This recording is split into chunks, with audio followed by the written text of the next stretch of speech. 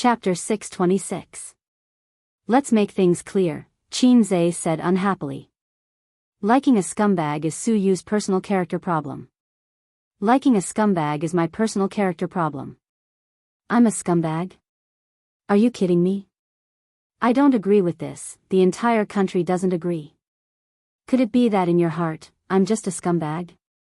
Qin Zhe said angrily, a scumbag lent you 30 billion just now, although I don't know what kind of place would require tens of billions of funds to fight for. Tiananmen Square? Isn't that so? Nan Man Pei's expression was calm, and she took this opportunity to hide the blush on her face. Qin Zhe felt sad. Although he wasn't outstanding, he had been a calm and obedient child in the eyes of his elders since he was young. Although his future was bleak, he had a strong character. Yet, he had become the scumbag in Nan Man Pei's words. There were countless scumbags in Cantonese, and there were groups of them. However, he had only bid farewell to his ex-girlfriend last year, with both hands. Right was passionate and unrestrained, while left was reserved and reserved. They were both very unique. But I don't hate you, Nan Man Pei said seriously. Not at all. Qin Zhe said, so. Sister Man also likes a scumbag? Nan Man Pei sighed. By right, based on my experience, I should hate men like you who are two-timing. In my circle, the higher the status of a man, the more he won't be loyal to only one woman. It's the same for women. I'm used to it, but I don't agree with it. Qin Zhe, do you know? But I have unlimited tolerance for you. Qin Zhe said carefully, thank you for your love. Nan Man Pei shook her head.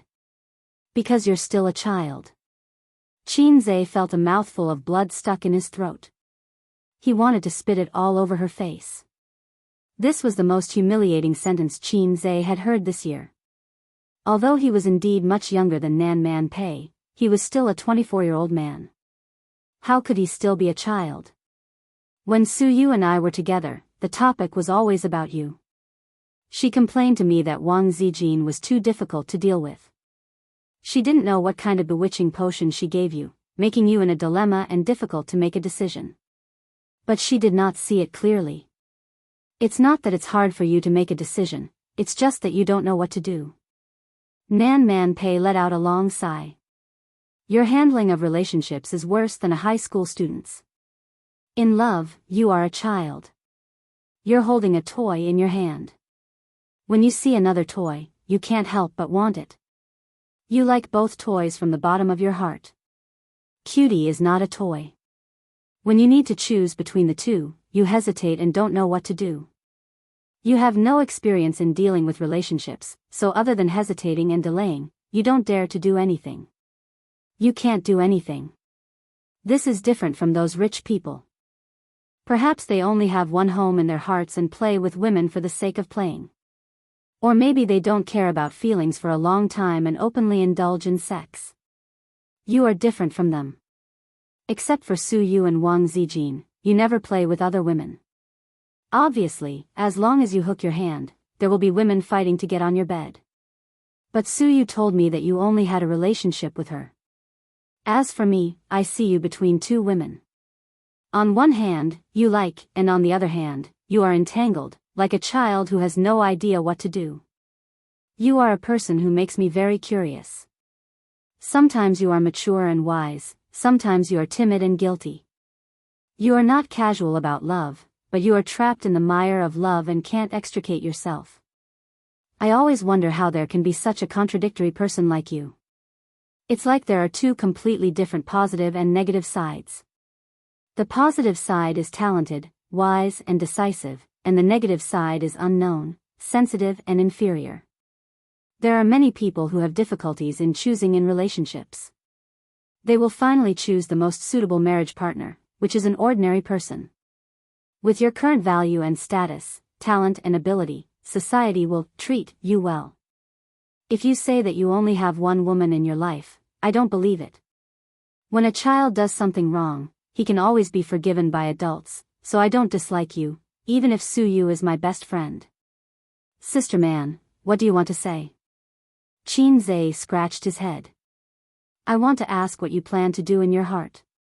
Su Yu, that stupid girl, said that she wanted to poach you and give birth to a child for you, and then marry and defeat Wang Zijin.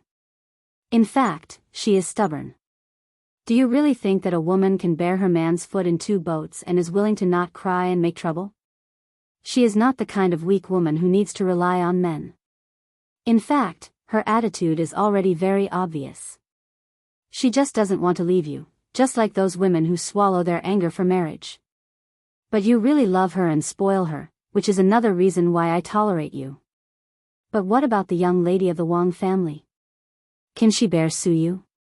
Can she be willing to share a man with other women? What if she forces you to choose? Will you let go of Su Yu? Qin Zhe opened his mouth. You don't have to answer me. You weigh it in your heart. With Su Yu's character, if you really separate, no matter how painful it is, she will not pester you. In the future, she may meet someone she likes. Although love is pure, it is not the only one. But for her, after liking you, anyone is a kind of compromise. Compromise for the rest of her life. Qin Zhe thought of Aunt Su. From the moment she decided to marry, the rest of her life was probably just 2 words for her. On the contrary, you have to pay attention to Wang Zijin. I don't know much about her, but there is one thing I am very concerned about. This girl ran to Shanghai City to escape marriage. To be precise, she is not satisfied with her parents' random matchmaking. After all, it is not settled, so it is not considered running away from marriage. Qin Zhe said. This is a person who is obsessed with emotional cleanliness. She is paranoid, single-minded, and stubborn. The kind of woman who will become particularly strong if she likes someone. Even if the whole family is against it, she doesn't care. Nan Man Pei said. Qin Zhe thought for a while and nodded. This kind of woman is too paranoid. If you don't handle it well, it may be a knot in your heart for the rest of your life. She will not marry you for life and die together. Qin Zhe's mouth twitched. Sister Man, I seem to have more than one such woman around me. What do you think I should do? Nan Man Pei said in a bad mood, Don't worry, Su Yu is not such a woman. Qin Zhe was speechless. He was roaring in his heart. No, it is not Su Yu, it is my sister. She is a lunatic who is more paranoid than Wang Zijin. She is my inner demon. If he had known, he would not have talked nonsense with Nan Man Pei. Before this, he was still full of confidence in Hei's king. He thought that Hei's king could conquer all difficulties. But when Nan Man Pei said that, half of his heart was scared. Sob, sob, sob. Nan Man Pei's eyes moved, and the corner of her mouth was full of gloating. Qin Zhe was lost in thought. What are you thinking about? Nan Man Pei asked curiously. Qin Zhe answered subconsciously, If I can get you, Sister Man, my harem will be peaceful. As soon as he finished speaking, his left waist was kicked by a long white leg. It was skillful, so it did not hurt, but he rolled to the right. Qin Zhe stood still in the water and curled his lips. A gentleman uses his mouth, not his fists. Nan Man Pei said coldly, I am a woman. Qin Zhe straightened his lower body. Come on.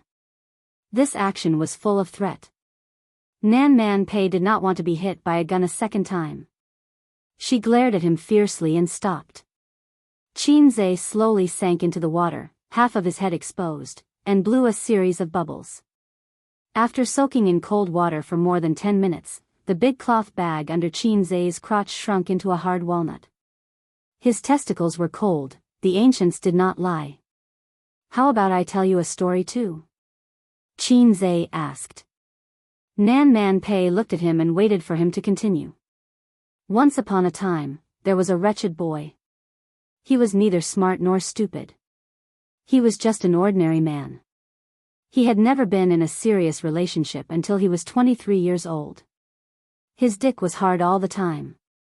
He thought about how difficult it was to find a girlfriend in this F***ed-up society. The country did not know how to sympathize with the empty nesters of the 90s and give them girlfriends or something. He was envious when he saw the rich kids in school driving luxury cars and going for a spin. He could only be envious. Since he was young, his father would only whip him with a feather duster and feed him poisonous chicken soup. His relatives and friends also thought that he was very ordinary. It would be good enough if he could have a stable job in the future. The proudest moment of his life was when he won the second prize in an essay competition in junior high. That was the greatest honor in his school life. Just like a blade of grass, no matter how green it was inconspicuous. A passerby would step on it and not even look at him. But even a blade of grass hoped that it could stand on a dazzling stage. He once loved a girl, a very radiant woman, but that love was as lowly as himself. He couldn't even tell anyone about it. When he was 18 years old, at his alma mater's ball, he stood there like a minion. At that time, I tearfully swore that everyone must see me. There are too many ordinary paths in the world. Which house do you live in? I've been neglected too much in love and at work, she said. My self-esteem has been greatly damaged. Attention can cure hunger. Nan Man Pei looked at him silently and listened to him sing softly. His face was expressionless, but his eyes flashed with complicated emotions. Like a lonely child singing loudly. In the eyes of girls, the only thing that shines about him is the big house at home. That is a luxury that ordinary men can never afford in their lifetime. Don't you think it's funny? The biggest shining point of his life has nothing to do with him. That humble blade of grass, he also wants to be liked. To hell with his house. Until one day, one night, when he was drunk, a girl said to him, "I like you. I like you very, very much." At that moment, it was as if a ray of light had struck his heart. It was the first time in his life that a girl said that to him. It was not because of money, but because the girl was very rich. The first time. Qin Zhe murmured, the first time a girl liked him and said that she liked him. Nan Man Pei whispered, "Who was the girl you loved?" After a long silence, he said, "That's another story. There was once a girl who loved him very much. But at that time, he was just a blade of grass. He could not even control his own fate." I'm afraid she would never say that sentence out loud. Chapter 627. Nan Man Pei was speechless. Your love life is really complicated, she thought to herself. Suyu was the first woman to say, "I like you," to him. Nan Man Pei knew this because Suyu had told her before. She had always thought that Suyu's love was insignificant. She did not expect Qin Zhe's love to be equally insignificant. Just because of this sentence, you've hit your G-spot? How much do you lack love? How could such a talented man have such a sad childhood and adolescence? Nan Man Pei could not help but shed a tear of sympathy for him. Also, who's the woman you love and she loves you? Wang Zijin. That's not right. If it's love buried deep in the heart, then the timeline doesn't match. Wang Zijin only came to Shanghai last year. For some reason, a coquettish face suddenly appeared in Nan Man Pei's mind. She shuddered violently and chased that face out of her mind. Impossible. I'm overthinking. Qin Zhe, this idiot, is still quite decent. Pei Nanman took the initiative to have a heart-to-heart talk with Qin Zhe. She received a response from the other party. She saw that under the bright clothes, there was an ordinary big boy. However, she could not understand. With the ability and talent he displayed, how could such a boy have such a quiet childhood? Some people could be enlightened overnight and be reborn. However, there was a limit to everything. It was not as exaggerated as him. Do you need soap? Can I rub it? Nan Man Pei changed the topic. Qin Zhe nodded silently. With the sound of splashing water, she stood up from the water and left the pool. After a while, she came back with a round piece of bright yellow soap.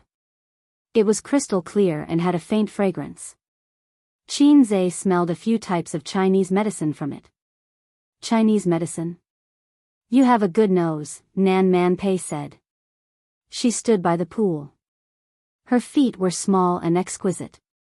The curves of her bare feet and calves were especially seductive. Water droplets slowly dripped between her legs. Splat. Splat. Patter, Qin Zhe's hand slipped, and the soap jumped out. Sister Man, help me pick up the soap. Nan Man Pei walked over. When she bent over, her two buttocks were especially round and perky under her swimming trunks. Qin Zhe secretly said, "Good butt." Suyu was woken up by Qin Zhe. With a dazed look in her eyes, she rubbed her eyes and said in a coquettish tone, "What time is it?" Qin Zhe patted her head and said softly, "It's only been half an hour. I've finished talking with Sister Man. Did you promise, Sister Man?" Suyu blinked and asked expectantly. "Of course I'll agree to such a beautiful lady's request." Beside him, Nan Man Pei's face twitched. Suyu laughed and said, "She is a little sister, what am I?" Little sister. She did not expect that at the age of 28, she would become a little girl. She was not happy. Carat Omega Carat, Suyu's eyes curved, and she forced a smile. "Don't be rude, call me sister." Qin Zhe, "Well, you are also a little sister." Suyu rolled over and almost rolled out of bed. She said happily, "Then I'll call you little brother." Qin Zhe, "Good." Look, he was not embarrassed at all when he said mushy words to Suyu. She remembered that when he called Qin Bao Bao little sister, she had goosebumps all over her body. This was the obstacle brought by the sibling relationship. It was like a woman calling her godfather a dead ghost and annoying, which seemed very emotional. "Why don't you try calling your own father like that?" Nan Man Pei was speechless. It was true that love could lower one's intelligence. The air was filled with the sour smell of love. She was inexplicably upset and said angrily, "Get out of here, don't disturb me drinking tea." Qin Zhe and Suyu left the club and drove back to the company. "Oh, that gay really didn't call the police," Suyu said. "If we were abroad, we would have been questioned by the police or paid money. The human rights ideology abroad has surpassed etiquette, justice, integrity, and shame. By the way, are there many gay people abroad?"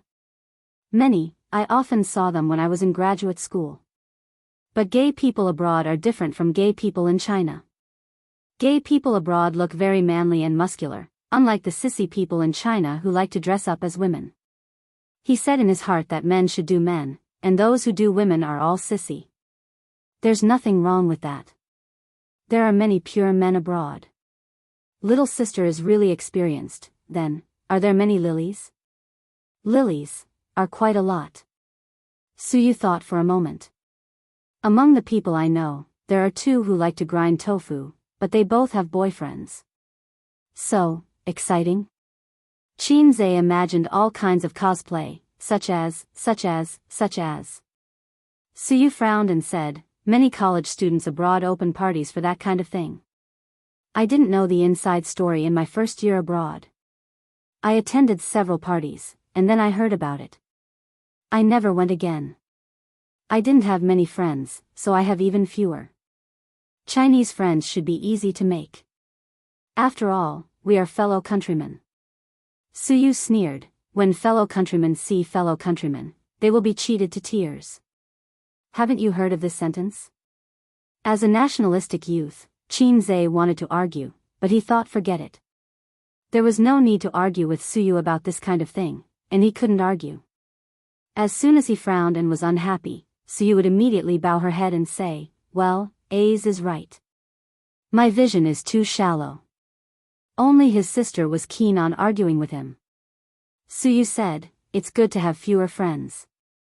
I can study at ease. A few considerate friends are enough. It's just that I'm back in China now. I don't know if I will have a chance to meet them in the future." Qin Zhe, "It doesn't matter. It's not difficult to go abroad. I'll accompany you when I have time." Suyu nodded happily. On the weekend, the Super Brain program was broadcast. The popularity was far higher than expected. Thanks to the publicity of the program group, the audience was full of expectations for this episode. Qin Zhe himself was a shining signboard, and the program team's promotion was also very interesting. First, they boasted about the guests for this episode, claiming that they had recruited 100 geniuses from famous universities, and that they were all contestants who had received so many scholarships that their hands went soft. It created a kind of atmosphere of a gathering of heroes and invincible in the world. It seemed that this was the legendary martial arts assembly, in which a hero would break out of the encirclement and win the throne of the Martial Arts Alliance leader. Then the picture changed, and the heroes were slapped down by Qin before they could show their skills. It was terrifying. The audience was horrified. In several scenes edited, the players were stunned, and the audience was stunned, which could particularly arouse people's curiosity. As soon as the program was broadcast, it directly broke the ratings record of Super Brain. The network hits also broke 100 million on the same day, giving the program group the illusion that we recorded a fake program. Super Brain could only be regarded as a moderate hit in the variety show. In the first season, the results were very good, and then it could not escape the mold of the loss of popularity. But after this episode was broadcast, the topic and popularity exploded in an instant, making the program group seem to return to the heyday, even if it was temporary. The self-media, which didn't like to pay attention to them, published articles and pushed them with various titles. The official Weibo of Super Brain was flooded with a large number of fans. How does Qin's brain grow? Seeing the dumbfounded expressions of those top students, I laughed. The best part of this episode is the first 10 minutes, and you don't have to watch the rest. The comments on Weibo were overwhelming. After watching the program, netizens came to Weibo to vent their shock. Many people asked if Qin was still a guest in the next episode. The program group kept silent and did not confess. Originally, many netizens raised doubts in the puzzle segment, thinking that it was a script deliberately created by the program group. But then another video appeared on the internet, which was not on the program. It was a video taken by the audience with their mobile phones. Another puzzle video of Qin. In the hearts of the audience, Qin was a genius among geniuses. After watching the video, Nan Man Pei also had the same idea, but she was puzzled when she thought of Qin's words a few days ago. Such a person had nothing to do with being mediocre at all. In the past, she didn't pay much attention to Qin's news. It was either a catfight, a scandal, or a movie. But when she saw the promotional title of Qin beats 100 top students, she couldn't help but read it. What else could she say? She was amazed and impressed. She rarely admired others. Because she wanted to know more about him, but the more she knew about him, the more curious she was. She always felt that he was shrouded in a layer of mystery. She couldn't see the flowers in the fog. Nan Man Pei sat on the sofa in the living room and sighed.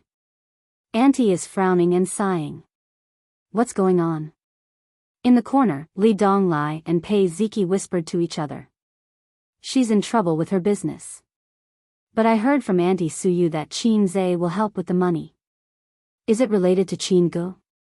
For example, the unspoken rules of the business world. Li Donglai, your heart is so dirty. So you're in love? Otherwise, why would Auntie watch a variety show with Qin Gu? Get out, Qin is a little fresh meat, a little rooster, not Auntie's dish. Don't mention Auntie's dish, it's hard to swallow. By the way, is the little rooster your dish? Get out. Chapter 628. The rain is really heavy. In the general manager's office, Qin stood in front of the huge floor-to-ceiling window and looked at the pouring rain outside. The rainstorm blurred his vision. The rainwater flowed down the glass and formed a transparent water film. Yes, it's annoying. It rains from time to time in the south. Wang Zijin sat on the sofa not far behind him and made tea. Rain is better than a sandstorm. Sandstorm is better than rain. I hate rain. I think Shanghai is better than Beijing. As a poor soul in the whole country, Shanghai's perverts had a unique pride. How can Shanghai compare to the emperor? As a grassroots pervert in the whole country, Beijing's perverts had a domineering air. You Beijing pervert want to fight with me, Shanghai pervert? Humph, Wang Zijin snorted. In addition to high status and wealth, the people in the two places had one thing in common, they were immune to all kinds of poisons. It was mid-October. The weather was hot and torrential. It had been raining for a week. Even during the rainy season, such rainfall was rare. Fortunately, Shanghai's drainage system was very good. Although some parts of the city had serious water accumulation, it did not hinder traffic. Other than a lot of minor problems and frequent subway delays, it did not cause too much inconvenience to the citizens. The super rain clouds covered most of China. Compared to Shanghai, many other cities were affected by the heavy rain, such as Hangzhou and Guangdong, where his sister was currently located.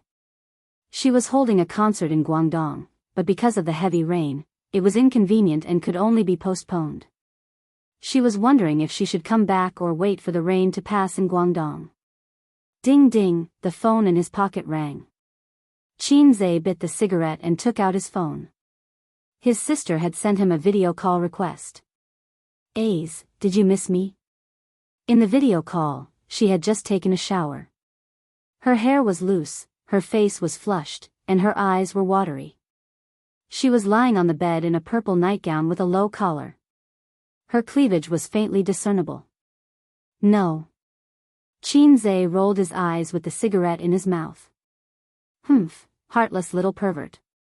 Qin Bao Bao wrinkled her nose and quietly pulled down her collar.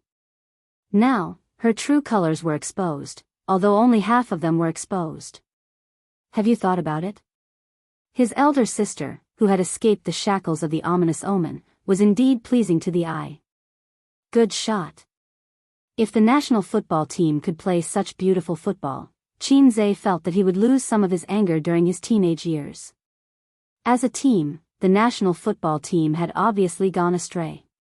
Their main job was not to play football, but to provide material for splitters. Qin Zhe nodded vigorously. "Yes." Qin Bao Bao rolled her eyes and complained, "The rain in Guangdong is so heavy, I feel like I'm floating when I walk on the road."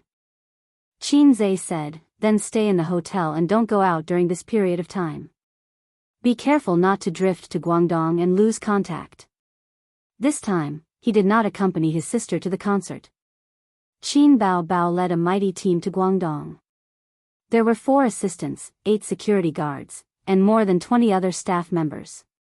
The reason why they chose Guangdong as their first stop was that Qin Bao Bao had voted on Weibo. There were a total of 6 cities, and Guangdong had the highest number of votes.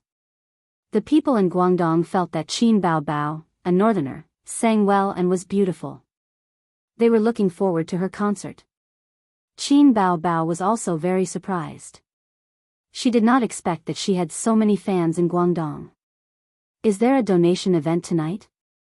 "I saw it in the group chat." Qin Bao Bao said. It was a donation event about the floods in several areas. The entertainment industry spontaneously organized it. On one hand, it was for public welfare.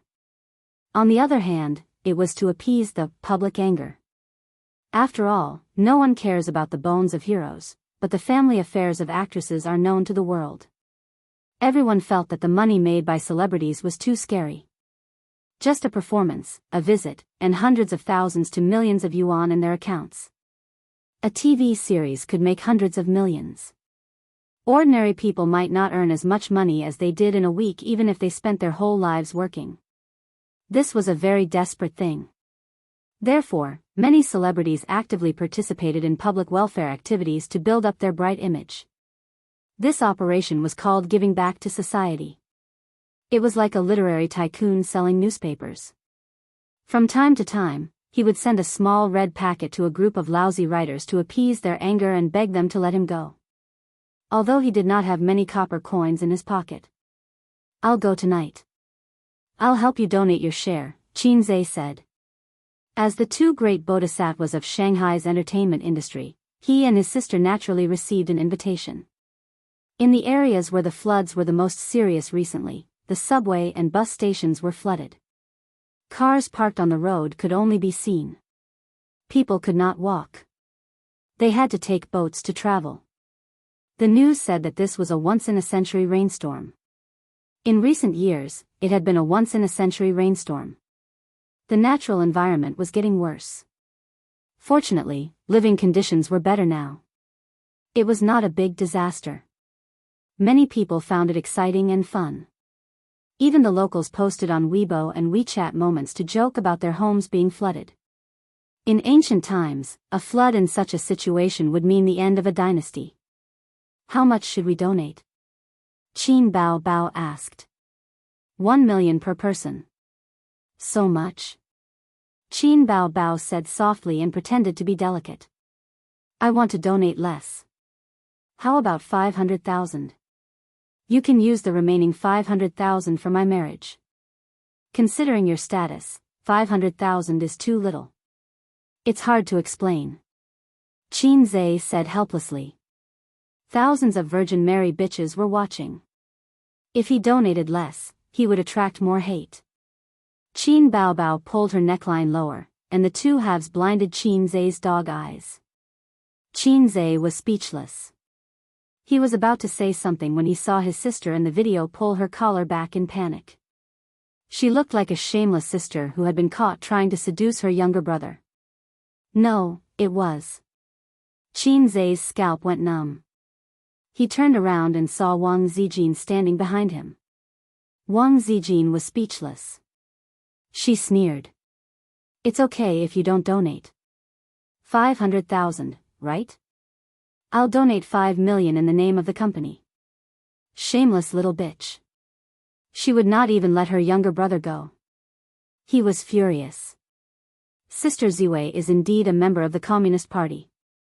She has high ideological awareness. I'm ashamed of myself. Qin Zhe gave her a thumbs up. I didn't say I wouldn't donate. It's just 1 million. Qin Bao Bao rolled her eyes. Ace, watch her. Don't let her do anything stupid. She was born in a well-off family. Like Qin Zhe, she was only a sister in the Communist Youth League. Whether it was education or the environment she grew up in, she could not be as concerned about the country and the people as Wang Zijin. She had a small heart, but she had to hesitate when she had too much money. After the video ended, Qin Zhe's cigarette burned out. He threw the butt into the ashtray and pulled Wang Zijin, who was still angry, to his side.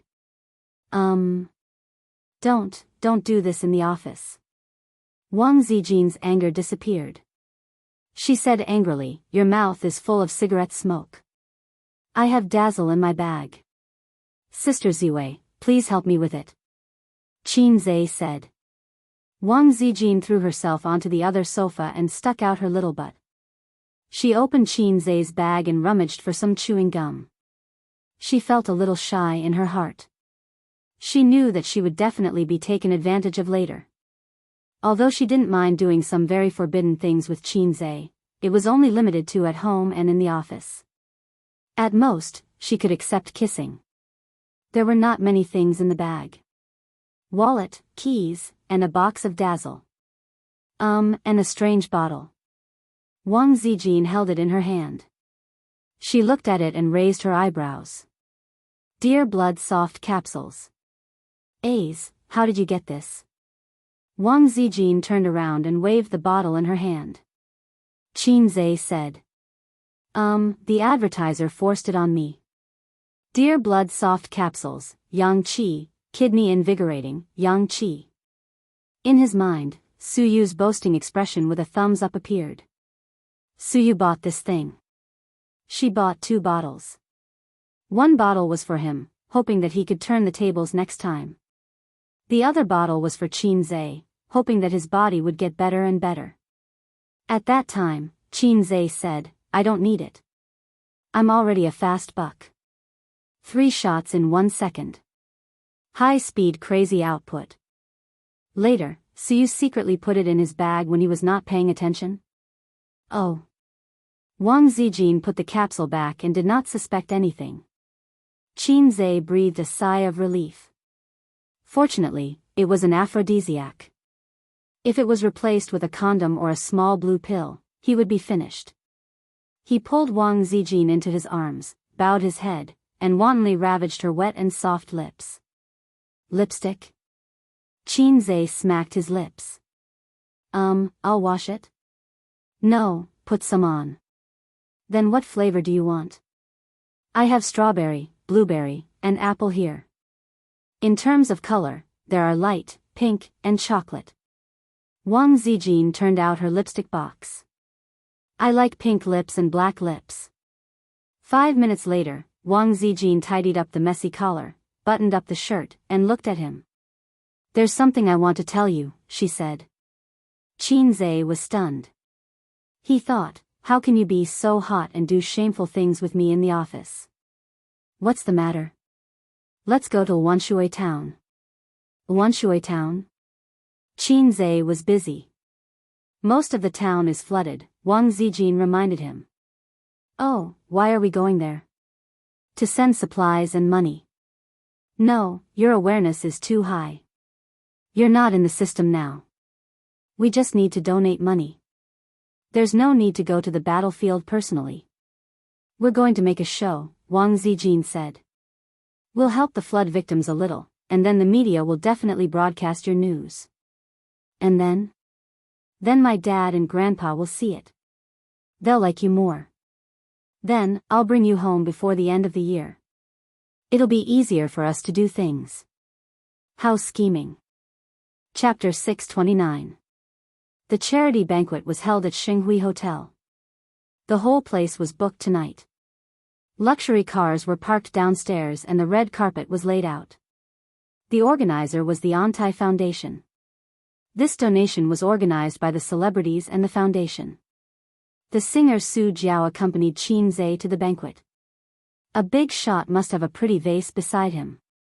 His sister wasn't here and Yi Lu and the other movie stars were out filming, so they couldn't make it back in time. 8:30 p.m. The lights were bright. Su Jiao was dressed to the nines. Her long dress touched the floor and her collar was very low, revealing her deep cleavage. Qin Zhe guessed that she was wearing a special bra inside, the kind that even men could get a cleavage. With Su Jiao's size, he estimated that she couldn't squeeze out such a deep cleavage even if she tried. Under the guidance of the staff, they took the elevator and arrived at the venue. The venue was originally the hotel's revolving restaurant, but now it was changed to the venue of the charity banquet. In the Shanghai entertainment industry, Qin Zhe was probably the most dazzling one. His fame and status were far above the other celebrities present. The moment he appeared, both familiar and unfamiliar celebrities greeted him. Even Su Jiao received a lot of attention. CEO Qin, you're really dazzling, Su Jiao said.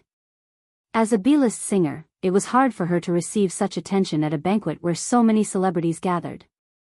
Everyone was quite famous. Because it wasn't a public event, there weren't many people present, so they invited a few reporters with good reputations. They took photos of Qin Zhe like crazy. Qin Zhe and Su Jiao sat down. His table was full of A-list and B-list celebrities from Tianfang and Star Art. The outside world knew that he had a good relationship with Star Art CEO, Huang Yizong. Interestingly, Su Lu, who had a few fights with her sister when she was at Star Art, was also present. This woman in her 30s had a mature charm.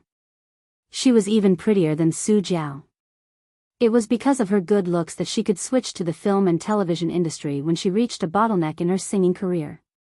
Yo, Miss Su, long time no see. How come you don't have any works recently? Qin Zhe was full of smiles. How can I have CEO Qin's talent? Su Lu forced a smile. She gritted her teeth secretly. Qin Zhe was clearly mocking her. After Kang Xian left, her resources at Star Art didn't get suppressed, but she wasn't as successful as before. In the past year, he had released an album and filmed 2 TV series, but none of them were popular. On the other hand, Qin Bao Bao and her brother were like the sun in the sky. Qin Bao Bao even went to Guangdong to hold a concert a few days ago. Every time Su Lu thought about the circumstances of both parties, half of her pillow would be wet with tears. He had casually stepped on a little vixen with potential, and in just a year's time, she had already achieved meteoric success. Even karma wouldn't come so quickly. I have a few good scripts on hand. Are you interested in joining us? Qin Zhe took a sip of wine and said casually. Su Lu's eyes were filled with gentleness and joy. Thank you, President Qin, Qin Zhe laughed. I'm just kidding.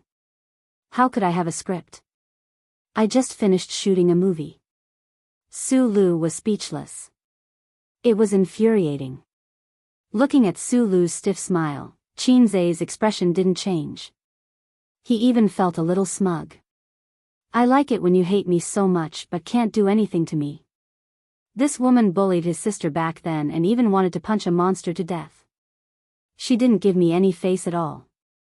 It wasn't that he and his sister were soft-hearted when dealing with Su Lu, but Su Lu was an A-lister and an artist of star art, so they didn't find trouble with her. They couldn't force Huang Yizong to freeze her either. It wasn't realistic. Su Lu was on Tianfang Entertainment's blacklist. She knew this too, so when she heard Qin Zhe say that he had a script for her, she was pleasantly surprised. The charity banquet soon began. The male and female hosts were both from the entertainment industry. They were professional hosts of a TV station. The male host said, "Hello, guests.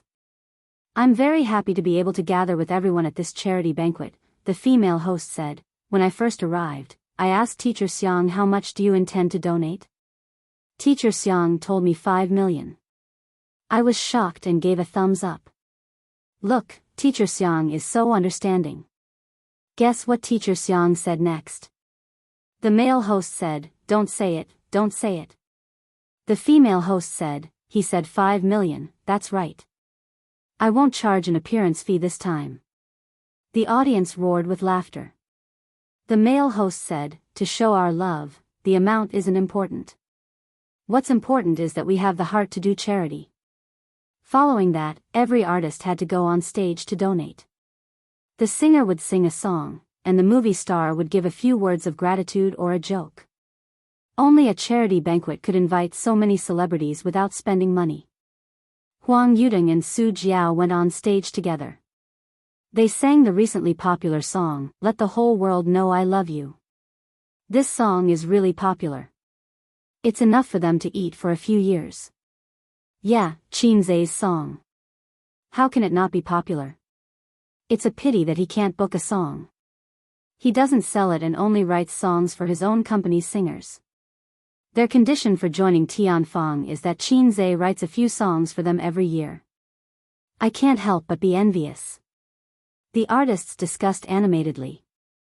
Su Lu secretly glanced at Qin Zhe. Back then, if she had turned from an enemy to a friend with Qin Bao Bao earlier and tried to rope her in, the situation might have been completely different. However, this was not an emotion of regret, but an emotion of anger. Damn it, why was Qin Zhe so amazing? In many plots, the supporting characters should be extremely regretful when the main character pretended to be pretentious. Actually, that wasn't the case. The supporting characters would only hate the main character more. Huang Yudong and Su Jiao returned to their seats and said, "CEO Qin, it's your turn next." According to the order, the next person was Qin Zhe beside them. The host thanked Huang Yudong and Su Jiao for their 500,000 donation as usual, then said, "Next, let's welcome Qin Zhe on stage." Under everyone's gaze, Qin Zhe went on stage and took the microphone. "This time, my sister Qin Bao is holding a concert in Guangdong and can't make it. She entrusted me to donate on her behalf." He paused when he said this. The male host continued, "The two Qin's donations are 1 million each." Applause sounded. 1 million wasn't a lot. Many people even thought that with Qin Zhe and Qin Bao's financial resources, it was more like 2 million each. Qin Zhe suddenly said, "Next is the singing segment, right? I have something to do here. I recently wrote a new song, and it just so happens that it's in time for this charity gala. I'm planning to donate this song. Host, can we auction it live?" The crowd suddenly started discussing and whispering. Especially the singers, who were instantly excited. The female singer's eyes sparkled as she looked at the stage with anticipation and excitement. Good songs were hard to come by. Qin Zhe's songs were even harder to come by. In the entertainment industry and the singing circle, Qin Zhe was recognized as a golden ladder. Singers could climb up the ladder to the sky by following this ladder. Yes, of course. The male host was very surprised. Qin Zhe didn't say anything beforehand. But there's no accompaniment. The female host shook her head and laughed. CEO Qin must have brought it. Qin Zhe nodded and took out a USB flash drive from his pocket and handed it to her. Wait a moment. The female host walked backstage. Su Jiao smiled and said, Yudong, are we buying it? Huang Yudong rolled his eyes. Why should we buy it? We don't lack songs. Huh, that's true. A moment later, the music started. The dark sea is covered with white moonlight. I'm lost in thought, I don't know where the heart of the sea is flying. Many singers nodded to themselves. Yes, it wasn't a catchy song. They were all professionals. They could tell how a song was from the beginning. They could at least conclude 2 points. Qin Zhe's singing was as impeccable as always, and the accompaniment was actually average so far. The beginning of this song was quite good. It wasn't a catchy song, but it wasn't as amazing as Blue and White Porcelain, Exaggerated, and Fairy Tale. The Secret I've Hidden. In the early morning of every day. Warmed into coffee, brought to you quietly. If I'm willing, with a black pencil. Draw a silent stage play. No matter how bright the lights are, I can still hug you. Scalp tingling. Many people really felt their scalps tingling. Previously, they listened to the song with an appreciative attitude. Now, the song was suddenly running with an appreciative attitude. Without any warning, their emotions were immersed in the song. If I'm willing, singing a hoarse song in the corner. No matter how loud it is, it's still for you. Please listen with your heart, don't speak. Qin Zhe closed his eyes and pressed a finger to his lips. Su Jiao shuddered violently, her hair standing on end. She glanced at the wide-eyed Huang Yudong beside her and whispered, Hey, you said you don't want it, right? Chapter 630. Huang Yudong was dumbfounded. He thought that Qin Zhe would at most use a slobber song to deal with it, but after listening to this song, it wasn't a slobber song at all. There was no problem with premium quality. No, it was the best of the best. Not only would this kind of song be a hit upon release, but it would also last for a long time. Even if one listened to it again many years later, they would still think it sounded good. It wasn't like a slobber song that would get sick of it after a few days and not want to listen to it anymore. Huang Yudong realized that Su Jiao's eyes were frighteningly bright. She was humming the rhythm of Qin Zhe's song. Not only her, but Su Lu at the same table, the singers next door, and even further away all had hopeful and excited expressions on their faces. They chewed on the song while looking at the stage with burning eyes. Of course, they wanted this kind of song. No one wanted to give it up. The male host said, Thank you, CEO Qin, for bringing us this song. It's called Don't Talk, right? Thank you. The artists below the stage clapped and cooperated. But there's something we need to clarify. How much does CEO Qin plan to sell it? The host asked the question that everyone wanted to know. The starting price is 1.5 million, and each increment must be no less than 100,000, Qin Zhe said. A stone stirred up 1,000 ripples. The audience was slightly stirred and whispered to each other. This price was clearly much higher than what they had expected. There weren't many gold medal composers in the entertainment industry today. The most famous ones were in Taiwan and Xinjiang, and they had worked with the heavenly kings and queens of the 90s. They charged 60,000 to 100,000 yuan for a song or lyrics. They were the top composers. Low-level songwriters could thank the heavens for a few thousand for a song. For Qin Zhe, it didn't matter if the price was several times higher. Singers were always so partial to talented fast shooters. But this price was too exaggerated. The starting price was 1.5 million, and each increment must be no less than 100,000. Even celebrities who reeked of money found it hard to accept. Because it's a charity gala, he's unscrupulously offering such a high price. That's reasonable. Many charity galas had auctions, and only in this kind of occasion could the item be sold for 10 times the original price. It didn't matter what was sold, the most important thing was the donation. TSK, I reckon most of the singers will withdraw from the auction. It's not worth it. Let's see how it goes. It's still acceptable if it's within 2 million. Those who were more flexible wanted to use the auction to get closer to Qinzhe. All copyrights, Qinzhe added. All the copyrights? Everyone suddenly realized that this was reasonable. If it was all the copyrights, based on the words Qinzhe produced, and the quality of this song, there would be no problem at all with such an auction. The scene immediately heated up, and the stars' eyes lit up with excitement again. The income of a composer was not just limited to composing songs and lyrics.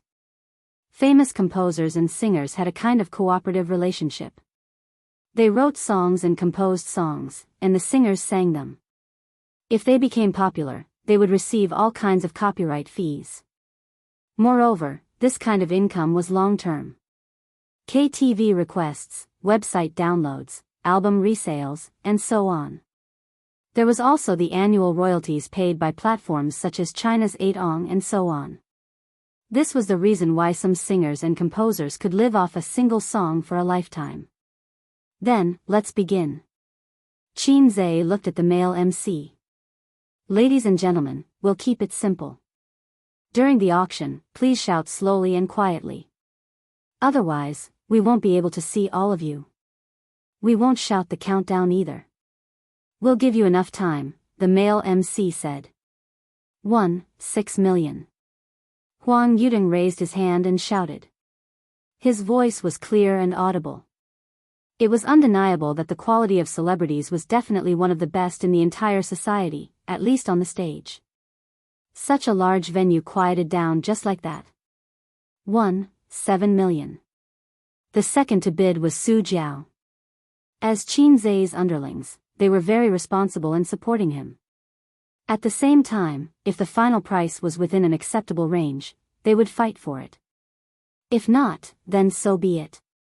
They were different from other artists. Other singers had a hard time getting a song, but they did not lack Qinzhe's nourishment. We're different. 8 million. Su Lu, who was at the same table, made a bid. 9 million. 2 million. 1 million. Bidding voices rose one after another. Qinzhe stood on the stage and was very satisfied with the artist's enthusiastic bidding. Usually, he scrimped on his points and carefully held them in his hands. It was only at times like this that he was willing to be generous. In any case, he was the successor of communism. When society was in trouble, of course, he had to help. If you're in trouble, I'll help. I live next door, and my surname is Wang. At this moment, the bidding had reached 3 million. It was very worth it, wasn't it? It was only 30 points, so it was not a loss. If Qinzhe really donated 5 million in one go, he would have to hesitate. Although he was the successor of communism, the fact that the country tried so hard to get rid of him back then could not be erased. That didn't seem right. The me that the country wanted to get rid of had already been dead for 24 years. Sure enough, going against the heavens did not end well. Under the light of the national emblem, even animals were suppressed and could not become demons, let alone a mere Qinzhe. In the end, the auction was sold for 5 million. It was won by a little fresh meat. He went on stage with a face full of joy and shook hands with Qinzhe.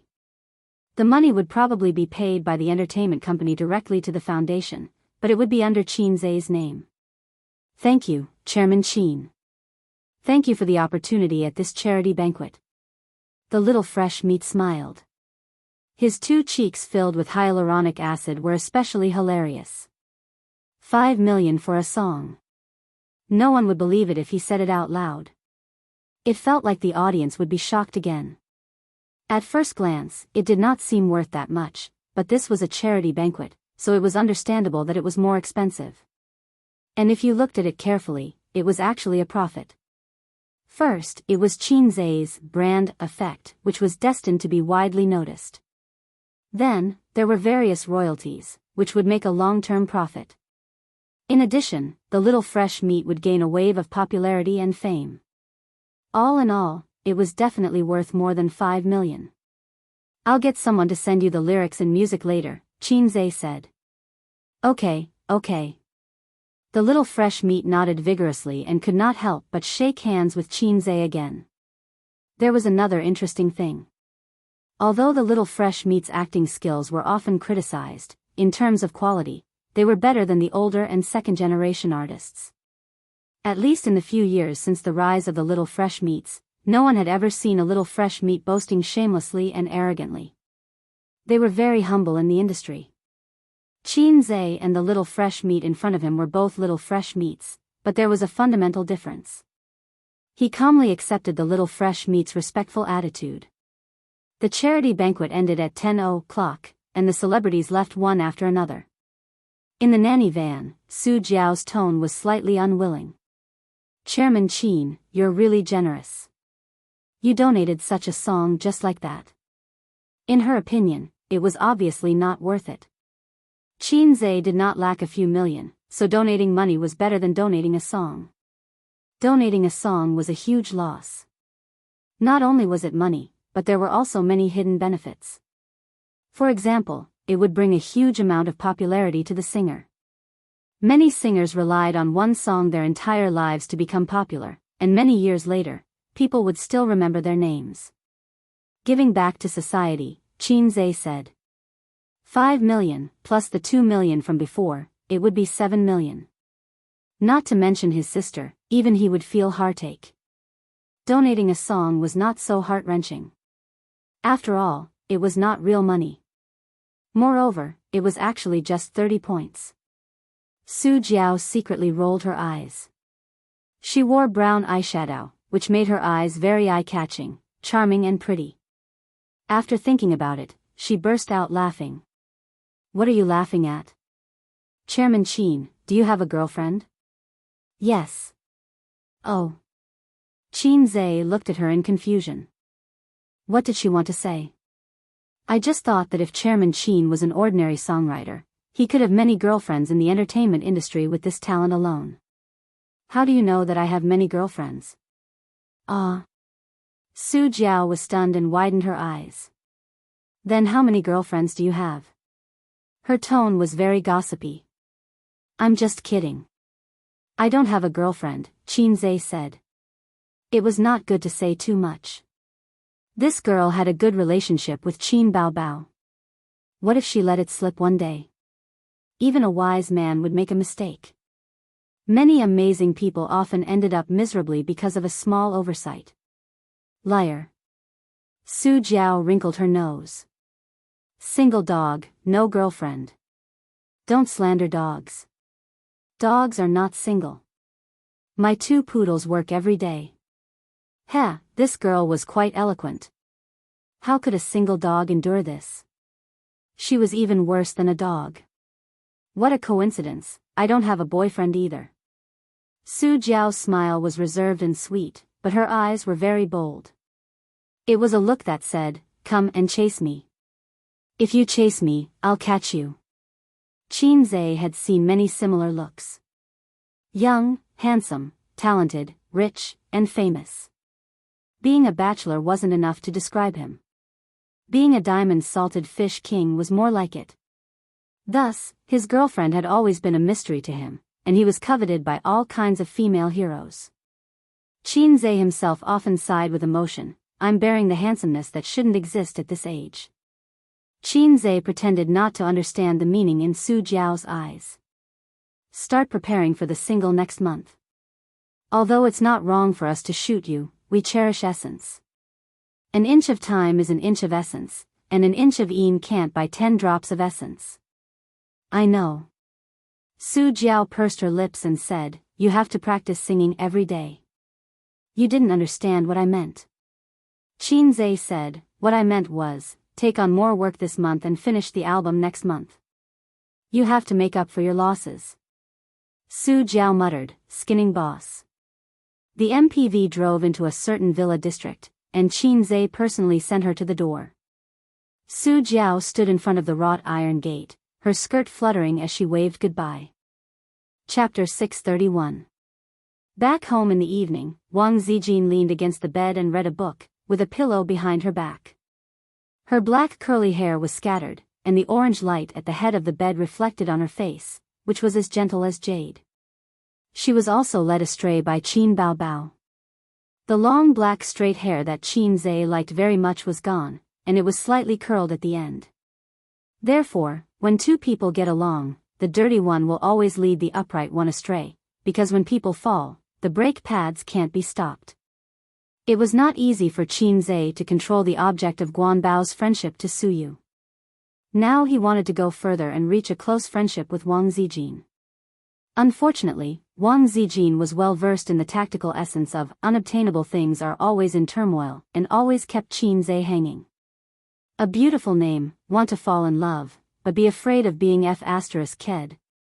Bah, because love is not easy to f***ck. His sister was not at home, so Qin Zhe and her had been sleeping together. At most, they kissed, hugged, and touched.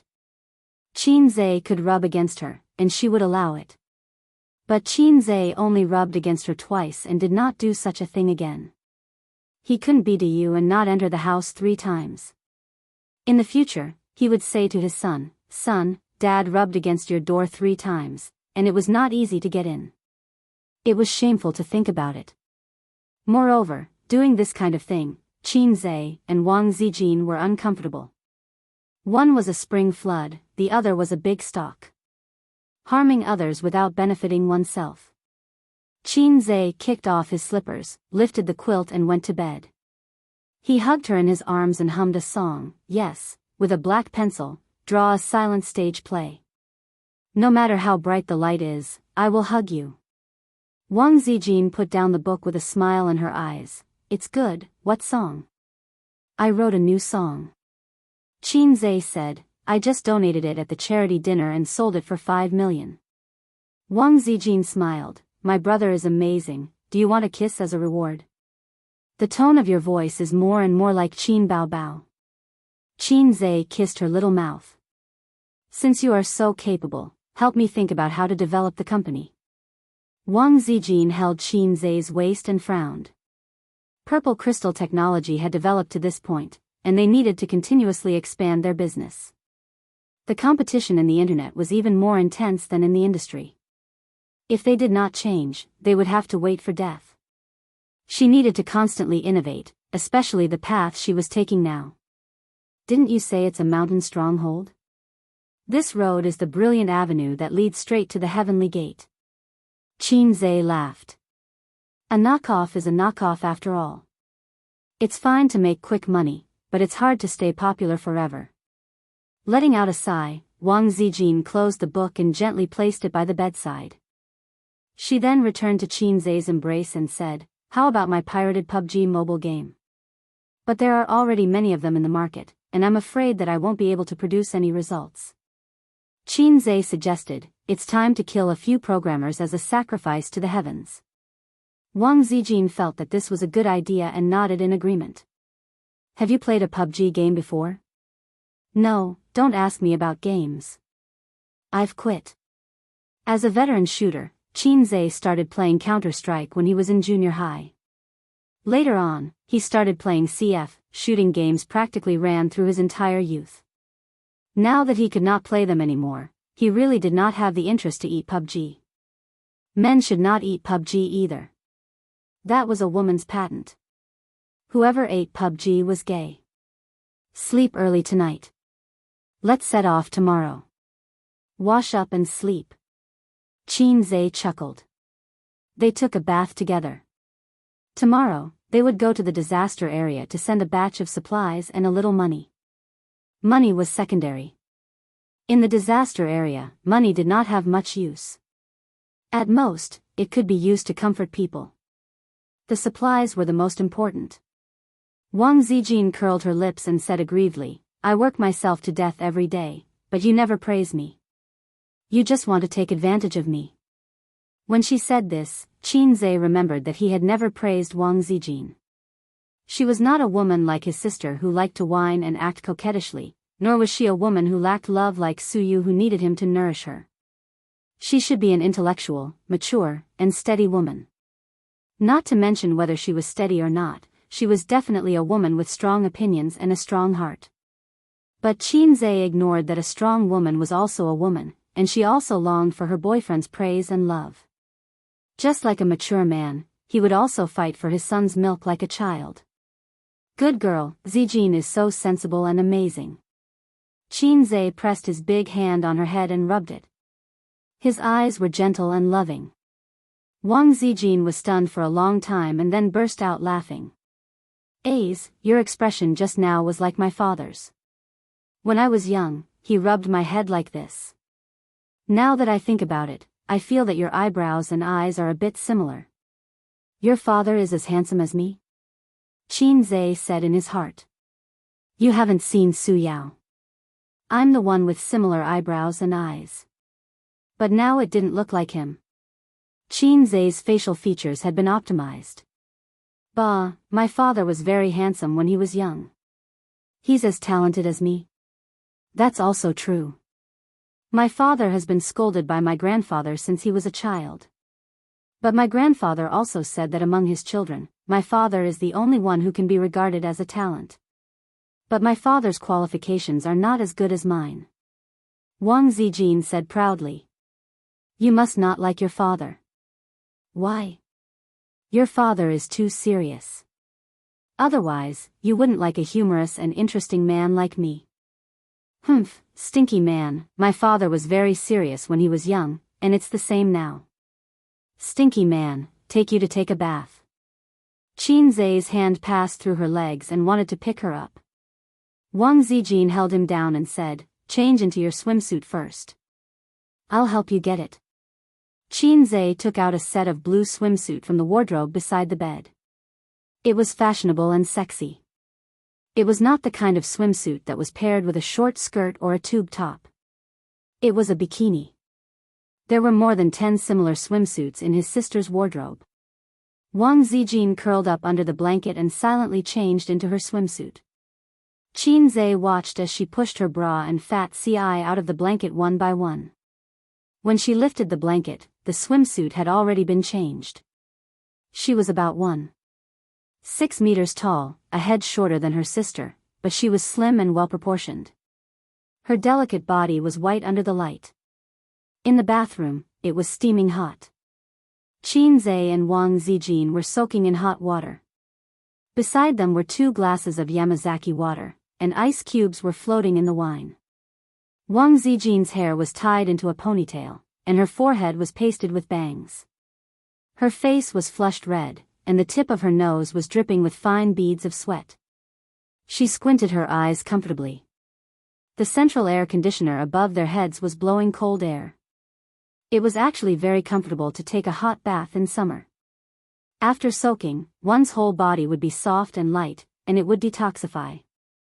With a glass of water, it was like a combination of ice and fire. Qinze picked up the goblet with his right hand and drank wine. His right hand lingered between Wang Zijin's slender waist and buttocks. Ace, you can swim, right? Yes. Teach me how to swim. Okay. There were more landlubbers in the north than in the south. Wang Zijin couldn't swim. At most, she tried to hold her breath. Fortunately, the pool was big enough for them to play around. Qinze held her waist and taught her how to dog paddle. From Qinze's point of view, Wang Zijin's smooth and white jade back, slender waist, and perky buttocks were all visible at a glance.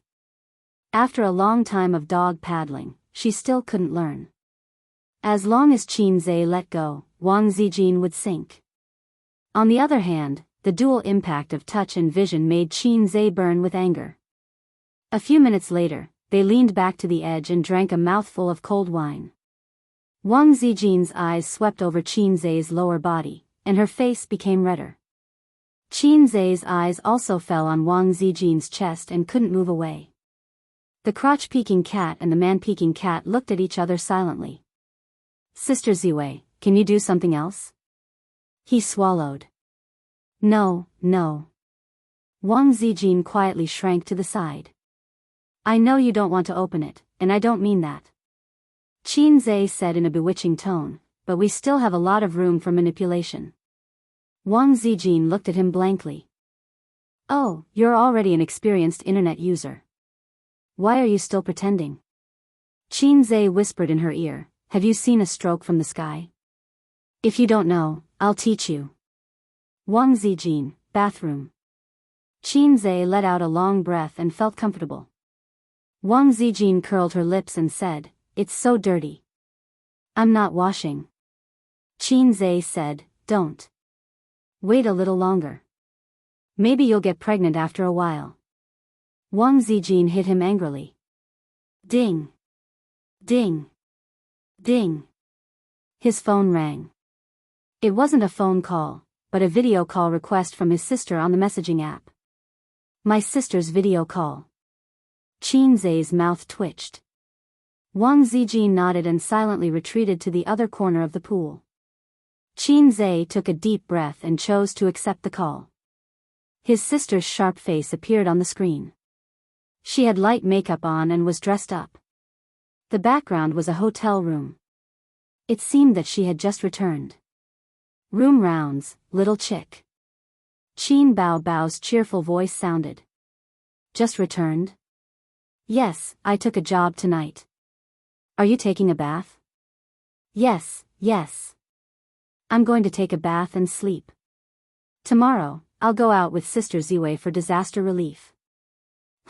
Can't she go by herself? Why did she have to drag you along? You said it yourself. You're very supportive of me going with her. Of course I have to say that. Qin Bao Bao pouted and emphasized softly, she was beside me at that time. What else could I say? Now it's just the two of us. Let me tell you, I'm not happy. The wolf in the house misses you every day. Sister, she's actually here. Qin Zhe smiled dryly and said, are you getting used to it over there? I'm getting used to it. It's like a vacation. Guangdong is simply a paradise for foodies. Every day, my assistant brings back different delicious food. La la la. She did seem to enjoy the days in Guangdong. She was cheerful and lively. I just miss you a little, Qin Bao Bao said softly. Her voice lowered. It was as soft as a lover's whisper and coquettish. Qin Zhe did not dare to look at Wang Zijin's expression, but he knew that it must be very strange. Sister, I'm almost done showering. Let's talk later, okay? Okay, bye. Bye. Qin Zhe put the phone next to the wine glass. Wang Zijin, who was in the corner, staggered over in the water and said faintly, I want to scold your sister. Qin Zhe. You'd better scold me. Wang Zijin glared at him. Ding, ding, ding, the phone rang again. It was not a phone call, but a video call request from Qin Bao Bao through the chat software. This time, it was Wang Zijin's phone. Sister Ziwei's face turned pale. Your sister. I'll hang up first and go back to the room. Qin Zhe lifted Wang Zijin out of the water and rejected the video call request. Wang Zijin grabbed the phone, twisted her little butt, and ran out of the bathroom. After she returned to the room, she wiped the water stains on her body, dried her hair, and changed her swimsuit into pajamas. Just then, she accepted Qin Bao Bao's third video call request. What are you doing? You keep rejecting me.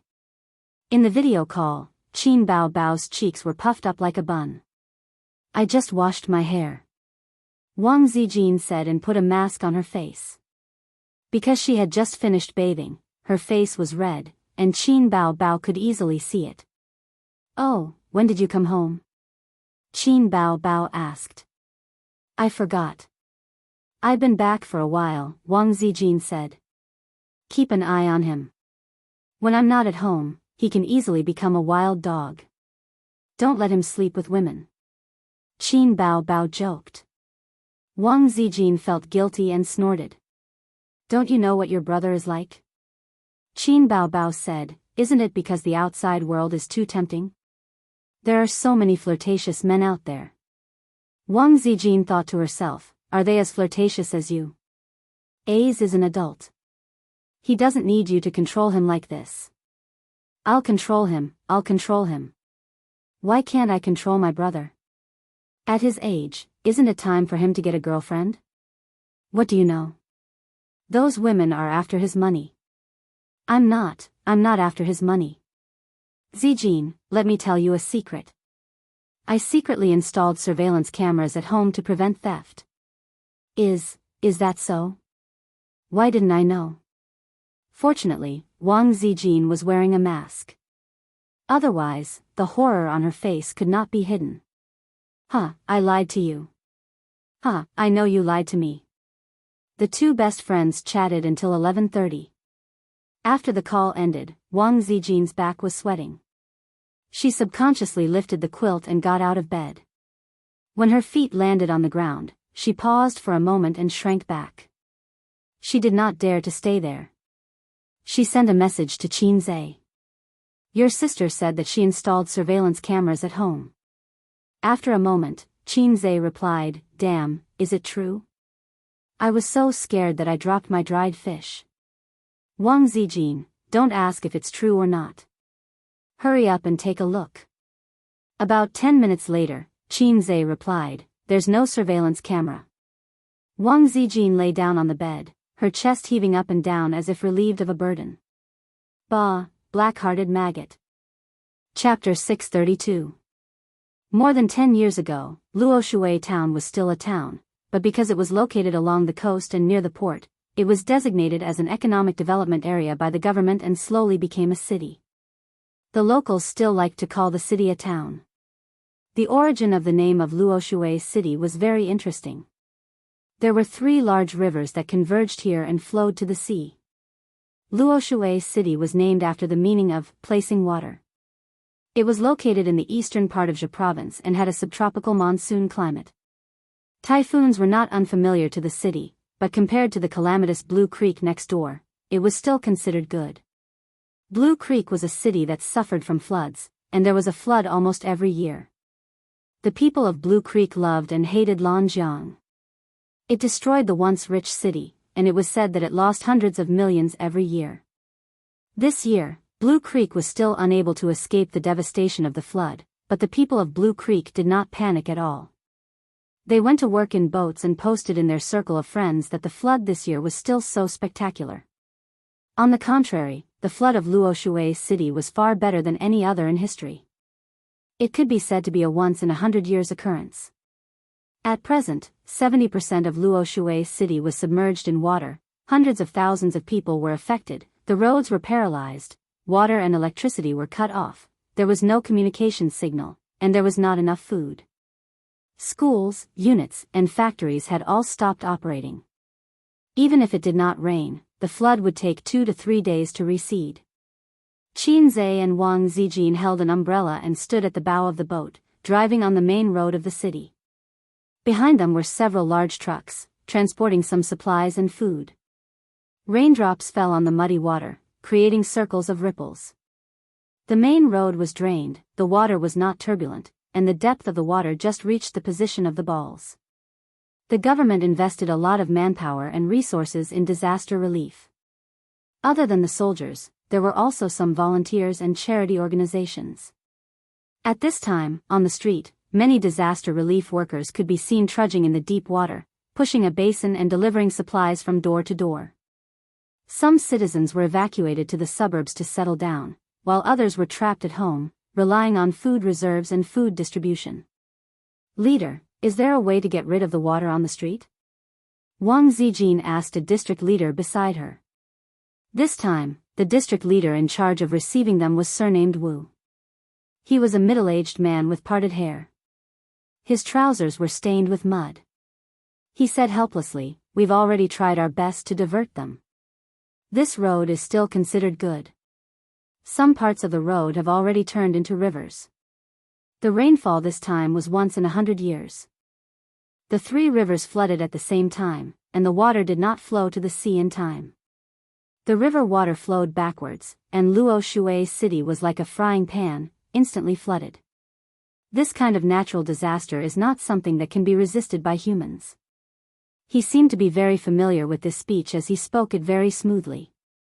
This time, they were going to send the supplies to 2 distribution points, one in the suburbs and the other in the town. The total value of this batch of goods was about 200,000 yuan, including mineral water, compressed biscuits, instant noodles, canned food, ham sausages, and other fast food. 2 more batches of supplies would arrive tomorrow and the day after. How are the casualties? Qin Zhe asked. The district leader surnamed Wu said. The government responded promptly and launched rescue operations immediately. There are no casualties for now. Was this a joke? Didn't you just say that it wasn't something that could be resisted by humans? In fact, Qin Zhe could use Wang Zijin's connections to investigate the real situation, but that would be meaningless. He took out his phone and logged into Luo Shui City's flood forum. After a few days of emergency maintenance and rescue, the network had been restored, but the power supply had not. It was common sense that there was no power supply in the flood area. Everyone who had electrocuted fish with a battery knew this. Once the power supply in the flood area was restored, people would float up one by one like fish. Therefore, candles became a source of light for many citizens. Of course, they could not go online. If a smartphone was not charged for a day, it would automatically shut down. Only the citizens near the material distribution points could go online because there was electricity there. Qin Zhe glanced at the forum. Most of them were foreign netizens asking about the situation in Luo Shui City. The replies were very uniform, saying that there was no big problem. The citizens who were really caught in the flood could not go online at this time. There were also a few posts by citizens who were not affected much, sleeping in tents every day. There are so many mosquitoes. I really want to eat chicken. When will it return to normal? Eat chicken, eat chicken. Their homes were flooded, and they still wanted to eat chicken. The inner jokes had been blocked. I'm so bored. I really want to watch jokes. I can only download TikTok and Kuaishou. Damn, it was blocked well. F***ck, my pig was washed away by the water. The loss is heavy. If you find the body, please return it to us. My dad said we can make it into bacon and sell it. They would not eat bacon this year. Qin Zhe was a little relieved. At least it was not a tragedy. Just as he was about to exit the forum, he refreshed it and saw a new post. The rescue was not in time, the person is gone. He clicked on the post. It was a short video. After the video was buffered for more than 10 seconds, it could finally be played. A half-collapsed house stood in the middle of the flood. Looking at the environment, it should be in the countryside. In the corridor on the 2nd floor of the dilapidated building, there was a man. He paced anxiously down the corridor like a white mouse that had nowhere to go. Below, the flood was surging, and the mud was wrapped in rocks. Boom! The house collapsed, and in an instant, the person disappeared in the ruins. The videographer took the video from his home not far away. Qin Zhe turned his head, looked at the district leader, and typed in the comment, "This is a foreign video, right? Be careful to check the water meter. It's illegal to spread rumors." The comment failed, and the post was deleted. Half an hour later, the car drove out of the disaster area, passed through the city, and arrived at a nearby distribution point. Wang Zijin and Qin Zhe each held an umbrella and watched the volunteers and staff moving the supplies. It was time for lunch, and the 2 of them had fast food at the distribution point. This was the treatment of leaders. Usually, no one would take fast food seriously, but at this time, it was not easy to eat fast food. Wang Zijin noticed that outside the distribution point, many soldiers were covered in mud, eating canned military food and compressed biscuits. Some of them directly fell asleep on the ground after eating. Being a soldier is really tough, she said. We are all soldiers of the people, Qin Zhe said. Have you been a soldier before? No. You'll regret it for 2 years if you were a soldier, but you'll regret it for life if you don't. Wang Zijin squinted. What soldier? I'm a student who can get into the University of Finance and Economics. Wouldn't it be a waste to be a soldier? Qin Zhe looked disdainful. In fact, there was a very awkward truth that he was embarrassed to say. Although his parents did not want him to be a soldier, the government did not want him at all. To be precise, they did not even give him the qualifications to be a soldier. It seemed that when a man became an adult, he would have to undergo a physical examination or something. However, Qin Zhe lived peacefully until he was 24, and no one informed him at all. This was very awkward. I am willing to shed my blood for the country, but the country thinks that I am too weak and that my blood is not hot enough. If he had the chance to pass the physical examination and join the army, he would not be in the entertainment industry. He would be a super soldier in the city. On his left hand was a university beauty, on his right hand was a beautiful CEO, and on his crotch was a superstar. During the day, they kissed, and at night, they had sex. That was not right. If he was going to be a soldier, he would not have the chance to live with his sister. The low-level system would not choose him, but his sister. He could eat his sister's soft rice at home, live in a mansion, play games, and reward female streamers with a lot of money. Wherever he went, there would be people who would praise him and say, "My sister is Qin Bao Bao." Immediately, someone went up to flatter him and shouted 666. When he thought about it this way, he was unexpectedly moved. My little brother is a salted fish, the next distribution point is in a town. Shall we go there first? Wang Zijin said, the situation there is much better. Most of the places can be walked. Rain boots are enough. Miss Zijin, are you trying to empathize with the people? Wang Zijin rolled her eyes at him. Actually, she felt that strolling in the disaster area with Qin Zhe was very poetic, even though this method was a little unethical. It was like drinking tea with friends on the battlefield and having a seminar, and there were piles of bones under your feet. However, the emotions between people were not interchangeable. Wang Zijin felt that she had already done her duty by delivering supplies to the disaster victims. Next, she wanted to be romantic with Qin Zhe. Okay. Qin Zhe agreed.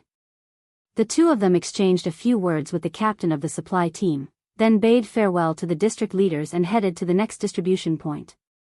They took a small boat to cross the area with deep water. Along the way, they saw all kinds of people. There were citizens trekking in the water, boatmen doing ferry business with small boats, soldiers resisting the disaster, and volunteers transporting supplies in the water. It was a bleak scene. The two distribution points were more than 10 kilometers apart. Wang Zijin and Qin Zhe walked on foot. The road was muddy, but the situation was much better. There was no waist-to-knee water. Until they were blocked by a turbid river. This was a suburb. If the river did not flood, it should be a clear and small river.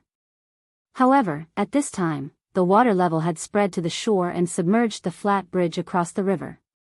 A pickup truck slowly drove across the flat bridge. It drove very slowly and crossed the river bit by bit. Qin Zhe and Wang Zijin were trapped at the end of the bridge. They looked at each other and said, "Let's wait for the convoy to come." Wang Zijin nodded vigorously. Call and inform them to change vehicles. The flat bridge is not enough to support a truck. Qin Zhe said, "We don't have to worry about that. The person leading the way knows the situation. They definitely won't drive a truck. No, this wasn't that big yesterday. Today, it suddenly can't cross." Someone on the side explained. Wang Zijin said, "Then I'll make a phone call." Many local residents were also blocked by the flood. They were carrying plastic bags with fast food in their hands. The flood had caused them a lot of trouble, but life had to go on. Compared to the city, which was more serious, this side was considered better. After the pickup truck passed, a local rode a motorcycle and tried to cross the river from the rushing flood. The iron baskets on both sides of the motorcycle were filled with mineral water and other supplies. "Don't go over. Wait for a car to come and take a ride," the resident beside him said to him in a dialect. "I can't leave my car here. I still have to drive it over," the motorcycle owner said. Then wait for the water to become smaller, the person beside him advised. Damn it. Who knows when the water will become smaller? That's how I got through, the motorcycle owner said. With the roar of the engine, the motorcycle rushed into the water. The two wheels worked hard to roll as it trudged forward. The motorcycle drove to the middle of the bridge. The rushing water rolled up the gravel and hit the wheels. Then, the wheels suddenly got stuck. The motorcycle, which had lost power, was washed down the bridge bit by the flood. The sudden change made the people on the shore exclaim. Get off quickly. Be careful. It's going to be washed down. Leave the car. Get off quickly. There were more meaningless screams and exclamations. In fact, it was the same whether they got off or not. If they got off the car, they would be washed down by the current. The motorcycle owner subconsciously put his feet on the ground to stabilize the car. However, it was not the ground under his feet, but the surging flood. The car fell and was washed down the flat bridge. The people and the car were instantly swallowed by the surging turbid waves. Wang Zijin screamed. She instinctively grabbed Qin Zai's hand, but she grabbed nothing. Chapter 633. A's. In her line of sight, Qin Zai rushed towards the river, jumped, and disappeared into the turbulent river. Wang Zijin's shout was almost synchronized with the splash of him falling into the water. She never thought that Qin Zai would be so impulsive. Saving people was not something he should do. The water was so strong that it was not comparable to a swimming pool. She took a few steps forward and stepped into the river. She shouted a few more times until her voice was hoarse. Io, that kid jumped in. How can you save people like this? It's over. The people on the side discussed animatedly as they pointed at the river. Their faces were also filled with panic. 1 minute. 2 minutes. 3 minutes. This was the most torturous moment in Wang Zijin's heart. 5 minutes later, there was no movement on the turbulent river. A's. A's. A huge fear exploded in her heart. She had never been so scared and helpless in her life. Wang Zijin asked the people behind her for help, but they looked at each other and thought that there was no way to save him. They did not have any tools or equipment. She did not want to lose her life again. They advised her that someone had already called for the rescue team. It was too late. When the rescue team arrived, they did not know where they had gone. The sky was gloomy, and it was drizzling. A chill rose from the bottom of her heart. Wang Zijin suddenly rushed towards the river. The water was above her knees and waist, but she was pulled back. Don't go, don't go. You can't save him. The middle-aged man who pulled her said in broken Mandarin. I don't know how to swim, but I must save him. This was the only thought in Wang Zijin's mind. People were like this. The moment they saw the most precious thing disappear forever, even if they knew that they would lose themselves, they would not hesitate to rush over. She was forcefully dragged back by the middle-aged man and a young man and fell on the shore. Wang Zijin looked back at the river and remembered a sentence she read in a book a long time ago.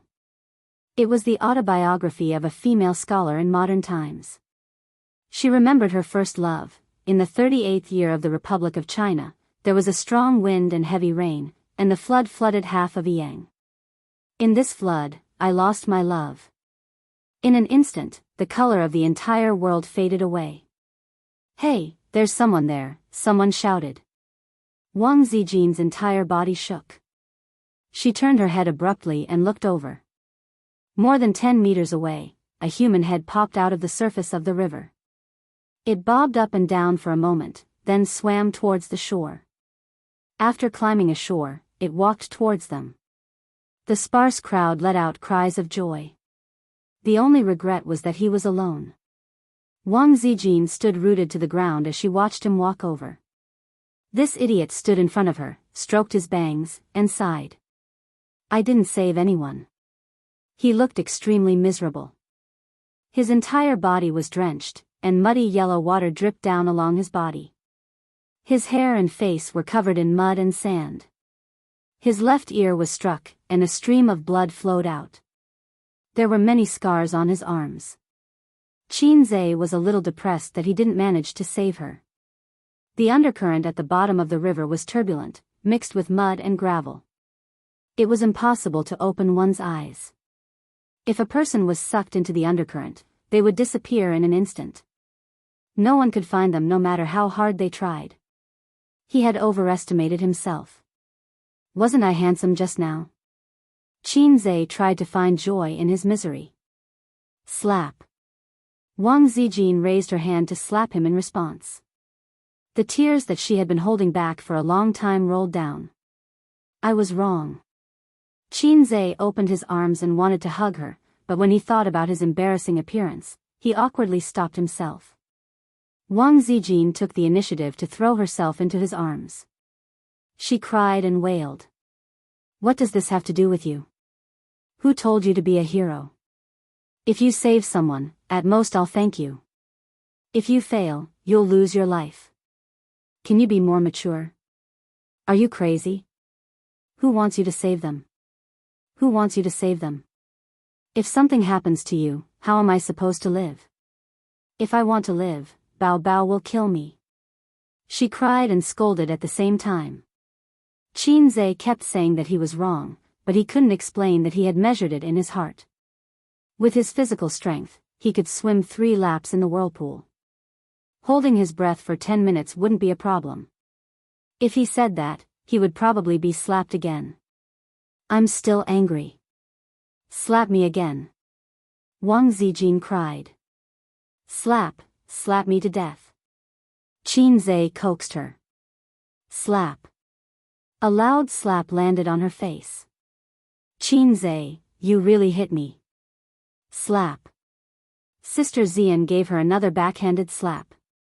This wasn't over. She slapped him twice more, as if to vent all her emotions. Wang Zijin took 2 deep breaths. The anger in her heart was finally gone. After waiting for about 10 minutes, the rescue team came. They were dragging a kayak and wearing survival suits. 2 were washed away by the water, right? Did any of them float up? The leader asked. 1, just 1. The person beside him explained, this one jumped down to save people. He came up, but the other one didn't. They should be dead by now. I didn't touch anyone. They might have been swept away by the water, Qinze said. The leader nodded. As usual, he said some words of thanks and criticism. He reminded him not to be impulsive if he encountered such a thing again. Then, he led the others and paddled the kayak downstream to try to pull the people up. Wang Zijin wiped the sand off Qinze's face with a tissue. She wanted to take him back to the hotel where they were staying to take a shower and change clothes. At this moment, she received a call from the motorcade. President Wang, the car is blocked on the road. They want to rob the supplies. What should we do? The person who called was the head of Tianfeng Entertainment's logistics department. This time, he was recruited by Qinze to be a strong man. He followed the motorcade all the way. The truck driver was hired. Wang Zijin asked for the location and hung up the phone. She frowned and said, the car is blocked on the road. They want to rob the supplies. Qinze frowned. Get the city government to deal with it. Wang Zijin, I called, but no one came to deal with it. Considering how busy everyone was, it was understandable that they did not have enough manpower. Qinze and Wang Zijin went back the way they came. After walking for about 10 minutes, they saw dozens of residents of the disaster area blocking the 3 trucks. They blocked the front of the truck and did not want to let them go. The head of the logistics department shouted. The residents were equally agitated. What's going on? Qinze and Wang Zijin squeezed their way in. The head of the logistics department heaved a sigh of relief. They had managed to hold on until the boss arrived, so he explained the situation to him. There was a large-scale power outage in the city and suburbs. Many people's phones were out of battery and did not know where to get supplies. They were all relying on the surplus food at home. Meanwhile, Some people were panicking because of the flood and wanted to stockpile more food. Hence, they wanted to rob the transport trucks. Qinzhe climbed onto the truck and stood at the front of the truck. He took a deep breath and said loudly, "Everyone, listen to me." Everyone looked in the direction of his voice. Qinzhe said, "You all know me, right? I'm Qinzhe." The effect was not bad. The noisy crowd quieted down a lot. Qinzhe continued, "There will be bread and mineral water, but not here. Go to the distribution point to get your supplies." There were still people who did not give him face. For example, an auntie retorted, "It's the same for us here. We won't leave if you don't give it to us." Her tone was shameless. A commotion broke out. Qinzhe tried his best to suppress his voice and said loudly, "Listen to me. You can't get any supplies by blocking here. I can guarantee that not a bottle of water or a loaf of bread will be given. And you have to be prepared to be detained for obstructing disaster relief. Don't think that the law can't punish the masses. This is a critical period. If you block the road like this, you will only add to the burden of the government." Seeing the looks of disdain on everyone's faces, he said in a deep voice, "We're not a government department. Donating resources is out of kindness, not an obligation. If your actions are exposed on the internet, what will other people think? What will other donors think? Let's not talk about anything else. Just the fact that you are blocking the road will hinder traffic. Just a few kilometers in front of us, there is a river. Not long ago, someone slipped and fell into the water. Look at me now. I jumped into the water to save people. Unfortunately, I didn't manage to save them. If such an accident happens again, but the road is blocked by you, what should I do? Tell me what to do." No one in the crowd answered. Wang Zijin stood by the car, raised her head, and looked at the man who spoke in a rhythmic tone. Qinzhe continued, "If you want supplies, you can follow behind the transport vehicle. It will take you across the river and take you to the distribution point to get food. But here, it is absolutely not possible. The outside world is paying attention to the once-in-a-century flood in Luoshui City, but there are not many people who can really help you. You have to know how to save yourself, not cause trouble. Shouldn't you all want to see us overcome this crisis as soon as possible? Everyone should cooperate with the government, not cause trouble. Now, everyone step back and let the car pass." A few scattered people retreated, causing a group effect. Most of the people retreated silently. There were still a few uncles and aunties blocking the front of the car. Qinzhe jumped down and threw them away like chickens. "Go, go, go. Hurry up and drive." The logistics minister took the opportunity to order the driver to drive. When most people chose to let them go, a few aunties were unwilling to give up and tried to stop the truck. However, they were not enough to pose a threat and were thrown away by Qinzhe one by one. The truck slowly crossed the flat bridge. Before crossing the bridge, Qinzhe asked the residents on the side. After getting an affirmative answer, he let the car pass. The two of them did not follow the car to the next distribution point. Instead, they returned the way they came. At 3:00 in the afternoon, they finally arrived at the hotel. This place was far from the city and was not affected by the flood. The two of them drove here.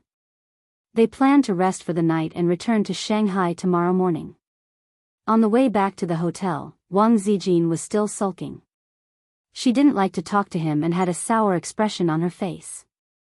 Qinzhe found it hard to imagine her fear and sadness. People's emotions were different. Wang Zijin felt that his attitude of admitting his mistake was not sincere enough. She was still considerate. If it were an ordinary couple, it would have escalated to a quarrel and a breakup. At 8:00 in the evening, after dinner, Qinzhe sat by the window with a cigarette in his mouth and listened to the rain. In the bathroom, Wang Zijin was taking a shower. Qinzhe shamelessly asked to take a shower with her and was kicked out by her. The sound of water stopped, and then the noise of the hairdryer was heard. A few minutes later, Wang Zijin walked to the window in a bathrobe. Hey! Hey! You're willing to talk to me? If I don't talk, can't you coax me? You don't even coax your girlfriend half as well as your sister.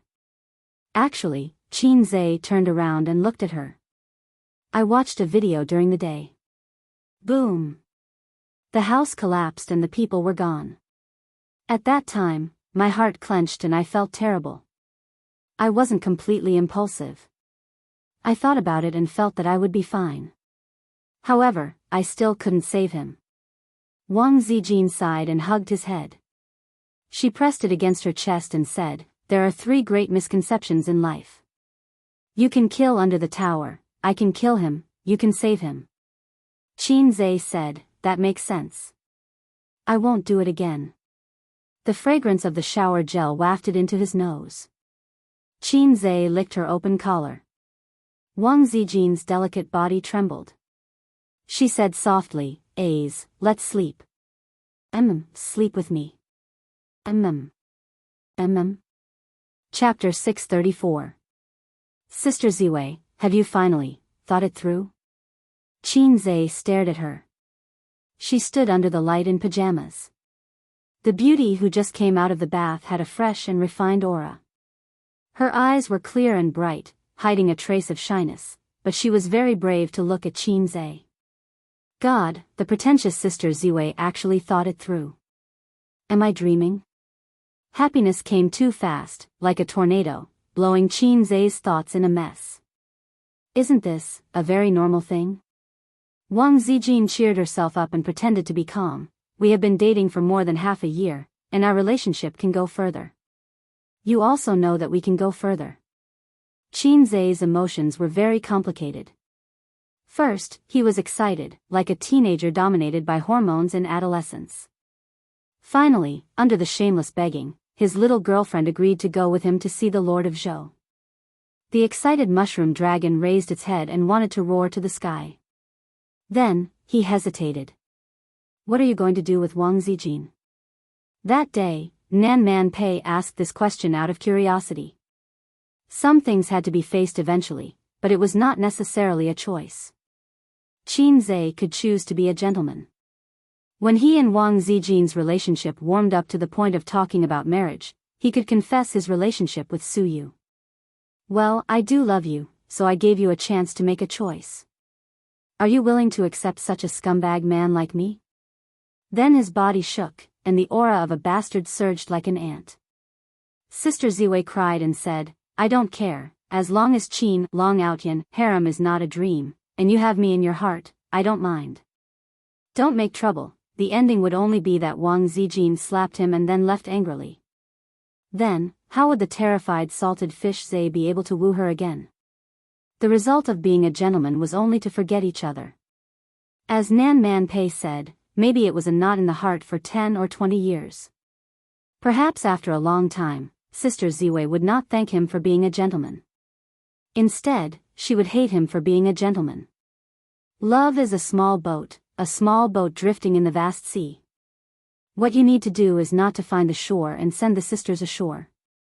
Instead, you let it drift away with the wind, so that your sisters can only stay with you on the small boat forever. There may be crying, there may be noise, there may be sadness and heartache, but in the end, they will still be with you. What else could he do? Watch her return to the capital sadly and marry Zhang Mingsheng or someone else. Gentleman or scumbag, please choose. Wang Zijin didn't notice his strangeness and said in a low voice, I've always been unwilling to give it to you. Won't that make me seem pretentious? Qin shook his head. No, because you're afraid of being F***ked. Wang Zijin. No. What is that? She bit her lips and said bitterly, I just feel that you don't love me very much. Girls would always hesitate. They were afraid of meeting a scumbag. I'm not the kind of person who likes to get into a dead end. I'm a scumbag? Sister Ziwei, you're the same as Sister Man. You have terrible taste. Qin said, but I really love you. Wang Zijin said, it's my own fault. I feel like I've been living in her shadow. Who? Qin didn't dare to ask, and Wang Zijin didn't want to say. In the past, I was just acting out of spite to keep you in suspense. But even if I went overboard, you never complained. I mean, you complained in your heart. Wang Zijin cupped his face and murmured, you know, after you jumped into the water, I waited on the shore. When you didn't come up, I wanted to die. She held her chest and said with a lingering fear, right here, it was like I suddenly lost something. It was empty. Those are the best words of love I've ever heard. Qinzhe buried his face in her chest again. We still have a lot of things to do and a lot of things to say. We haven't planned our lives or looked forward to the future. How can I lose the person I love the most in my best years? I never thought that I would lose you, but when I felt that I was about to lose you, I realized how important you were. Only then did I realize that I still had so many things to do, and that I still had so many regrets, Wang Zijin said faintly. She hugged Qinzhe's head tightly and said softly, I want to do more things with you and hear more words of love from you. Whether it was because of the emotional explosion or because of love, she wanted to break the last shackles with him. At this moment, Wang Zijin already had the courage to go further. Qinzhe picked her up and put her on the bed. The bedside lamp shone on her face. Her cheeks were red, but she didn't look away. There were ripples in her eyes. If it's my first time, do I have to wear a work cap? Qinzhe swallowed. Wang Zijin, whose heart was beating wildly, was stunned for a long time before she realized what a work cap was. She hesitated for a moment, shook her head, and said softly, no, you have to wear it for the first time. That made sense. Qinzhe untied the belt of her pajamas and peeled it off like a white lamb. She endured Qinzhe's fiery gaze and finally couldn't take it anymore. She said in a trembling voice, turn off the lights. At this moment, if I were to say something like, only this way can I appreciate your beautiful body, I would probably be slapped in the face. Qinzhe, who had been slapped 4 times today, obediently turned off the lights. Sister Ziwei, I heard that the first time will hurt more, Qinzhe said. Wang Zijin threw him a coquettish wink, her fingers clutching the bedsheets tightly. How could she not be nervous for the first time in her life? Bang, Qinzhe said. Bang? Yes, it's a broken, river crab, melon. That's what the books say. I should be thankful for the flood, he said again. You're still talking. If you're so impulsive next time, I'll beat you to death, Wang Zijin said angrily. I just don't understand why kindness has become superfluous, why justice has become a cold joke, and why doing good deeds is ridiculed by others. Everyone is too utilitarian. The most common phrase people say is, what does it have to do with me? People believe in the principle of doing things, walk your own path, don't meddle in other people's business. Look at the main characters in novels on the internet now. 9 out of 10 of them are like this. There's even one who kills his whole family. They're smug when they do bad things, but they're arrogant when they don't save people. My balls hurt. Are you mocking me? Of course not. I love you so much that I'll only *CK you, not mock you. You say that I saved someone, at most it's just a word of thanks. But I didn't save someone for gratitude. I just couldn't stand watching a fresh life disappear in front of my eyes without doing anything.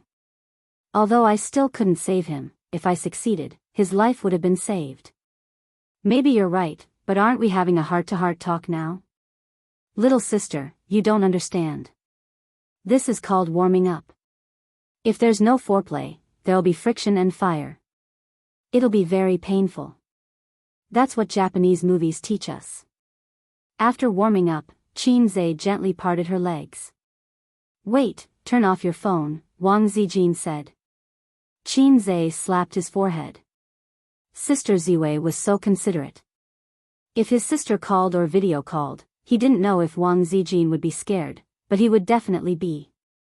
You turn off your phone, I'll mute it. They both turned off their phones and muted it. Qinzhe silently opened the interface of the system's point store. He clicked on the music option and played Itchy. Come on, let's be happy. There's plenty of time anyway. Come on, love. There's plenty of time anyway. Wang Zijin's body tensed up. Her two fair arms hugged Qin Zhe tightly. Tears welled up in her eyes. Ace, you have to marry me. Shallow whine in front of people, hugging by the soft jade lamp, looking back into the embrace of love. Chapter 635. Wang Zijin got up at 9:00 in the morning and opened her eyes. She looked tired, but her eyes were full of happiness and sweetness. She was a first wife, and her heart was full of infinite tenderness. Qin Zhe woke up early, holding her with one hand and sending a message on his mobile phone with the other. Seeing her wake up, Qin Zhe silently turned off his mobile phone and kissed her on the forehead. "Oh, paparazzi aunt is dead." Wang Zijin smiled. She glanced at the last picture of the mobile phone screen before it was turned off. He was chatting with Qin Baobao. She frowned and said, "What did your sister say?" "She sent me a video last night. You know her temper. She came this morning to question me." Qin Zhe said, "She also sent you a message, but you didn't reply." "I said I was too tired during the day and went to bed early." "She's just a sister. She's more annoying than me, right?" Wang Zijin said a little bad thing. "Yeah." Qin Zhe nodded. He didn't defend his sister. Wang Zijin was a little happy. "Are you tired?" Qin Zhe's soft body was full of warmth and fragrance.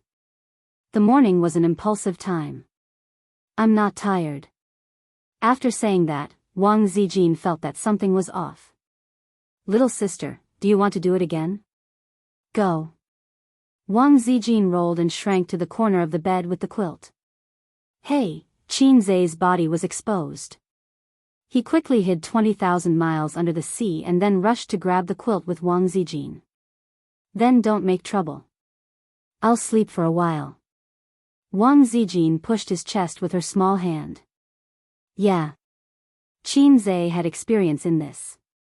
After the first time he taught Suyu, she was also in pain for a long time and specially went to buy anti-inflammatory drugs. Although he restrained himself last night, he still tossed from 9:00 in the evening to 10:30, and Wang Zijin cried. After all, she was not as good as Suyu and could not stand Qin Zhe's destruction. The servant helped Jiao Jiao up weakly. It was the first time she received the favor, so Wang Zijin's exhaustion was understandable. It was raining outside at 9:00 in the morning. The sky was gloomy and dark. Qin Zhe hugged Wang Zijin's soft body and slowly fell asleep. His body is really good. He can sleep whenever he wants. Wang Zijin muttered. She was so tired that she couldn't fall asleep. The joy and happiness of reality were far more attractive to her than sleep. She quietly stared at the face that was right in front of her. It was just like before, but this time, her mentality was completely different. In the past, Qin Zhe was in her heart, but now, Qin Zhe was in her body. It was not the same thing at all. Wang Zijin quietly approached Qin Zhe's face and kissed from his eyebrows to his lips. Her heart was as sweet as honey. She didn't know if beauty was in the eye of the beholder. He was getting better and better. His eyebrows were as heavy as thick ink, his eyelashes were dense and long, his nose was very high, and his lips were slightly thick. She heard a saying that people with thin lips had a cold character. Qin Baobao and Suyu both had thin lips and were cold women. As far as lips were concerned, she and Qin Zhe were the best match. Wang Zijin thought. Donating to the disaster relief this time had not been in vain. Although she had slept with a man before getting engaged, she had gained a lot of happiness. The previous Wang Zijin had died. Now she was called Nyabala Zijin. At noon, Wang Zijin woke up refreshed, but there was no sign of Qin Zhe beside the bed. She rubbed her eyes and sat up. When she saw Qin Zhe standing by the window in big pants, she was relieved. She leaned against the bed and stretched her waist lazily. "What time is it?" 11:30. The rain was still falling, and the sky was pale. Qin Zhe turned off the air conditioner, and the cool wind blew in from the window, making him feel comfortable. "I'm hungry. I'll order the meal now." Qin Zhe nodded, turned around, picked up the phone beside the bed, and dialed the number to order the meal. Wang Zijin subconsciously glanced at his crotch, and her face was slightly red. Do you want it? Qin Zhe smirked. He woke up for a while, and the temptation of naked embrace was too great for him. Other men were exhausted after the first spurt of energy, but he was more and more courageous. So he went to the window to cool down. Wang Zijin spat and wrapped herself in a towel. I'm going to take a shower. One more time before you shower. Qin Zhe pounced on the bed and pulled her back to the bed. He straddled Wang Zijin, put his hands on his hips, and shook his human cannon, a lewd smile on his face. Oh, Wang Zijin's face turned pale, and she begged softly. Call me brother. Then call me daddy. Zijin bit her lip, too embarrassed to speak. I'll come if you don't call me that. He shook even harder. Brother, brother. Her face was red. Qin Zhe finally let her go. Looking at her back view, he shouted, let's shower together.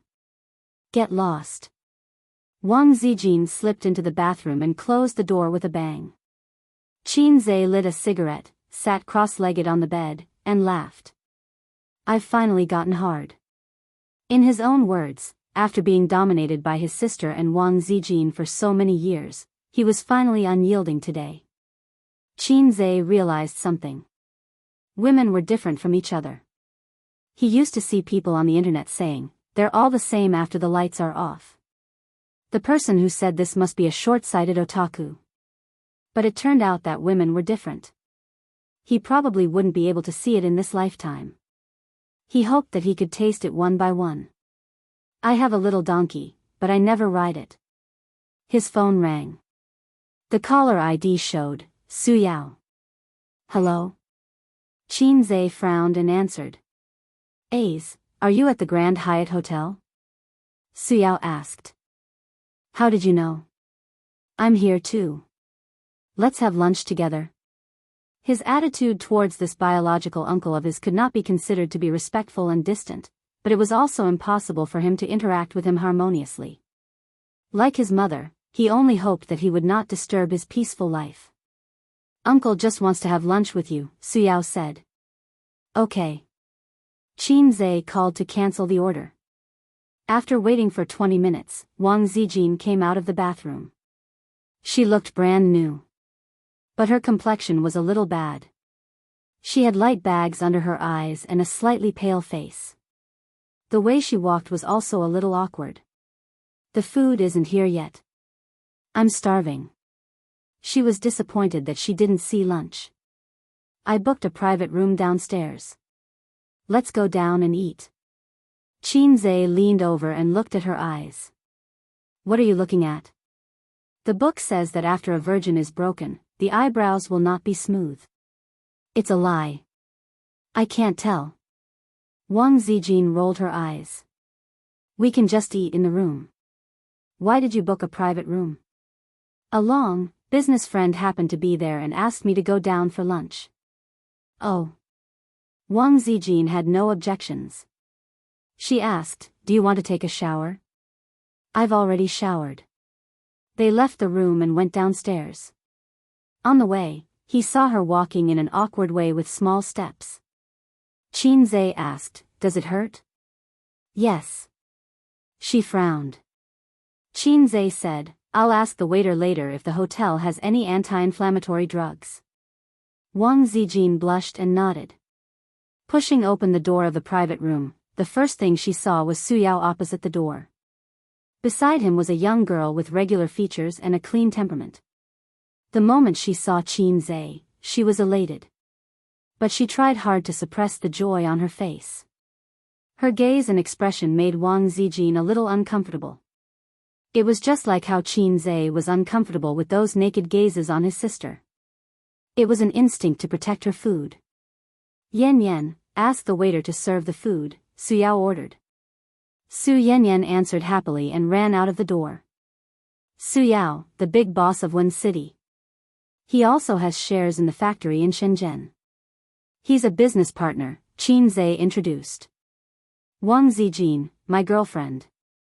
Wang Zijin reached out her hand and said, "Nice to meet you, Mr. Su." "Good, good." Su Yao shook hands with her and was slightly absent-minded. Was this also his niece-in-law? Sure enough, as Ah Guang said, this nephew was a bit romantic. Su Yao cast a questioning and worried look at Qin Zhe. As an elder, he naturally had to pay attention to the emotional problems of the younger generation. He could see that the relationship between Su Yu and Qin Zhe was by no means an ordinary relationship between a boss and a secretary. It was a very pure feeling. But Su Guang also said that Qin Zhe's girlfriend was called Wang Zijin. It should be the one in front of him. Then there was a question. Did Wang Zijin and Su Yu know each other? Unfortunately, Qin Zhe didn't care about him. He brought Wang Zijin here, which showed that he didn't care about Su Yao's feelings. If it were his father, Qin Zhe would kneel in minutes. Su Yao sighed in his heart.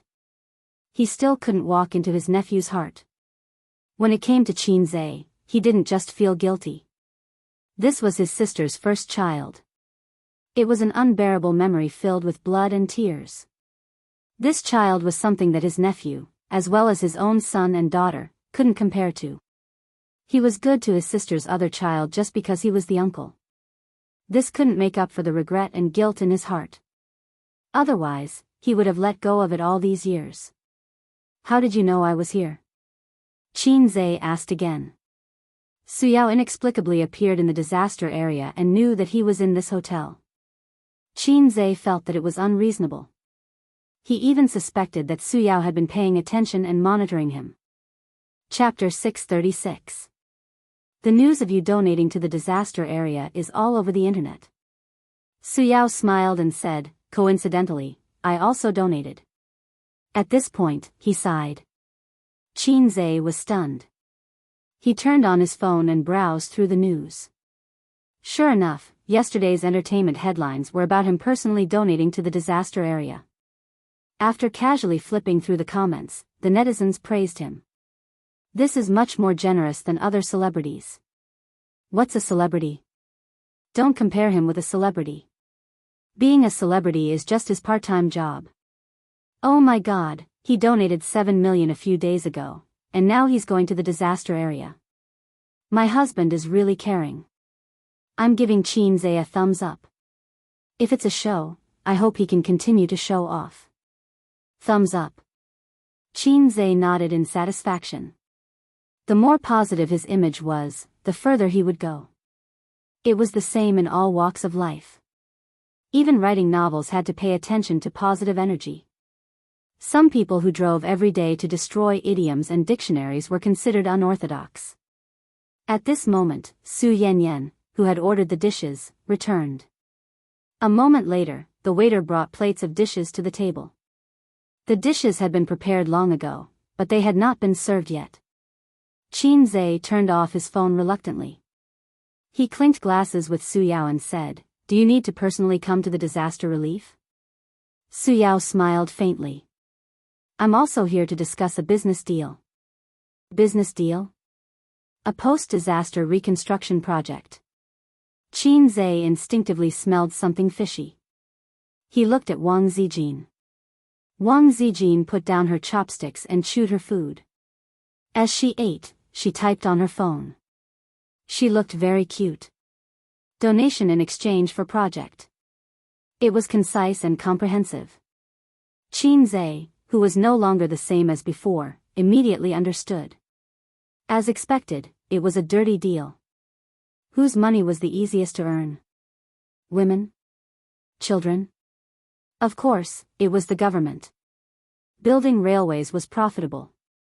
Building highways was profitable. Building railways was profitable. Building highways was profitable. Earning until your legs went weak. But this kind of project could not be obtained by ordinary people. In the process of earthquakes and floods, we can often see many companies donating tens of millions to hundreds of millions to disaster relief. This was not just about love. For these companies that spent money to contribute, the government would give them something in return. It was good that everyone knew about this kind of deal. Don't spread it. There was no wine on the table, so the four of them ate quietly. Qin Zhe and Su Yao occasionally exchanged a few words. The intelligent and sensitive Wang Zijin immediately noticed that something was wrong. Although Qin Zhe was not a smooth and slick person, he was still very good at socializing. If they were business partners, how could he be so cold? If their relationship was broken, why would he attend the banquet? She picked up her phone and was about to ask Qin Zhe when she received a message from Qin Bao Bao. Have you had lunch? Wang Zijin replied, I'm eating now. Qin Bao Bao, that's good. Wang Zijin, huh? Then, Qin Bao Bao sent her a few pictures. The first picture was of deep-fried grasshoppers. Fat grasshoppers were skewered with toothpicks and fried until they were golden yellow. Skewer your head with mine, skewer a lucky grass, skewer a concentric circle. The second picture was still deep-fried. It was a big pot of maggots. People with trypophobia would scream when they saw it. The third picture was even scarier. A newborn mouse was red all over and its eyes were black. It had not even opened its eyes yet and was being cooked in soup. Wang Zijin shivered and put down her phone with a pale face. She finally understood what the crying monster meant by, that's good. Why aren't you eating? Qin Zhe noticed that she was in a daze and asked. Why is your sister like this? Beat her to death. Wang Zijin cried. Qin Zhe. Wang Zijin handed the phone over. Qin Zhe was speechless after reading it. Damn it, I don't want to eat anymore. I'm convinced by the Cantonese people. My sister probably found something good and can't wait to share it with you, Qin Zhe said. He didn't believe it himself. It was very strange. He could imagine his sister snickering on the other side of the phone. But his sister couldn't use this thing to disgust him. My sister really loves me the most. Where did your heart go? Wang Zijin said angrily. What's wrong? Su Yanyan asked curiously. It's nothing. Qin Zhe smiled. This girl should be his cousin. I have so many cousins. It's a pity that I don't have a sister complex. Otherwise, I could shoot at the world. Qin Zhe ignored his uncle, but was especially gentle to girls. So, he gave her a very warm smile. Su Yanyan's heart was beating fast. She mustered up her courage and said, Qin Zhe, can we add each other as friends? I'm your fan. Qin Zhe said of course and happily scanned the QR code to add her as a friend. Su Yanyan hugged her phone and smiled happily. She wanted a yard after taking an inch. Can we take a photo together? Of course, Qin Zhe wouldn't refuse and took a photo with her. Su Yao frowned. Yanyan, eat. Su Yanyan nodded and secretly stuck out her tongue. In front of his children, Su Yao had always been a dignified father. He didn't smile and was strict. It was also because of this that Su Yanyan didn't grow up to be an unruly and willful rich girl. In terms of living expenses, he had always controlled it to be neither more nor less than the children of ordinary families. But compared to the other rich second generation in the circle, Su Yanyan was shy and embarrassed. In Su Yao's words, material things made people decadent and degenerate. Qin Zhe, I'm studying at Fudan University. Do you know that it's because of you that I chose Fudan University? Otherwise, I would have gone to Zhejiang University. While speaking, she carefully observed her father's expression. Seeing that he didn't expose her, she was immediately relieved. Actually, with her grades, she couldn't even get into Zhejiang University, let alone Fudan University. Su Yao's children didn't have the demeanor of a top student when he was young. On the other hand, Su Guang's children had good grades. Is that so? Then I have to thank you. No need. Just give me a few more autographed photos. Qin Zhe and Su Yanyan chatted happily. Su Yanyan was flattered. Although she knew that it was mostly for her father's sake, with Qin Zhe's status and fame, he didn't need to give her so much face. She still had this much self-awareness.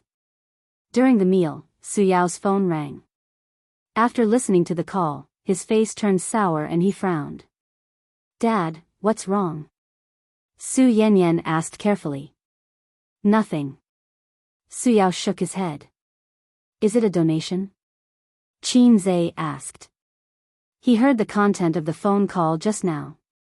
Since he asked, Su Yao said with a bitter smile, I met with a competitor. Not only did they donate, but they also gave me a commission. Anyway, you all know, so they called and asked me to donate 5 million more. And they even added a commission. Qin Zhe thought to himself, this guy is really dirty. The point is that I've already donated the money. If it's a few million, I'll let it go. But this is not a one-time deal.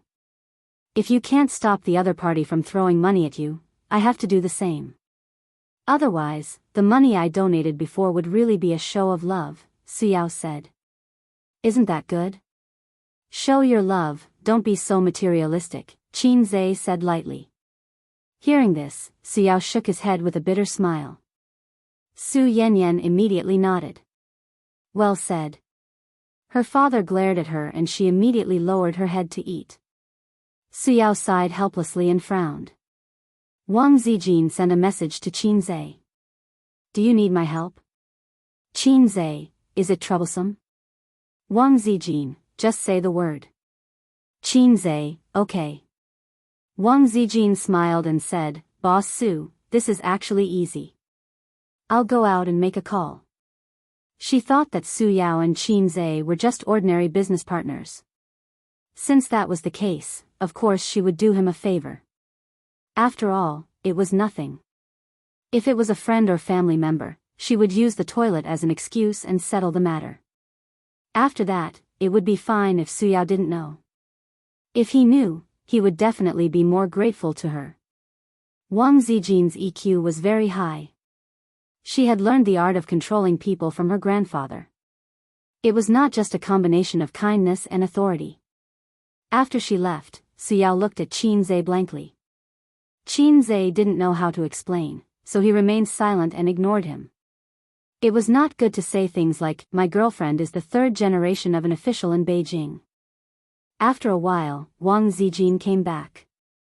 A few minutes later, Su Yao's phone rang. After receiving an affirmative reply and tactfully expressing goodwill, Su Yao hung up the phone in shock. When he looked at Wang Zijin again, the look in his eyes was different. Out of concern as an elder, he said, Zijin's family is in politics? Wang Zijin nodded. Yes, my father used to work in Zhe province. Qin Zhe asked curiously, didn't your father work in Shanghai? Wang Zijin smiled. There is a saying in the officialdom. If you want to be a high-ranking official, you must go to 4 places. Fujian, Chongqing, Zhe province, Shanghai, and then Beijing. Although the team has changed a long time ago, my father's name is still very useful in Zhe province. Su Yao was shocked. This official position was not small. When he looked at Qin Zhe again, he felt uncomfortable. Is it really okay for you to do so many things? After dinner, Qin Zhe and Wang Zijin left. Only Su Yao and Su Yanyan were left in the private room. Su Yanyan was playing with her phone excitedly. She uploaded a photo of her and Qin Zhe to her circle of friends. She was replying to the envy and jealousy of the girls in the circle. Dad, I didn't expect Qin Zhe to be so amiable. I thought his kindness was just a disguise on the screen. He's so handsome and warm. I like him so much. I have the illusion that I've become friends with him. Do you think he will still talk to me if I contact him the next time I go to Shanghai? Su Yanyan chattered. Su Yao smiled silently. He thought to himself, become friends? You two are actually cousins. But he would not say this, and there was no need to say it. It's a pity that he has a girlfriend. I'm so sad. But I think he must have a good impression of me. Su Yanyan was probably too excited. She said what she said to her friends in a sentimental tone. Su Yao's eyelids twitched. He said angrily, you only know how to chase after celebrities all day. Can you spend your time on studying? Su Yanyan? She sat upright and lowered her head. She felt wronged. She did not know how she made her father angry. After leaving the private room, Wang Zijin searched for Su Yao on the way to her room. She was surprised. Su Yao from Wen City. He's quite famous. How do you know A's? There was still a difference between a billionaire in the industry and a billionaire in the internet industry. The former's total assets were definitely several times more than the latter's. Groups of billionaires were piled up on the internet. But among the same level, those who could do well in the industry were the real powerhouses. Maybe she did not need to do anything just now. Su Yao could handle it by himself. I can't explain it. Qin Zhe sighed. What do you mean? I don't want to talk about it. Qin Zhe thought of something. In fact, even without the system, he was destined to be extraordinary. Even if he failed to rely on his father, he could rely on his uncle. Looking at Su Yao's attitude, even if Qin Zhe wanted shares, he would gladly agree. I owe my sister.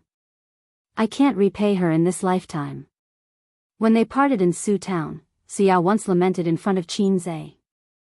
Chapter 637. Back in the room, Wang Zijin started to pack up her toothbrush, bath towel, pajamas, towels and other daily necessities. Qin Zhe sat at the table and texted his sister. Qin Bao Bao, did Wang Zijin scream? She's scared of bugs the most. Qin Zhe, I just want to know if you ate it. Qin Bao Bao, yes, it was delicious. Qin Zhe, okay, please remove the kiss reward from my life. Qin Bao Bao, no, sister didn't eat it. I just saw them eating it and took a picture to show off and pretend that I ate it too. Qin Zhe's lips curled up. He knew that his sister wouldn't eat such things. She would usually get scared when she saw cockroaches. When they were very young, Qin Zhe used to scare her with cockroaches, mainly because she ate his pudding and put the cockroach in her pencil case. His sister opened the pencil case and saw a cockroach smiling at her. She was so scared that she almost became retarded. Later, Qin Zhe was beaten up by his grandfather, who said that if he dared to scare his sister with bugs now, wouldn't it be worse when he grew up? That hit the nail on the head. Qin Bao Bao, but I ate crocodile meat today. It tasted pretty good. Qin Zhe, Guangdong has everything. You can eat Hu Jianren if you want. At this moment, he received a message from Su Yanyan. Her ID was, waiting for someone bookstore. She said, I'm going back to Shanghai today. When are you going back? Qin Zhe casually replied, also today. Then there was no follow-up. The avatar showed that she was typing, then stopping, then typing again, then stopping again. The girl was probably hesitating whether to reply. Anyway, it's on the way back. Let's go back together. But she was afraid that it would be too abrupt. In the end, a little girl that he hadn't seen for a long time came to strike up a conversation with him. Little brother, are you in an online relationship? I have a mature voice. During this time, Chen Xingyuan did not pester him much. Qin Zhe was comforted. A young girl should have a young girl's life and longing. Longing for an old man like him was nothing. In high school, shouldn't she like the school hunk who galloped on the court and dominated the classroom? But later, Pei Ziki told him that Chen Xingyuan had been very busy recently. She was busy attending cram schools and said that she wanted to go to Harvard, Cambridge, and MIT. At first, everyone laughed at her. But who knew that in half a year, she had improved by leaps and bounds. She had rushed to the top 10 of the class and the top 50 of the grade. She used to learn English like this, how are you? How are you? Pregnant, pounces on a man, admire, my God, fail, useless. It was the same for English songs. In the past, when I liked an English song, would howl all day long, stomach cancer is making trouble again, stomach cancer is making trouble again, but it was different now. Her pronunciation was very accurate. He heard that her family had hired a professional English teacher for her and she learned English every day. Is this girl serious? Qin Zhe's forehead was full of sweat. Because on Pei Ziki's birthday, he and Qin Yuan made a promise that they would talk about being girlfriends after she got into Harvard, Cambridge, or MIT. At that time, he thought that a girl who was bad at her studies wanted to get into a famous foreign university. Not to mention that she needed to rely on connections. In terms of grades, even if Qin Yuan worked together, there was no hope. Seeing that he did not reply, Qin Yuan repeated, "Little brother, are you in an online relationship?" "I'm big sister Yin."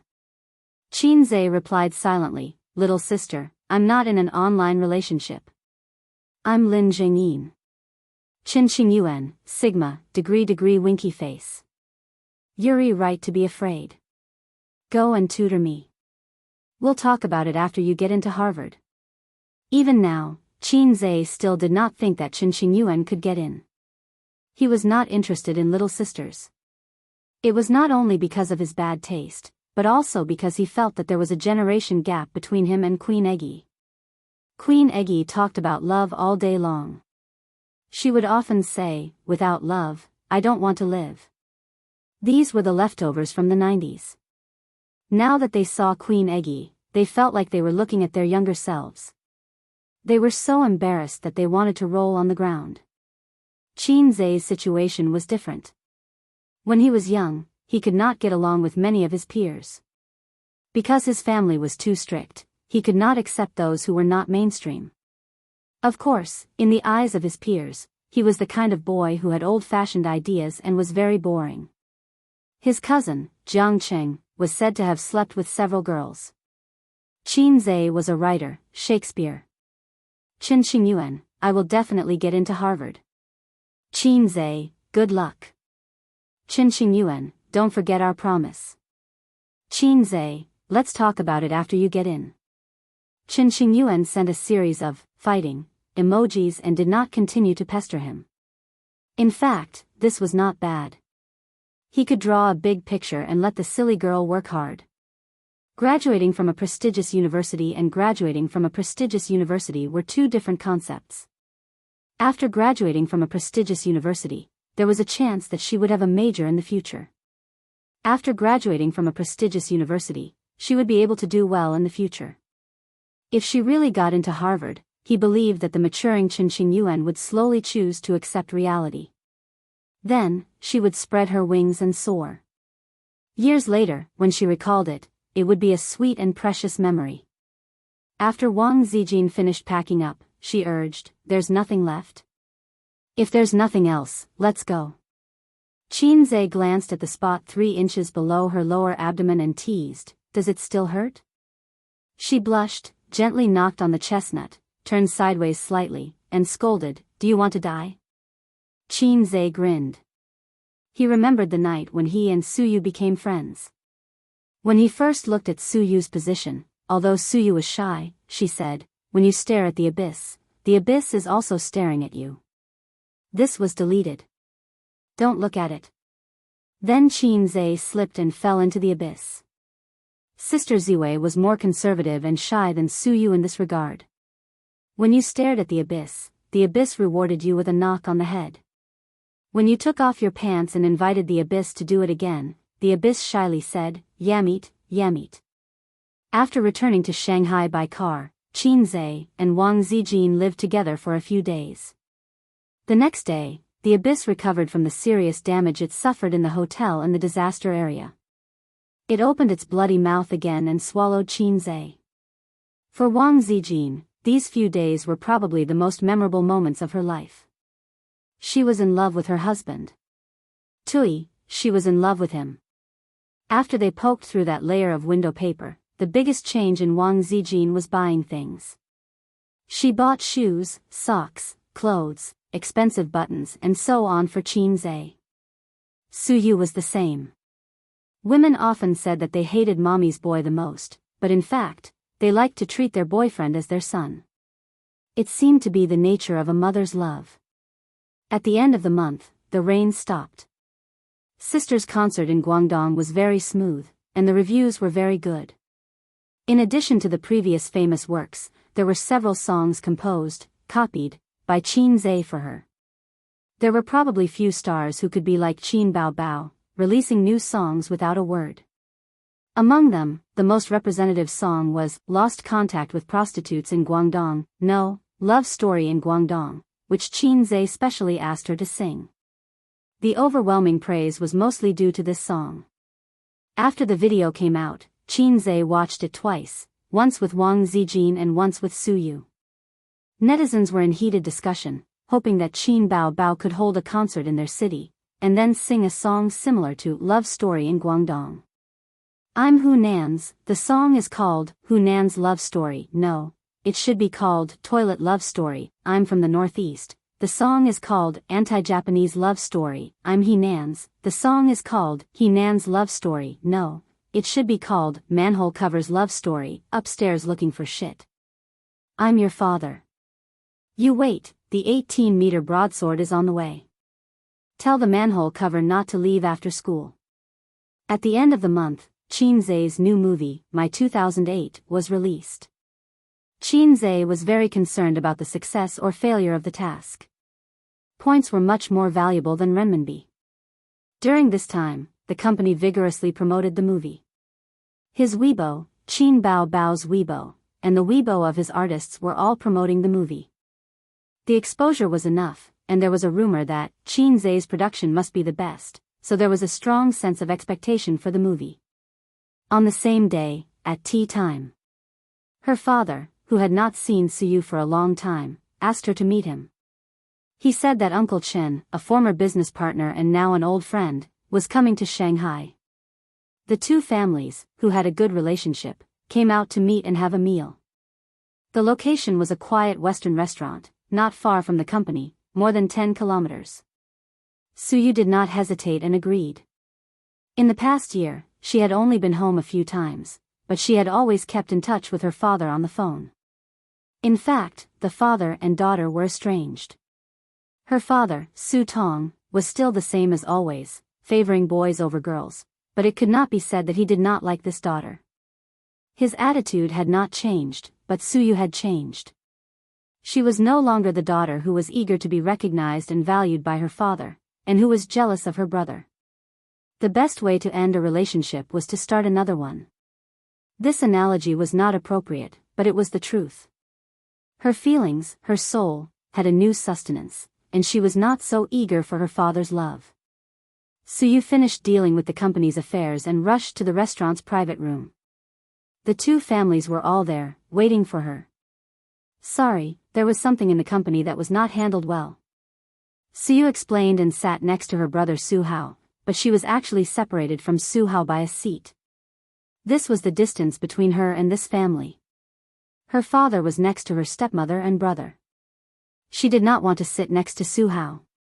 Fortunately, the table was large and there were enough seats. The two families sat around a large round table, with a dazzling array of dishes on the table. Uncle Chen laughed and said, Did you return to China the year before last? Su Yu smiled and said, I returned to China at the end of 2016. Su Yu found that a young man next to Uncle Chen was peeping at her. Chapter 638. That was Uncle Chen's son. Su Yu remembered that he seemed to be 1 or 2 years younger than her. They were quite familiar with each other in childhood. They met several times after adolescence, and then they never met again. Uncle Chen had a son and a daughter. The daughter was the elder sister, who was the same age as Su Yu. Since Su Yu entered the private room, she had been scrutinizing Su Yu. Uncle Chen's name was Chen Guohua, a very contemporary name, unlike her father Su Tong, whose name was a bit forward. He should be called Su Aigua or Su Jianjun, which was in line with the background of that era. The two families had a deep relationship. Before Su Tong made his fortune, he had drifted thousands of miles to the north for several years. At that time, Su Tong was still struggling at the bottom, and Chen Guohua was his boss. A few years later, Su Tong, who had saved some money, resigned to start a business. He pursued his dream with great ambition. Unfortunately, his dream was beaten by the reality, and he went bankrupt. During the most down and out days, Su Yu's mother did not leave them. The poor couple continued to work hard with longing and hope for the future. So later, Su Yu's mother hated Su Tong, which was reasonable. A man who abandoned his wife was the most ruthless. Su Tong started his second business, looking for investment and borrowing money everywhere. At that time, it was not easy to get loans, unlike later, when loans were like a game. In order to promote the economy, the country printed money crazily. Everyone could easily get loans, and a lot of money was invested in the market. China's economic boom in the past 20 years was one of the factors. Chen Guohua was the person who helped Su Tong when he was in the most difficult time. He injected a lot of money in the name of investment. People who started a business knew that from 10 million to 20 million, it might be troublesome, but it was not too difficult. But from 1,000 to 10 million, it was as difficult as climbing the sky. So Su Tong remembered this favor for many years. In his stormy life, he had many business partners, but after success, there were not many friends who could be loyal to him. Chen Guohua was one of them, and Su Tong valued their friendship very much. During Su Yu's childhood, the two families were very close. When Su Yu was in junior high school, Chen Guohua withdrew his investment for personal reasons, and Su Tong transferred the focus of his business to his hometown, Shanghai. Shanghai's environment was better than Beijing, because it was the country's financial center, and its unique position advantage was unmatched by any city, including Beijing. Su Yu and Chen Ping, who was Chen Guohua's daughter, were of the same age. They were both playmates and arch-enemies. At least, that was what Chen Ping thought. Chen Ping came from a wealthy family and was the little princess of her family. She was spoiled by the elders and had developed an unruly and arrogant personality. The year she and Su Yu met, they were just in elementary school. Chen Ping was wearing a princess dress, and the dolls and toys could be piled up in half of the room. Su Yu was just a little girl in ordinary clothes who drooled when looking at lollipops. It was just that this little girl was a little too delicate. Seeing such a beautiful little girl, Chen Guohua and his wife liked her very much. They took out toys and snacks to entertain her. Those were originally Chen Ping's things. At that time, Su Tong was still in the early stage of his business. He had no money and could not prove his ability. Making friends with Chen Guohua was actually climbing up the social ladder. The only thing he could offer was his smart daughter. Su Yu had been a top student since she was a child. In the primary school where she was studying, her grades were the best in the whole grade. There would be no harm if there was no comparison. This made Chen Ping seem especially ordinary. At that time, Chen Guohua and his wife sighed with emotion. "You, is so smart. If only our Ping Ping was half as smart as her." This was simply an insult to the proud little princess. So when both parents were looking forward to letting them play and make friends, in her room, Chen Ping said to Su Yu fiercely, "Don't eat my snacks, and the toys are also mine." Su Yu was greedy when she was a child. Eating the delicious long-nosed king, she said, "Then I will tell uncle and aunt that you bullied me. I will cry. I will cry now." Chen Ping was a little scared. Her father was such a proud person. If she bullied the guest's child, she would be too uneducated. Afterward, she would definitely be scolded or even beaten. Chen Ping said, "Then you have to listen to me in the future. You do whatever I ask you to do. Otherwise, I won't give you the long-nosed king." Su Yu was not afraid at all and said, "But if I don't listen to you, I still have the long-nosed king to eat." Chen Ping was speechless. For the first time, she was crushed by her peers with IQ. That time, she lost her temper and shouted in the room. Then Su Yu cried. The parents who were chatting outside heard the noise and entered the room. Su Yu complained first, in Chen Ping's eyes, crying and saying that her sister bullied her. Chen Ping said no loudly and lost her temper. But the more she lost her temper, the more the adults believed that she bullied. In fact, she did bully. Afterward, she was severely educated by her parents. Since they were partners, Su Tong would often visit, or Chen Guohua would visit. Su Yu and Chen Ping could see each other every week. Sometimes they would do homework together. The two mothers checked their daughter's homework. Chen Ping could always hear the mother's sigh that her daughter was not Su Yu, and that Su Yu was not a woman. Later, Su Tong's business became better and better. Su Yu's clothes became more and more beautiful. Her snacks became more and more expensive. She had more and more toys. Chen Ping's last advantage was gone. The relationship between Su Yu and Chen Ping was similar to that of Qin Zhe and Qin Bao Bao. One side was always so high and mighty, while the other side struggled in their shadows. The difference was that Qin Zhe's sister could kiss and have sex. Chen Ping only got heartache from Su Yu. However, she had been proud and liked to compare since she was a child.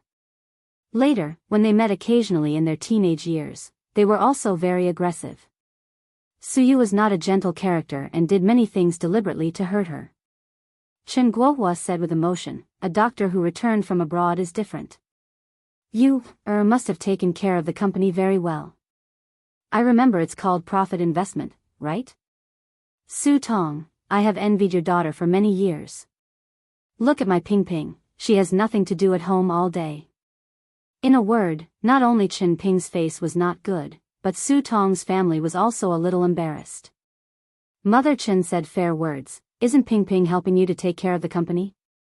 Chen Guohua said, "Hey, with her level, she is lazy in the company all day." Chen Ping said impatiently, "Dad, you are annoying." While speaking, her eyes inadvertently glanced at Su Yu. Seeing her smiling and aloof appearance, she snorted in her heart. After not seeing her for many years, she was getting more and more beautiful. No wonder her brother had been secretly looking at her. Her fiancé beside her also glanced at Su Yu from time to time. Chen Ping glared at her boyfriend, who smiled awkwardly. When men see beautiful women, great beauties, they always can't control their eyes. This is a natural phenomenon. Su Yu was in her prime and tall. She was wearing one of the 3 uniforms, an office lady's suit. When she wore this kind of suit, it was a pure and natural temptation. Su Tong took a sip of wine and jested, "What are you talking about? It's enough for a girl to find a good husband. I also think that you, is too career-oriented. She hasn't found a boyfriend at this age." Chen Guohua was surprised and said, "No way, you, doesn't have a boyfriend?" He noticed that his son's eyes lit up. Su Tong could only say that he had a general impression of his daughter and Qin Zhe, but it was not very clear because Su Yu didn't talk about it directly and didn't take Qin Zhe home to meet her parents. His mother's relatives knew, but the relationship between Su Tong and his ex-wife. The two sides didn't contact each other anymore. Su Yu didn't speak, showing a subtle and restrained smile. Chen Guohua picked up a mouthful of food and said, "Young people nowadays are so calm, but we elders are worried. Chen Qing also has no girlfriend. You young people have something to talk about. Can you talk about it?" Many people had a complex of children's marriages. Young people fantasized about having a handsome or beautiful child to marry. Adults were keen to have children's marriages with their best friends. This phenomenon used to be very common, but with the change of time, free love was emphasized, and parents' orders were no longer effective, so children's marriages gradually disappeared. Chen Guohua expressed his meaning implicitly and obscurely. "Add me on WeChat?" Chen Qing took out his mobile phone and stared at Su Yu expectantly and passionately. Su Yu was stunned, smiled, and took out her mobile phone to add him as a friend. In fact, she was silent because it was inconvenient for her to say it. Of course, she could explain that she had a boyfriend, and there was no need to mention Qin Zhe's name. But she was so angry that she was not in the mood to talk. The relationship between the two families was so good that she was embarrassed to refuse. She simply added him as a friend, which was not a big deal. Chen Qing took back his mobile phone with satisfaction and a smile on his face. For a man who had been single for a long time, getting the WeChat account of his stunning goddess was the biggest gain of the day. Su Yu's reaction also made him happy. She was not cold, not alienated, but reserved and polite. Su Tong still remembered that he was a father. Friendship was friendship, but he could not forget to check for his daughter, so he asked, "What is Chen Qing doing now?" Chen Guohua said angrily, "When he just graduated, he said that he would go to the company to gain experience and slowly take over. After half a year, he resigned and set up an entertainment company with his friends. Su Tong said, "Very good. It's very promising to do this in the capital." In the entertainment industry, most of the popular stars graduated from Beijing Film Academy and China Drama Academy.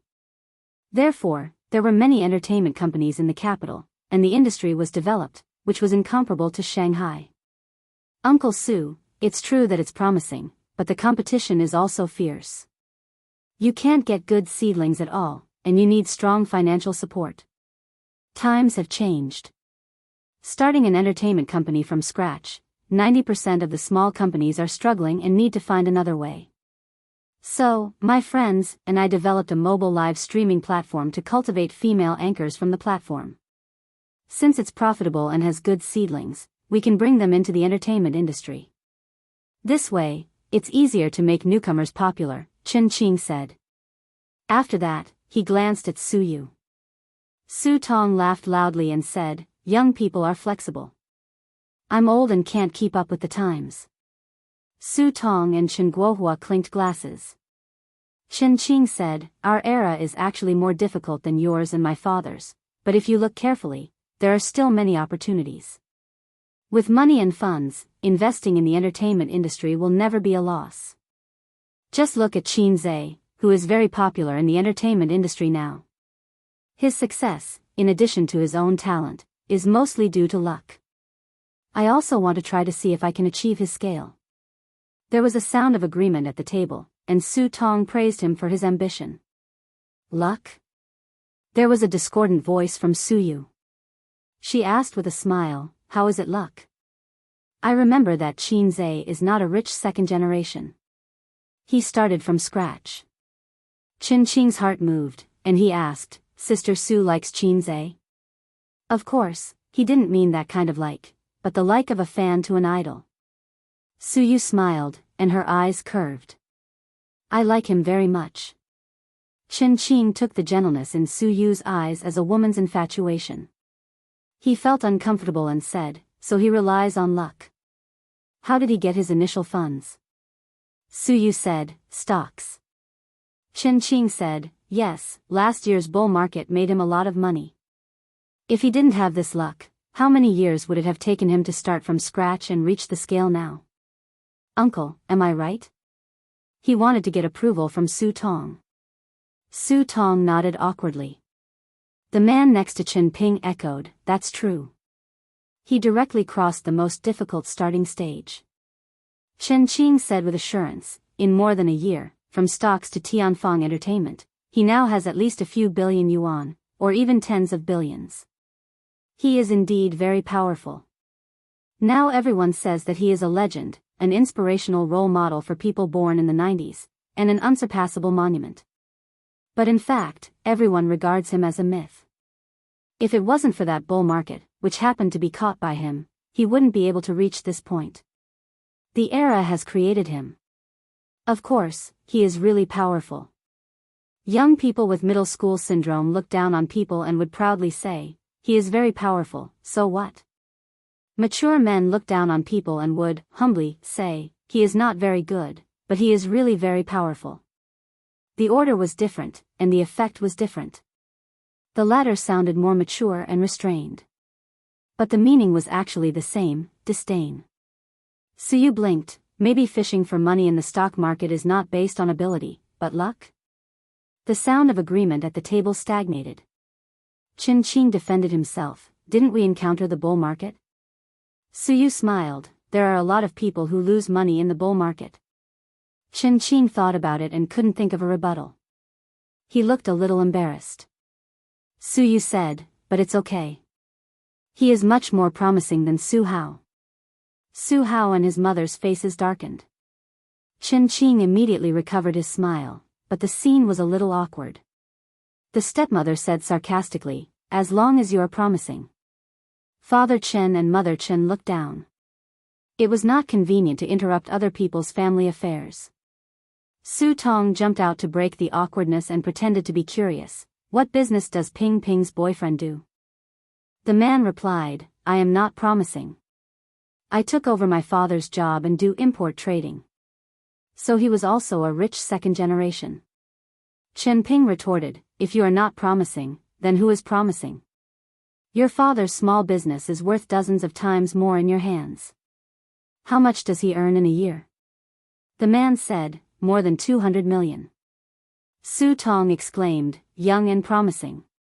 Chen Ping glanced at Su Yu with a slightly proud look and asked curiously, Su Yu, how is your company now? It's okay. What do you mean by okay? My father praised you. Su Yu smiled casually, the company's operating capital is 20 billion, and the quarterly profit is only 0.8%. It's a small business. Boyfriend, Chen Ping, every word was hurtful. Chen Guohua was shocked and said, Old Su, is the stock market so profitable? A quarter of 3 months, 0.8% profit, that was hundreds of millions. 5 or 600 million a year? Chen Qing's hand trembled. In fact, Su did not tell the truth. 0.8% was the GPA when the company's performance was not good, and the company's operating capital was not only 20 billion, but more than half of the funds were borrowed by Nan Man Pei some time ago. The investment company that Qin Zhe and Su spent a lot of energy to run only earned 5 or 600 million a year? What a joke, this amount of money was nothing in the eyes of the big groups in the financial world. In fact, in the Shanghai financial circle, Baoza investment was very famous. Chen Guohua's words made Su Tong embarrassed. He forced a smile and said, it's okay. By the way, old Chen, what do you want to invest in this trip to Shanghai? He forcibly changed the topic. Investment company, Qin Zhe, profit making, he did not want to mention these words. How to say it? I was partial to my son and took the power of profit-making investment away from my daughter and gave it to my son, but my son screwed it up. My daughter is now partnering with Qin Zhe to open a company with hundreds of millions of annual income. It's so good. I can't say it. Isn't it a slap in my face? After the discussion about their children, Chen Guohua and Su Tong, 2 old friends, drank and chatted happily. They began to reminisce about the past and look at the present. Meanwhile, the stepmother and mother Chen also began to chat about their daily lives, occasionally mentioning Chen Ping and her boyfriend. Su Yu was bored. She took a photo and sent it to her circle of friends. The afternoon tea in this shop is very good. Then she bowed her head and her slender white mobile phone danced on the screen. Honey, what are you doing? Qin Zhe replied instantly, I'm having sex. Su Yu, you're so annoying. I'm not here. Who are you with, angry, with? Qin Zhe, I ordered a chicken. It tastes good and is juicy. Su Yu, save the drumstick for me. Qin Zhe, save my ass. This thing needs to be eaten while it's hot. By the way, the central bank has lowered the quota again. The scale is unprecedentedly large. The company needs to have corresponding countermeasures. Su Yu, I know.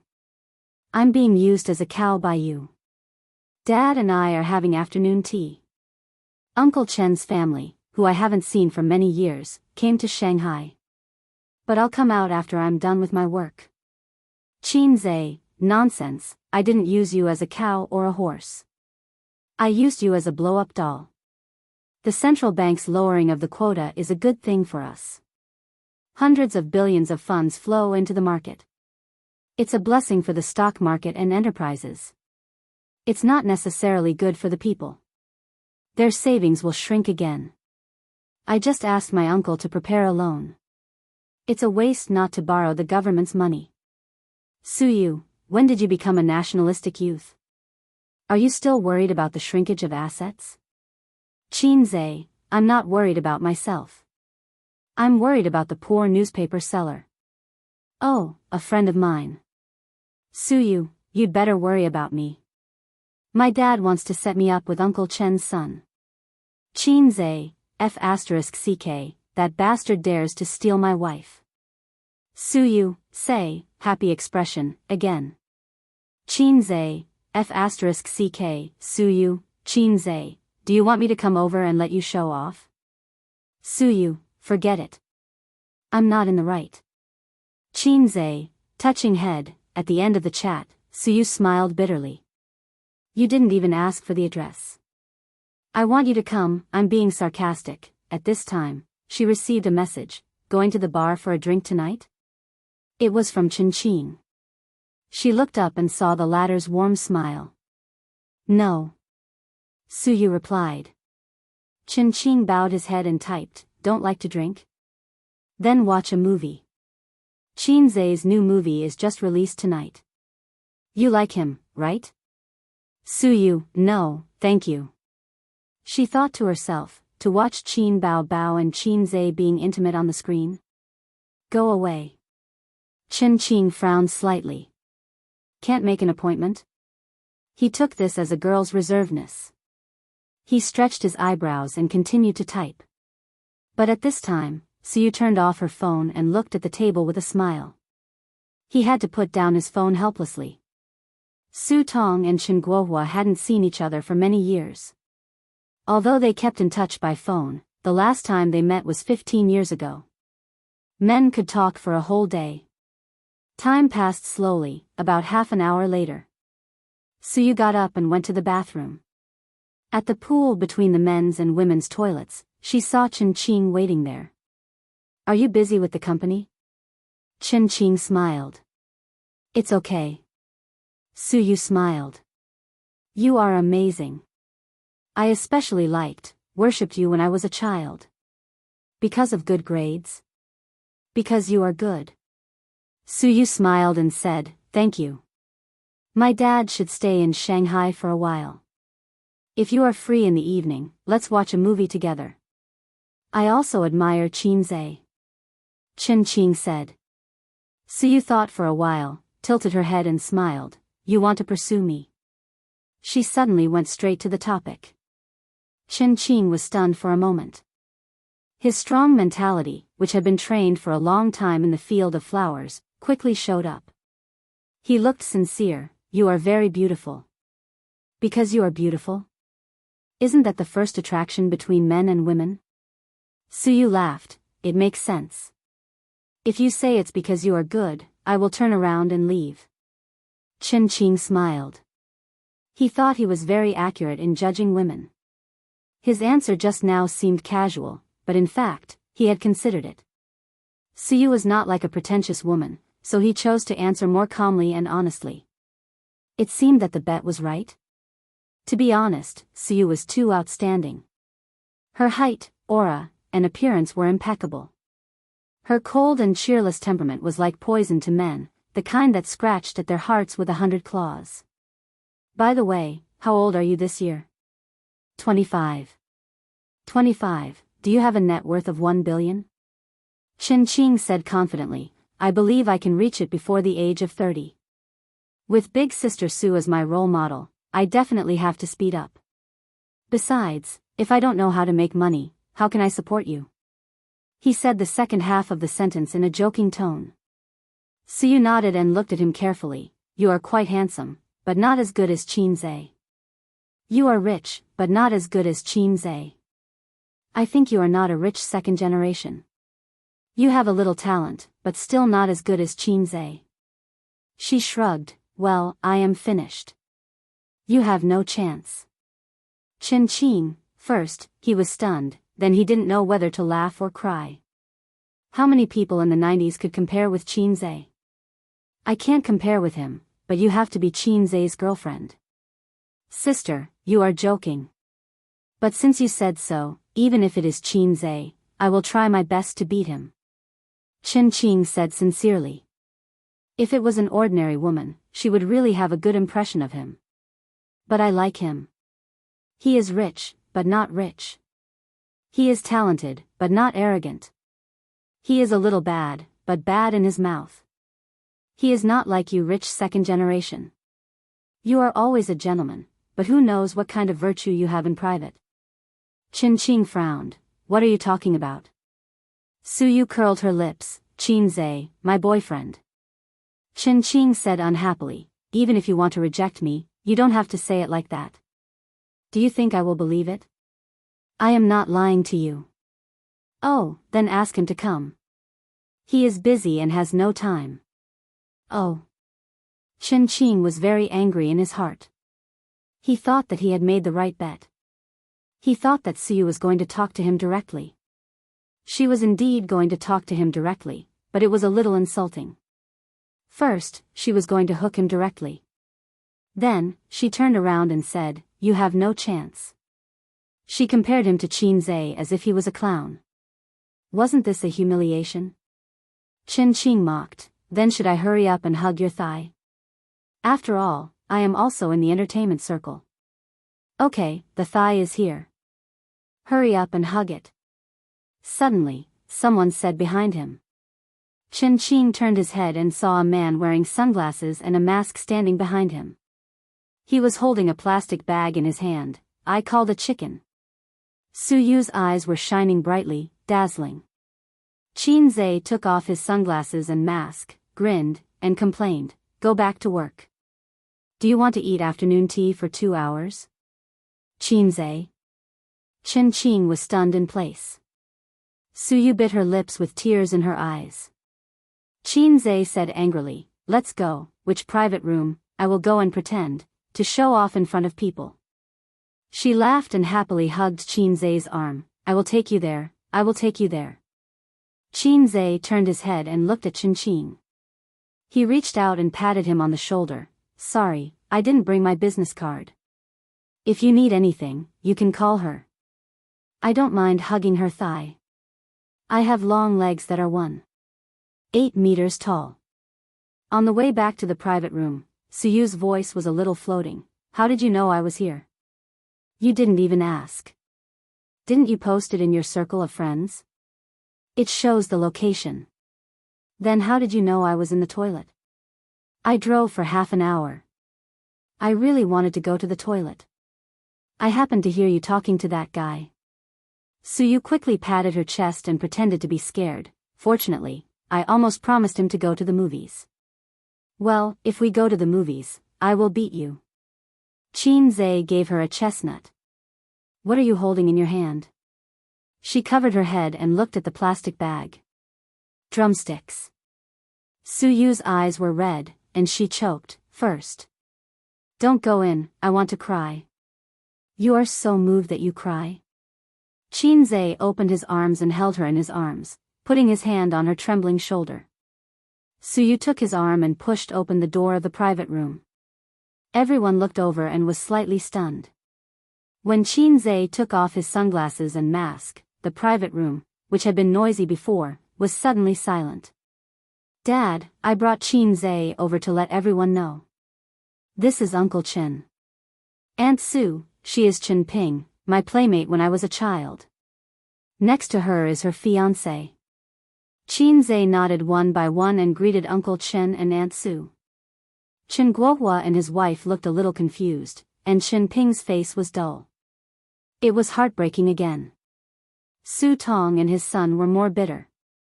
They couldn't help but feel bitter.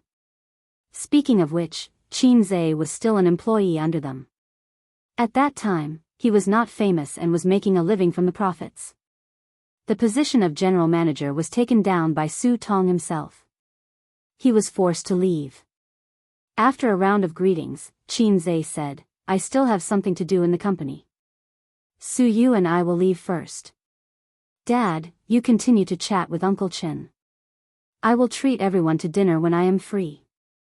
Su Tong. "Don't call me Dad so smoothly. Did you ask me, your father-in-law? Bah, your father's opinion?" Chen Guohua was excited and full of smiles. "She has a boyfriend, right? Old Su, you are not loyal. You kept it from me." He hurriedly handed the business card to Qin Zhe. Qin Zhe took it and led Su out of the door. Chen Guohua's voice came from the private room. "Old Su, your son-in-law is amazing. Your daughter is so beautiful." Su Tong, Chen Ping. Chapter 639. At 8:30 in the evening, in the cinema. Today is Friday. Qin Zhe's new movie, My 2008, is released. Thanks to the crazy publicity in the early stage, the film has attracted a lot of attention, and online tickets are very popular. The cinema will premiere at 6 o'clock p.m. the screening rate is 25%, but the movie tickets are sold out in a short time. By 8:30, the screening rate is adjusted to 40%, occupying almost half of the cinema. In the cinema, half of the screening rooms are showing this movie. The promotional poster of Qin Zhe and Qin Bao Bao hugging and laughing is particularly eye-catching. Hey, this lewd smile, I don't want to see it in an instant. In the corridor of the screening room, a tall woman wearing a mask pointed to Qin Bao Bao on the poster. Her smile is really not good, there is no restraint and calmness of an elder sister. Next to her, a shorter woman echoed and also wore a mask. Qin Zhe held a big bucket of popcorn and madly complained in his heart, "Then don't come to see it. Why do you have to bring me along? It must be Su Teddy who caused this frightening scene." After afternoon tea, he went back to the company to make a plan. Su Yu was moved and said, "Husband, let's go to the movie tonight." Qin Zhe said no. There is still a sister Ziwei at home. His Hei's king power is limited to bed, and he has no courage to command in reality. It's not that he's a coward, he just thinks that his wife is used to love. Well, it's a coward. Su Yu said, "If you don't go, then I and Wang Zijin will go." In this way, Qin Zhe was forced to do something beyond his ability. He can't let them be alone.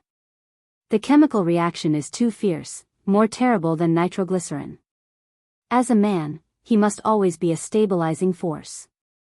Qin Zhe came to Dinghai today. The movie has already started. The three people deliberately came a few minutes late and wore masks. The reason why Su Yu and Wang Zijin wore masks was that the two beauties were too eye-catching. Qin Zhe was afraid that he would be recognized. If the audience knew that Qin Zhe's real body was here, the scene would definitely boil over. According to the movie tickets, they entered Theater 6. The seats were full, and the light from the big screen illuminated the heads. Qin Zhe and the other two chose to stand at the edge. He took off his mask, and the dim atmosphere was the best cover. Everyone's attention was on the movie. As long as he didn't look at the passers-by silently, no one would notice him. Just like that, Qin Zhe started watching the movie with his best friend on his left and right. If it was Long Outyan, he should be hugging his left and right. At the very least, he should be holding his sister's small hands. Using the popular description of that era, the two beauties looked at each other and smiled happily. They snuggled in Long Outyan's arms and shared this man's love. The theater was filled with a happy atmosphere. Cross out this sentence. Brother Sun was innocent. In reality, Qin Zhe was sitting upright with popcorn on his lap for his best friend to enjoy. Su Yu was absolutely intentional. Fortunately, her little temper was limited to this, and Wang Zijin may be deeply in love with Qin Bao Bao. She has not dared to show her love with Qin Zhe blatantly. A delicate balance was maintained between the three people. The movie just happened to play when Qin Hao woke up from his rebirth and ran out of the house in a panic. In the old alley, Qin Hao opened his arms and smelled the haze of 2008. In his ears, there was the advertisement of the shop next door, China Anti-Cave, leading the life of three prostitutes, first come, first served. The BGM was exciting and cheerful music. This year, Qin Zhe is not popular. This year's economic crisis is coming. This year, there will be a big earthquake. Qin Hao went back to his room and took notes seriously. There was laughter in the theater, and many audience members were amused. This movie is good. It's funny. Huh, my husband is also humorous. The two girls behind him were whispering. Their voices were very low, but they were clearly heard by Su Yu. Su Yu, oh, husband. Wang Zijin, oh, husband. Qin Zhe pretended not to hear their sarcastic tone. In the eyes of women, those who look average are called handsome, those who look good are called little brother, and those who look super handsome are called husband. I accept this sarcasm. Who made me so handsome? Wang Zijin and Su Yu came with a critical and scrutinizing mentality, but watching, the corners of their mouths hooked up. The movie was humorous and relaxed, and it was easy to immerse you in it. Coke movies and popcorn, leisurely and relaxed, let people temporarily get rid of the fast-paced lifestyle. But this relaxed and cheerful atmosphere did not last long. With the progress of the movie, the successful Qin began to flirt with his childhood sweetheart sister. Then, on a dark and windy night, Qin used a sketch to draw an abstract image of a big cock. He looked at the tall and beautiful sister and confirmed that she was the one he wanted to sleep with. On the screen, the two kissed on the bed, from the lips to the neck, and then to the chest. Qin, played by Qin Hao, arched and arched. Qin Bao, on the other hand, hugged his head and pressed it against her chest, looking charming. Su Yu's eyes twitched. Almost at the same time, Wang Zijin's mouth twitched slightly. Even if they knew it was acting, they were not in the entertainment circle after all. They were not so generous and well-informed. Looking at the bed scene between Qin and Qin Bao on the screen, they felt that they had been put on a hat. There was also jealousy. Normal men could not accept their girlfriend kissing other men, even if it was acting. It also reflected that the people in the entertainment circle were very big. To what extent? For example, there was a familiar joke, "I'll drink first, you can do whatever you want." "I'll drink too, you can do whatever you want." "I'll drink, you can do whatever you want." After a round, it was the groom's turn. He took the wine and said, "Let's drink together." Forthright. Su Yu and Wang Zijin squinted at Qin at the same time. Qin straightened his back and was expressionless. In front of the three people, the brother and sister kissed in a special way. At this time, he had to be calm. The key to stabilizing the sea was stability. "If China moves, I won't move." Wang Zijin said faintly, "Yo, I heard from Bao that they didn't use a double in this part." Su Yu was speechless. Qin couldn't bear it and said with a dry smile, "I'll go to the toilet." After going to the toilet, the bed scene was over. Wang Zijin and Su Yu recovered their calmness. He breathed a sigh of relief, so the three people continued to eat popcorn and watch the movie. When the popcorn was finished, Qin suddenly froze and looked at the popcorn in his hands silently. "What's wrong?" Wang Zijin, who was careful, saw it and asked. I forgot to wash my hands after going to the toilet," he said. Su Yu was chewing popcorn happily. The smile on Wang Zijin's face gradually disappeared. A little embarrassed, Qin comforted her, "Anyway, it's a familiar taste." Su Yu, Wang Zijin, the childhood sweethearts were caught by their parents the next morning, so they laid their cards on the table. This was one of the most explosive parts of the entire movie. On the screen, Qin was roaring in anger. He was like a ferocious little beast that had gone berserk. The memories of his previous life flashed by. Let the audience more clearly understand that this was a very miserable loser. He went back 10 years with hope and longing and vowed to get back his lost love. There was an unwilling child hidden in his heart, roaring angrily. In the 5-minute plot, the theater was silent, there was no laughter, no talking. The first 2/3 of the movie was relaxed and humorous, and the theater was full of laughter. Even after the bed scene, when the childhood sweethearts were forced to lay their cards on the table with their parents, the audience still felt sweet, because in the end, there were still lovers who got married. But after that, the relaxed and humorous elements disappeared. After the passionate love period, due to the pressure of public opinion, they went from tolerating to alienating, and then to breaking up. Fate was like a pair of invisible hands, setting everything back on track. Later, after they went their separate ways, life went on, and the female lead was about to get married. After Qin Hao got the news, he suddenly realized that he had been reborn, but he still didn't grasp the most important thing. He got into a car accident on the way to the wedding. The scene ended there, and it was pitch black.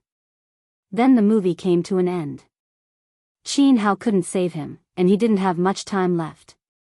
In the clean ward, the male and female leads said their last goodbye.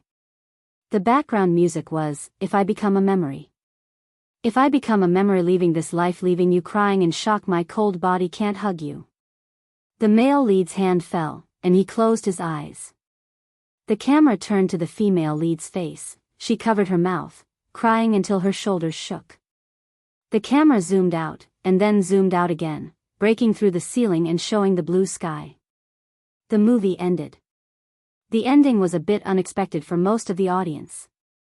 It was supposed to be a light-hearted comedy, wasn't it? Even if the two broke up due to public opinion, when the male lead found his true feelings and went to stop the wedding, the audience thought it would be a wedding robbery. Suddenly, tears welled up in their eyes. So, did he split when he was dying, or did he really get reborn? This question was very controversial on the internet, and the disagreement was especially serious in the movie reviews.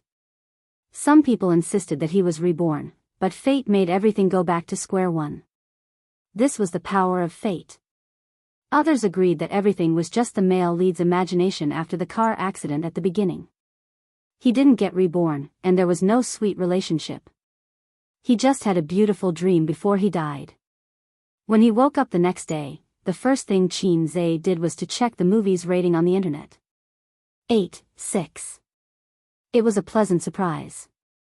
He originally thought that as long as it got 8, he would be able to pass the mission. To be honest, the quality of this movie was definitely not comparable to the phenomenal movies he had acted in before, but he couldn't deny that it was a rare masterpiece. The reason why the movie was so popular the first day was probably because of the ending. If a movie could make the audience feel lost after it ended, and if the audience continued to argue with each other, then it was a success. It was more successful than a pure comedy. The prompt of the completion of the mission soon came. Chin Zhe was delighted. Points were the source of Hei's king's confidence. With points, he was Hei's king. He could copy scripts and songs. Without points, he was just a salted fish. At most, he was a salted fish with a high IQ.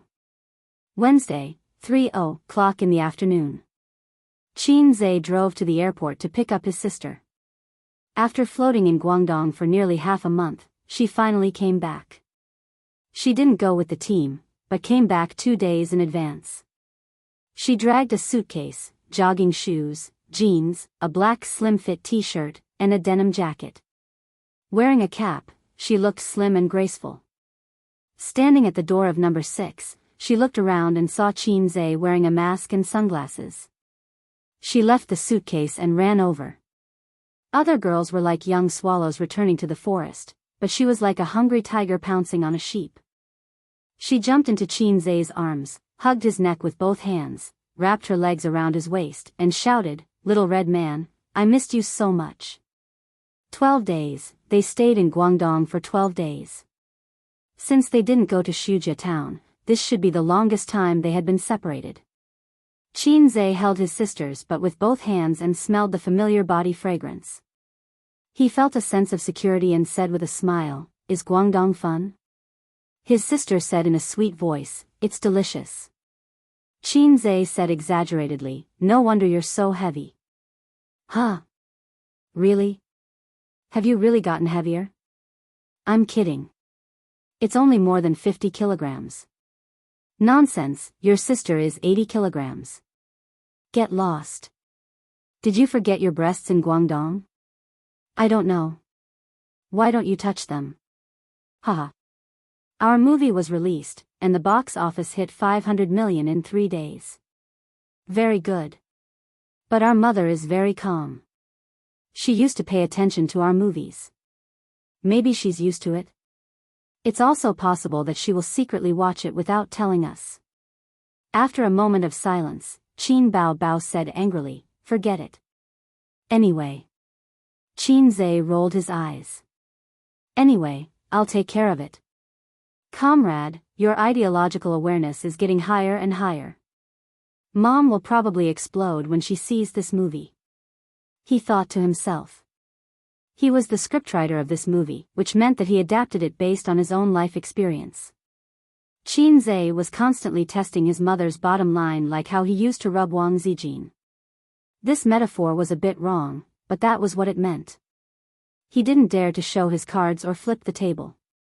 But little by little, he tested his mother's bottom line. The cycle was gradual. The pedestrians around them hurried past. When they passed by, their eyes lingered for a moment. But when they brushed past, they just treated them as an intimate couple. Qin Zhe held his sisters but with one hand and dragged the suitcase with the other as they walked to the car. Qin Bao Bao jumped down from him and got into the car. Qin Zhe opened the trunk and put the luggage away. Qin Bao Bao took off her sunglasses and mask, turned around, and saw that Qin Zhe didn't get into the car. Instead, he walked straight to a commercial car in front. Qin Zhe is coming. He found us. Let's go. Let's go. What are you afraid of? What can he do? This time, we've filmed something interesting. That woman is Qin Bao Bao, right? Look at her figure. Chapter 640. There were 3 people in the car, and they were all professional paparazzi. One of them was holding a DSLR with an extended lens. Every move of Qin Zhe and Qin Bao Bao was recorded on it. Normal siblings don't do this, right? The young man holding the DSLR was stunned. It's normal in public, showing off their sibling relationship to attract attention, but it's always like this in private. The other young man said. If they didn't know that the man was Qin Zhe and the woman was Qin Bao Bao, they would have thought that they were a couple. But after knowing their identities and connecting them to their behavior, it was very chewy. After figuring this out, the eyes of the young man holding the DSLR lit up, and his face flushed with excitement. This time there's big news. This month's bonus is enough for us to stay in Debao for a month. The truth wasn't important. Entertainment news never paid attention to the truth, and it didn't need to be reasonable like the news broadcast. Entertainment news only pursued the breaking news. With these few photos and some eye-catching statements, just the copyright alone would be able to sell like crazy. The other young man was also excited. The middle-aged driver frowned. Compared to this, shouldn't we think about how to deal with Qin Zhe first? He's coming. Why are we afraid of him? Will he eat us? That's right. In our line of work, which celebrity hasn't been provoked? The 2 young men were indeed young and aggressive. They were not afraid at all. Knock knock. Qin Zhe knocked on the driver's window. The middle-aged driver lowered the window a crack and pretended not to know Qin Zhe. He frowned. What's the matter? Qin Zhe smiled. You've been following me all the way. It's been hard on you. The driver looked at him like he was an idiot. I don't know what you're talking about. Qin Zhe put on his sunglasses and went straight to the point. How about this, I'll pay for the photos just now, along with your DSLR. The middle-aged driver smiled and turned to look at the 2 young men behind him. The young man holding the DSLR said, 5 million, this DSLR is yours. Qin Zhe was stunned. 5 million? A few photos in exchange for a house in Shanghai? The young man holding the DSLR said calmly, you're not short of money anyway. Is 5 million a lot? Don't you know how much money a female celebrity had to pay to keep her mouth shut when she was exposed for having an affair? More than 10 million.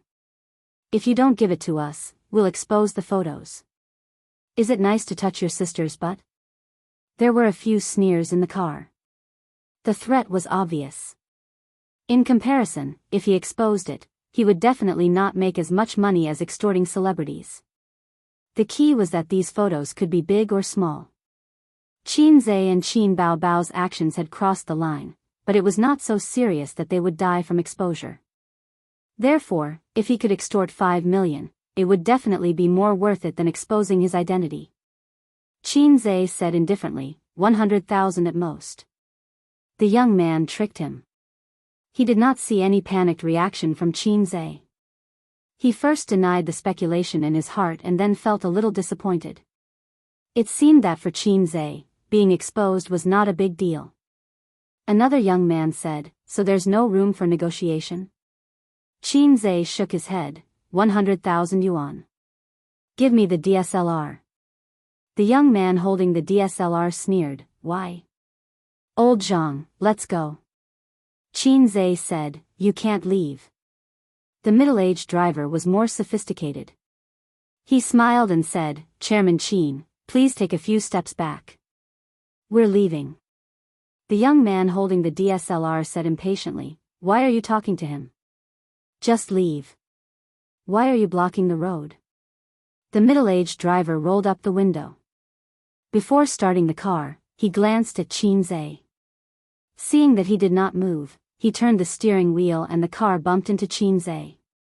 Qinze, who was standing outside the car, clenched his fist and raised it. He took a stance and punched out. Bang! The car window shattered. The crisp sound attracted the attention of the surrounding people, as well as the auxiliary traffic police not far away. After the fist broke the window, it hit the driver's face. 2 teeth flew out. Qinze slapped the driver unconscious. He went to the passenger seat and opened the car door. The 2 dumbfounded young men reacted. The young man near the car door cursed and kicked Qinze, but Qinze waved his hand and slapped him again, making his mouth full of blood. Only the young man holding the DSLR was not beaten. He hugged the DSLR and his face was slightly pale. "We are not doing business. The photos are mine, not yours. I'm giving you face by talking about the price. Don't take something stolen as your own." Qinze stretched out his hand. "Give me the DSLR. The money is gone." The young man said, "You dare to rob us? We will call the police." Ignoring his stubborn resistance, Qinze gave him a loud slap. He snatched the DSLR from his arms and smashed it on the ground. The passers-by who saw this scene stopped to watch. However, Qinze was facing them and did not show his face. Therefore, they missed the opportunity to take a video. After doing all this, Qinze gestured to his sister in the car to not come out. He then took out his phone and called the company's legal department, Pudong Airport, Terminal 2, Gate 6. "Get there in half an hour." Just then, the auxiliary police came over and said in a deep voice, "What's going on?" The young man was relieved and said loudly, "He's robbing." The auxiliary police was stunned. He subconsciously held the walkie-talkie and scolded Qinze, "Don't move." He planned to call the airport's security. Almost all the first and second-tier cities in the country had police stations near the airport. The Pudong Airport police station was in the terminal building. Qinze said, "I'm Qinze. They are paparazzi. I just asked them for the photos, but they didn't return them to me." He took off his sunglasses, revealing his face, and quickly put them back on. The auxiliary police said, "Oh." He put down the walkie-talkie and said to the young man in the car, "Then you call the police yourself." Celebrities and paparazzi were trouble. If he interfered and was exposed on the internet, he might be hunted down. He extinguished the thought of being nosy and planned to be a bystander. Robberies were not under his control. He was just a traffic auxiliary police officer and did not even have a staff. Robberies were not under the control of the traffic police. And this kind of incident was not harmful because Qinze's identity meant that he would not continue to do things that were out of line. The young man, he could only call the police himself. How could a qualified paparazzi be afraid of a celebrity? It was like a barefoot person who was not afraid of wearing shoes. Moreover, Qinze had broken the law by hitting someone and smashing his SLR camera. Not long after, the people from the airport's security police station arrived. They came very quickly because they heard that a celebrity and paparazzi had a conflict. They were not here to resolve the conflict, but to maintain law and order. Once Qinze's identity was exposed, the airport's law and order were over. So when the young man arrogantly took out his phone and took a video of Qinze, he shouted, "So what if I'm taking a video of you? If you have the ability, smash my phone again in front of so many police officers." "Qinze, do you dare to smash my phone?" Passers-by took out their phones and gathered around. The crowd blocked the driveway, and cars were stuck outside the crowd, honking desperately. The corners of the police officers' mouths twitched. This guy refreshed Qinze's understanding of paparazzi. As expected, he was not afraid of paparazzi at all. He wanted nothing more than to fight with him. Just like that, he snatched the young man's phone in front of everyone and smashed it. "I want to sue him for damage to personal property, the young paparazzi said loudly. Also, he hit my partner. He pointed to his red and swollen face and added, I was hit too. The police officers symbolically held Qin Zhe back and tried to mediate. Take him away, don't block here. The traffic police and auxiliary police officers had a look of disbelief on their faces. At this moment, a man in a suit and leather shoes ran over, sweating profusely. He looked around the crowd for a moment and forced his way in, panting as he came to Qin Zhe's side. President Qin, the car was stuck behind, I ran over. Did something happen to you? Qin Zhe briefly explained the situation and said, I don't have time to waste here, can you solve it? Lawyer, yes, yes.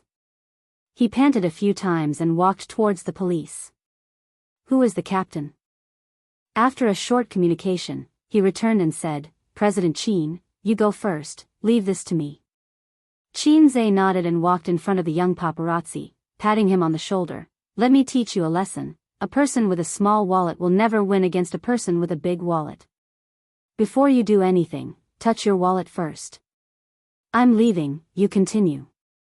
The young man watched as he got into the car, and with the help of the traffic police, the crowd was evacuated and the car drove away from the airport highway. He felt a chill in his heart. He couldn't leave for the time being. He still had to go to the police station. Pudong Airport was left behind, and gradually, only a blurry shadow could be seen. Qin Bao looked away and frowned. What disgusting paparazzi, I almost fell into their trap. Qin Zhe looked ahead and smiled. No, I noticed them when I left the company. Sister hit his head with a knife and complained, then why didn't you remind me? Qin Zhe didn't explain. Meeting after a long time, he didn't want to say, there are paparazzi behind me. And last time, they were almost secretly photographed by paparazzi outside his uncle's neighborhood. Sister was very careful after that and wouldn't kiss him outside. At most, they were a little too intimate, and it would be a little troublesome if it was exposed, so Qin Zhe wanted the photos back, but not to the point of death.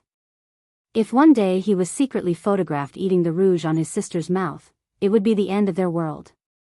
Qin Bao complained a little and called the company, asking the public relations department to expose the incident on the internet in advance, and then explain. This way, the impact on Qin Zhe's reputation would be minimized. Everyone knew that paparazzi were annoying, and taking the initiative to clarify and being exposed for hitting people were two completely different things. Hanging up the phone, his sister frowned. Will they write nonsense on the internet? She was referring to the paparazzi. Have you heard of a saying on the internet? What saying? No, you're talking about a chicken tyrant. Qin Zhe was steady. The police station was handed over to the lawyer, and the whole legal department was behind him. The public opinion that was about to appear on the internet was handed over to the public relations department. Qin Zhe almost didn't have anything to do with himself. Rich people's benefits were good. After such a long delay, it was already 5:00 when he got home. Qin Zhe entered the password and then took out the key to open the door. He dragged the suitcase with one hand and held his sister's hand with the other. Qin Bao chattered beside him, telling him the interesting things she encountered in Guangdong. Did you help me change the bed sheets? Yes. Did you clean the bathtub? The cleaning lady couldn't clean it. Yes. Good, I'll kiss you. The door opened, and Qin Bao's words were stuck in her throat. At the entrance, Qin Ma was squatting, opening the shoe cabinet, and carefully arranging the messy shoes inside. Mom, why are you in my house? Qin Bao's voice was full of fear. Your house? Qin Ma said in a bad mood, you're not married yet, where did you get a house? Her gaze fell on the hands of the siblings, whose fingers were intertwined. Qin Zhe and Qin Bao separated as if they had been electrocuted. Qin Zhe, Sigma, degree winky face. Qin Bao, Sigma, degree winky face. Once again, he was seen by his mother. Hei's king, who had been majestic at the airport just now, felt his legs go soft. Qin Ma was stunned for a long time, and forced herself to be calm. Why are you standing there like idiots? Come in. The siblings hurried into the house and saw the old man sitting in the living room. "Dad, why are you here?" Qin Bao Bao rushed over and hugged her father's arm like a swallow returning to the forest. The old man was sitting on the sofa watching TV, and his smile was full of fatherly love. "Didn't you come back today? Your mom and I came to see you." Qin Bao Bao quickly expressed her loyalty. "Dad, I missed you so much." Qin Zhe said dryly, "Dad." He didn't know if his mom heard what his sister said, and he felt very guilty. The old man nodded. Qin Zhe sighed. "If only I was half as sweet as my sister when I was young, my childhood would be happier." At the entrance, Qin Ma set up the shoes. The shoe cabinet had 4 layers, and the first 3 layers were women's high heels, Roman shoes, canvas shoes, jogging shoes, and so on. The 4th layer was men's sneakers and leather shoes. The little red guy came to live with her sister again. She sighed, and there was deep worry between her eyebrows. Qin Zhe helped his sister drag the suitcase to the room, took out her clothes one by one, and hung them in the fitting room. His sister's master bedroom not only had a separate bathroom, but also a fitting room. It was extremely luxurious. It was full of clothes for all seasons, and there were more than a dozen sets of swimsuits. It was a dazzling lineup. Qin Zhe's small hand swept over his sister's swimsuit, and he had a good time. Qin Ma and the old man rarely came to inspect the siblings' lives. Coincidentally, the new movie happened to be released, and Qin Zhe and Qin Bao Bao felt very guilty. When they ran out to buy groceries, the siblings were silent. When they went home with the groceries, they happened to run into Wang Zijin in the elevator, who was coming home from work. "You bought so many groceries?" Wang Zijin and Qin Bao Bao hugged and kissed each other's cheeks. "My parents are here." Qin Bao Bao was worried. Wang Zijin's face was slightly nervous. She was already the daughter-in-law of the Qin family. At dinner, Qin Zhe and Qin Ma cooked. In normal families, it would be mother and daughter working together, but in his family, it was mother and son working together. In the kitchen, Qin Ma washed and cut vegetables, and Qin Zhe cooked. Guang hasn't come back from Shen City for a long time," Qin Ma said. "He's busy there, and he should be back at the end of the year." "That's good, he has something to do, so he doesn't have to think too much." Qin Ma smiled gently. "But is it okay to let him be the factory director? Your uncle is not very reliable." As a mother, she always put her son first and didn't want to see him suffer. "It's okay, Xiao has someone to help him." "Oh no, it was a slip of the tongue." Qin Zhe's stir-frying motion paused. Su Yao. Qin Ma's face turned pale. Qin Zhe's heart skipped a beat, and he tested his mother's reaction again. "Yes, my uncle introduced him. He said that he is a childhood friend of mine, and he is also from Su Town." "Mom, do you know him?" Qin Ma's hands trembled, and she looked at Qin Zhe blankly. Did he say anything to you, Mom? Let me tell you a joke," Qin Zhe said. After dinner, the family of 3 sat in the living room and watched TV. The father said meaningfully, "My son doesn't look like me at all." The mother said, "There are some things that you should know. Don't worry about it. Our son is already 24 years old. If you insist on taking it seriously, you might lose your son and your wife." This was the joke Qin Zhe wanted to tell, but when he saw the panic and nervousness in his mother's eyes, he could clearly feel her fear. Qin Zhe felt as if his heart was stabbed by a needle, and he didn't say anything. "She doesn't owe me anything. She raised me as if I were her own son. She raised me for 24 years, gave me a complete family, and let me have a childhood without inferiority and poverty. But what did I do? I kept testing her bottom line. I tried to open the scars in her heart. A while ago, the company was short of funds, so my uncle asked him to invest. He said that he was very optimistic about my factory and decided to invest." Qin Zhe said happily, "I'll tell you a secret. I asked him for a lot of money, and he didn't even know." "Haha. Your son made a lot of money from this business." Qin Zhe took the opportunity to remove his uncle from the picture. Qin Ma carefully observed her son's expression. He was a little proud, and nothing else. She didn't know that her son had the acting skills of an emperor. That's good. Qin Ma smiled with relief. Mom. Yes. Mom, yes? Nothing, I just want to call you. After dinner, Qin Zhe and his sister sent his parents to the underground parking lot. After the old man got out of the elevator, he pulled Qin Zhe to the side with the excuse of smoking. Wang Zijin, yes. Tonight, Wang Zijin called Uncle Qin very sweetly. Qin Zhe's dishes were spicy. She poured water for the old man and Qin Ma. The old man has been a teacher for almost 30 years, and his eyes are very shrewd. Wang Zijin showed different obedience and enthusiasm than usual at night, which was enough for him to perceive the truth. So Qin Zhe happily admitted it. The old man snorted and raised his hand to cut his son's scalp. Considering that he had grown up, he took back his hand and said with a headache, "How could I give birth to a little red guy like you?" Qin Zhe said, "Maybe you can be a grandfather at the end of the year." He added in his heart that Grandpa had to wait. The old man said, "So you or Wang Zijin?" Qin Zhe said, "I don't know, maybe the two of them together?" He couldn't help but slap his son's head. The old man and Qin Ma drove home. Qin Bao Bao said blankly, "What did you say to Dad?" He looked so angry. Qin Zhe said, "I said your daughter can't get married at 30 years old. Do you want to take a gamble?" Qin Bao Bao kicked him and said, "Get out." He just didn't want the old man to ask too much. If he asked, Qin Zhe couldn't answer.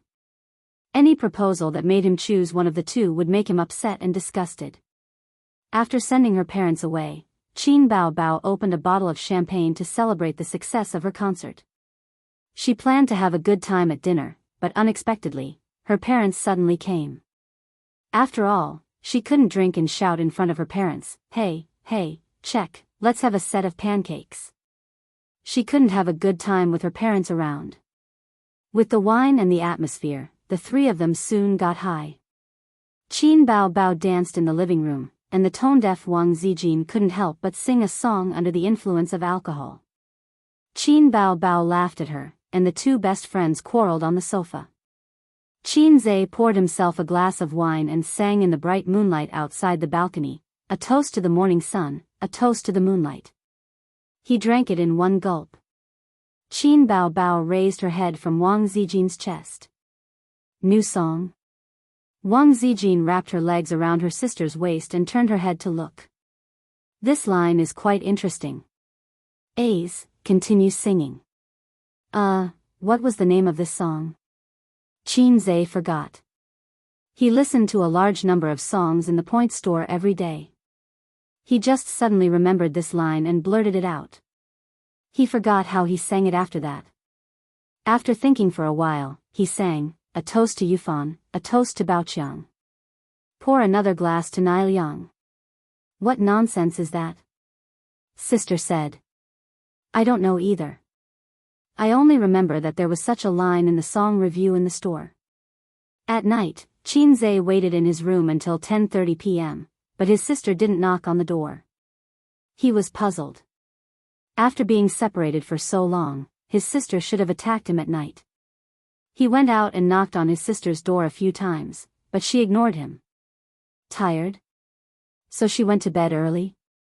After returning to his room, he sent a message to Wang Zijin. "My sister is asleep."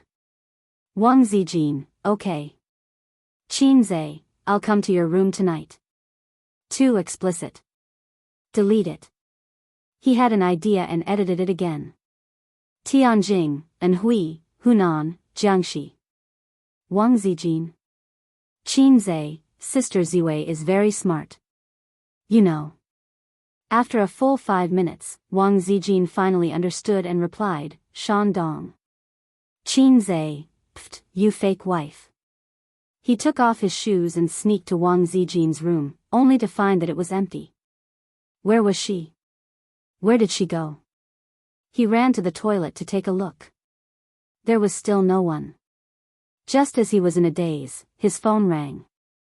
There was a message. Sister, don't knock on my door. Zijin is in my room. I'm sleeping with her tonight. Annoying, you made me so nervous just now. How am I going to explain it to her?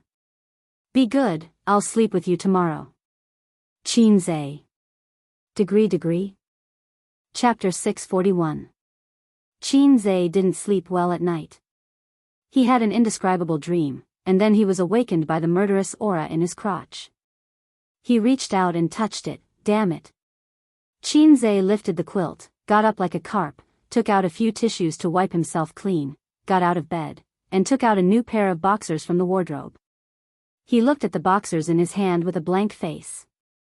Was this overflowing? Men's thing was like a woman's period. It would come every month, but men could release it manually, while women could only passively endure it. It could be seen that between men and women, initiative and passivity were destined. How many years ago? He could still encounter this kind of thing.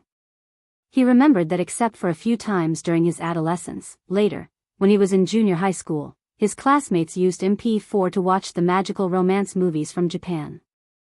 He comprehended the famous 5 dragons embracing the pillar technique without a teacher and opened the door to a new world.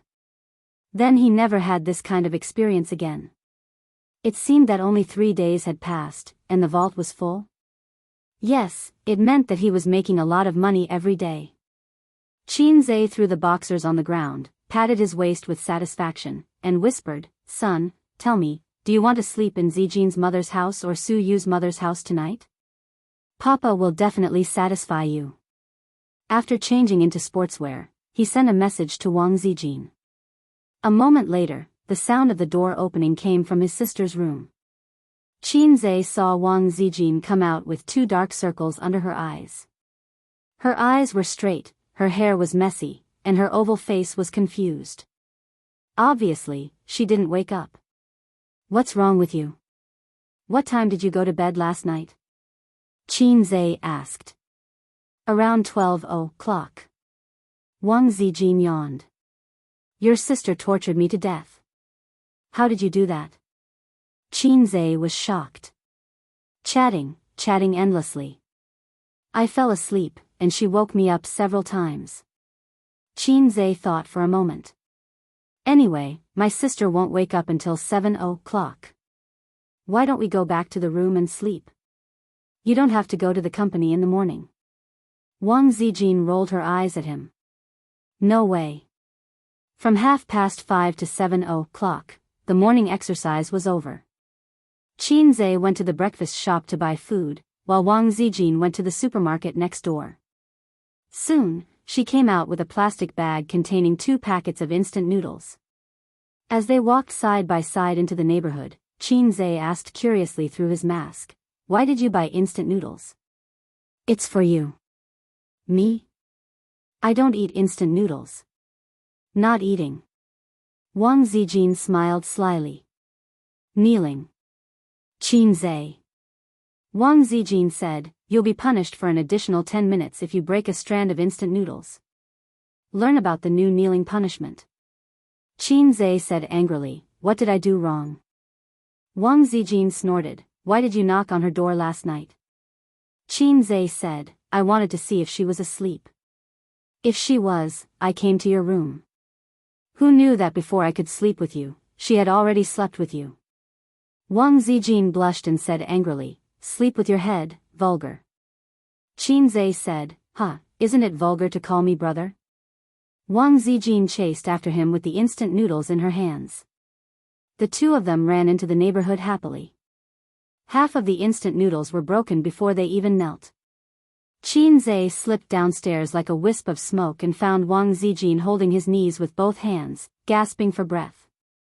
She had not gotten enough sleep and had been doing morning exercises for a long time. She was exhausted. Qinze returned and said, You're tired, aren't you? I told you to sleep, but you insisted on being brave. Wang Zijin said angrily, Are you really going to sleep? Won't I be more tired in bed? After all, she was Zijin who was afraid of being F***ked. Qinze said sympathetically, "Idiot, can't you tell that I'm joking? I'll carry you upstairs." Wang Zijin snorted and let him carry her. She obediently wrapped her arms around his neck. Qinze laughed and said, "Idiot, can't you tell that I'm joking?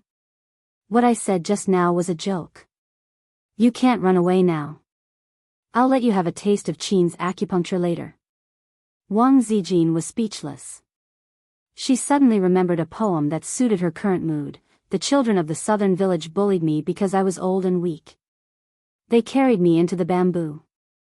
My lips were dry and my mouth was dry. I sighed when I returned." Qinze let out a series of deranged laughter. Wang Zijin said angrily, "Don't be a rascal. Your sister is about to wake up."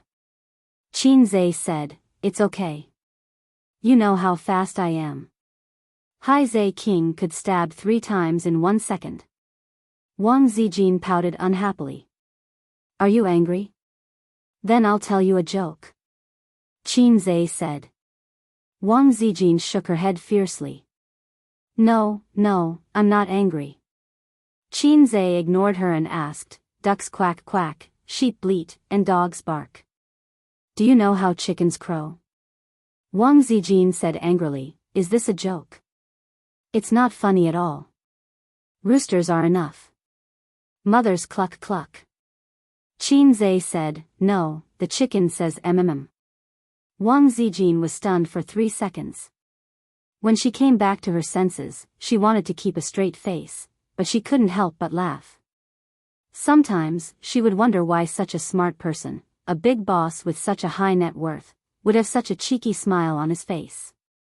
He was not serious or steady at all. But she liked it. Thinking about it, maybe girls liked lively and interesting men. No one wanted to spend the rest of their lives with a wooden man. Therefore, beautiful women always met scumbags. Because scumbags knew how to play, introverted otakus always sighed that good cabbage was for pigs to play with. Wasn't this nonsense? Pigs would at least play with cabbages, but otakus would only look at cabbages and silently release their hands. The 3 big tumors of society: otakus, coders, and civil servants. Civil servants equals otakus plus coders. When they arrived at the door, Qinze put her down. He really wanted her to sleep in the morning and go to work at noon. The Qin's needle technique was purely a joke. He knew it was fake from the name. The real thing should be the Qin's stick technique. Couples hoped that such jokes could be used as a regulator. Otherwise, they would easily lose their passion and treat each other with respect. Qin Bao Bao had already woken up. After washing up, she squatted on the chair by the dining table and looked at her mobile phone. Wearing loose teddy bear pajamas, she was waiting for her brother to come back and nurse her. His sister hadn't worn such loose cartoon pajamas for a long time. But when she wore these pajamas, it seemed to bring Qinze back to his university days. She still hadn't changed. She was beautiful, charming, tall, and a little cute in teddy bear pajamas. Qinze had seen her in OL suits, luxurious gowns, and silk nightgowns, but only teddy bear pajamas could let him find a trace of the past in his changing life. Each of them had a basket of dumplings, a bowl of tofu pudding, and 2 fried dough sticks. With Qin Bao Bao and Wang Zijin's appetite, after eating the tofu pudding, fried dough sticks, and 2 dumplings, they were basically full. The rest was for Qinze to eat. Qinze's appetite was at least twice that of an ordinary adult man. After dinner, under Qinze's request, Wang Zijin went back to her room to sleep. When Qinze opened the door, his sister pulled him, tiptoed, and pecked him on the cheek. She whispered, 11 p.m., don't lock the door. At 11 p.m., Wang Zijin's biological clock determined that she had fallen asleep. Qinze, his sister, was a woman of her words. If she said she would sleep with him tonight, she would sleep with him tonight. But he didn't want to sleep with a vegetarian tonight. Son, Dad went back on his words. 9:30 p.m., Fudan University, female dormitory. Su Yanyan was in the headquarters. Most of the dormitory buildings in the headquarters were old houses. Since she was a freshman, the living conditions were not very good. It was a 4-person room. The top bunk was a bed, and the bottom bunk was a desk. She heard that the living conditions in the southern and northern districts were better. They were suites with separate bathrooms. There was also a public washing machine in the dormitory building. But that was where the seniors who were taking the postgraduate and doctoral exams lived. The freshmen could only live in the worst dormitory in the headquarters. Just like in the martial arts world, the seats were all occupied by the seniors. The newcomers could only stand. Later on, those young heroes who were able to conquer the heavens and earth at a young age were all unrealistic fantasies of otaku writers. The female dormitory was cleaner than the male dormitory, but it was not much better. There were all kinds of clothes hanging on the balcony. There were computers, books, and all kinds of cosmetics on the desk. The more pretentious ones even had curtains on their beds. No one knew what they were going to do in bed at night. There were 4 people in the dormitory. 2 of them were lying on the bed with face masks, and 1 was doing her toenails. Su Yanyan was sitting at the desk, watching Qin Bao Bao's concert video on her laptop. Yanyan, how many times have you listened to it? The girl doing the manicure asked. It's good. There's a new song in it. Are your ears growing calluses? The girl with the face mask said angrily. I don't think so. Su Yanyan said, I'm just wondering what kind of person Qin Zhe is to be able to create so many songs with so many different emotions. He should be someone with a very rich emotional world. Then you've seen him. What do you think? The girl with the face mask was lying on the bed. She could not move her face, so she could only look at Su Yanyan from the corner of her eyes. He's a very gentle person, like a warm man. His words are gentle, his eyes are bright, and he has a good figure. When he speaks, he always stares into your eyes. He gives off a very sincere and polite feeling. And he's more humorous. Su Yanyan recalled. I have his WeChat. As long as I want to, I can video call him. She always said that. Almost everyone who knew her had heard it at least 10 times. Her roommates were very disdainful of her way of showing off without any actual actions. She had probably seen Qin Zhe before. After all, there were pictures of him. But adding him as a friend and being able to video call him was probably just her bragging. Su Yanyan's family was very rich. This could be seen from her branded bags and expensive cosmetics that ordinary girls could not compare to. But this did not prevent the rich second-generation Su Yanyan from getting along well with her roommates because of her generosity. The face masks on the 2 girls on the bed were given by her. Not only that, her cosmetics could be used by everyone. She often treated them to meals on weekends. She was a rich second generation who was not arrogant and generous. She could eat anywhere. Yes, we know. You're so awesome. You can video call Qin Zhe. The big star doesn't do anything and just waits for you to video call him. Her roommates' teasing and laughter made Su Yanyan very angry. After hesitating for a moment, she opened the chat app and sent a message. Qin Zhe, are you there? Unsurprisingly, it was like a stone sinking into the sea. The girl who was trimming her toenails came over and mocked. Is it really Qin Zhe? You didn't just change your name, did you? The girl who sat up on the bed and looked down disappointedly lay back down and smoothed the face mask on her face. Although she said that she did not believe it, she still had some expectations. Su Yanyan rolled her eyes. His ID is his real name. The girl who was trimming her toenails curled her lips. His WeChat moments are also blocked. No one can see any messages. Who knows if it's real or not? Su Yanyan said, then let's make a bet.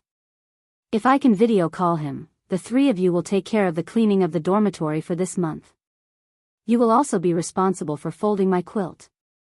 If you lose, you will clean the dormitory for this month.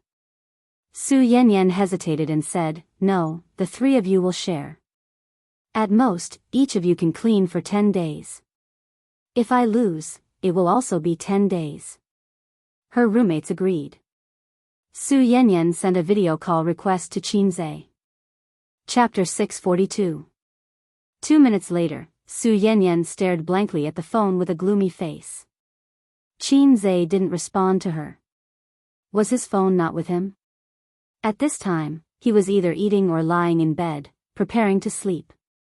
Anyway, he couldn't be busy with anything. No, that was the life of an ordinary person. A big shot like Qin Zhe might be drinking and singing in a high-end club or socializing with clients. 10 days it is.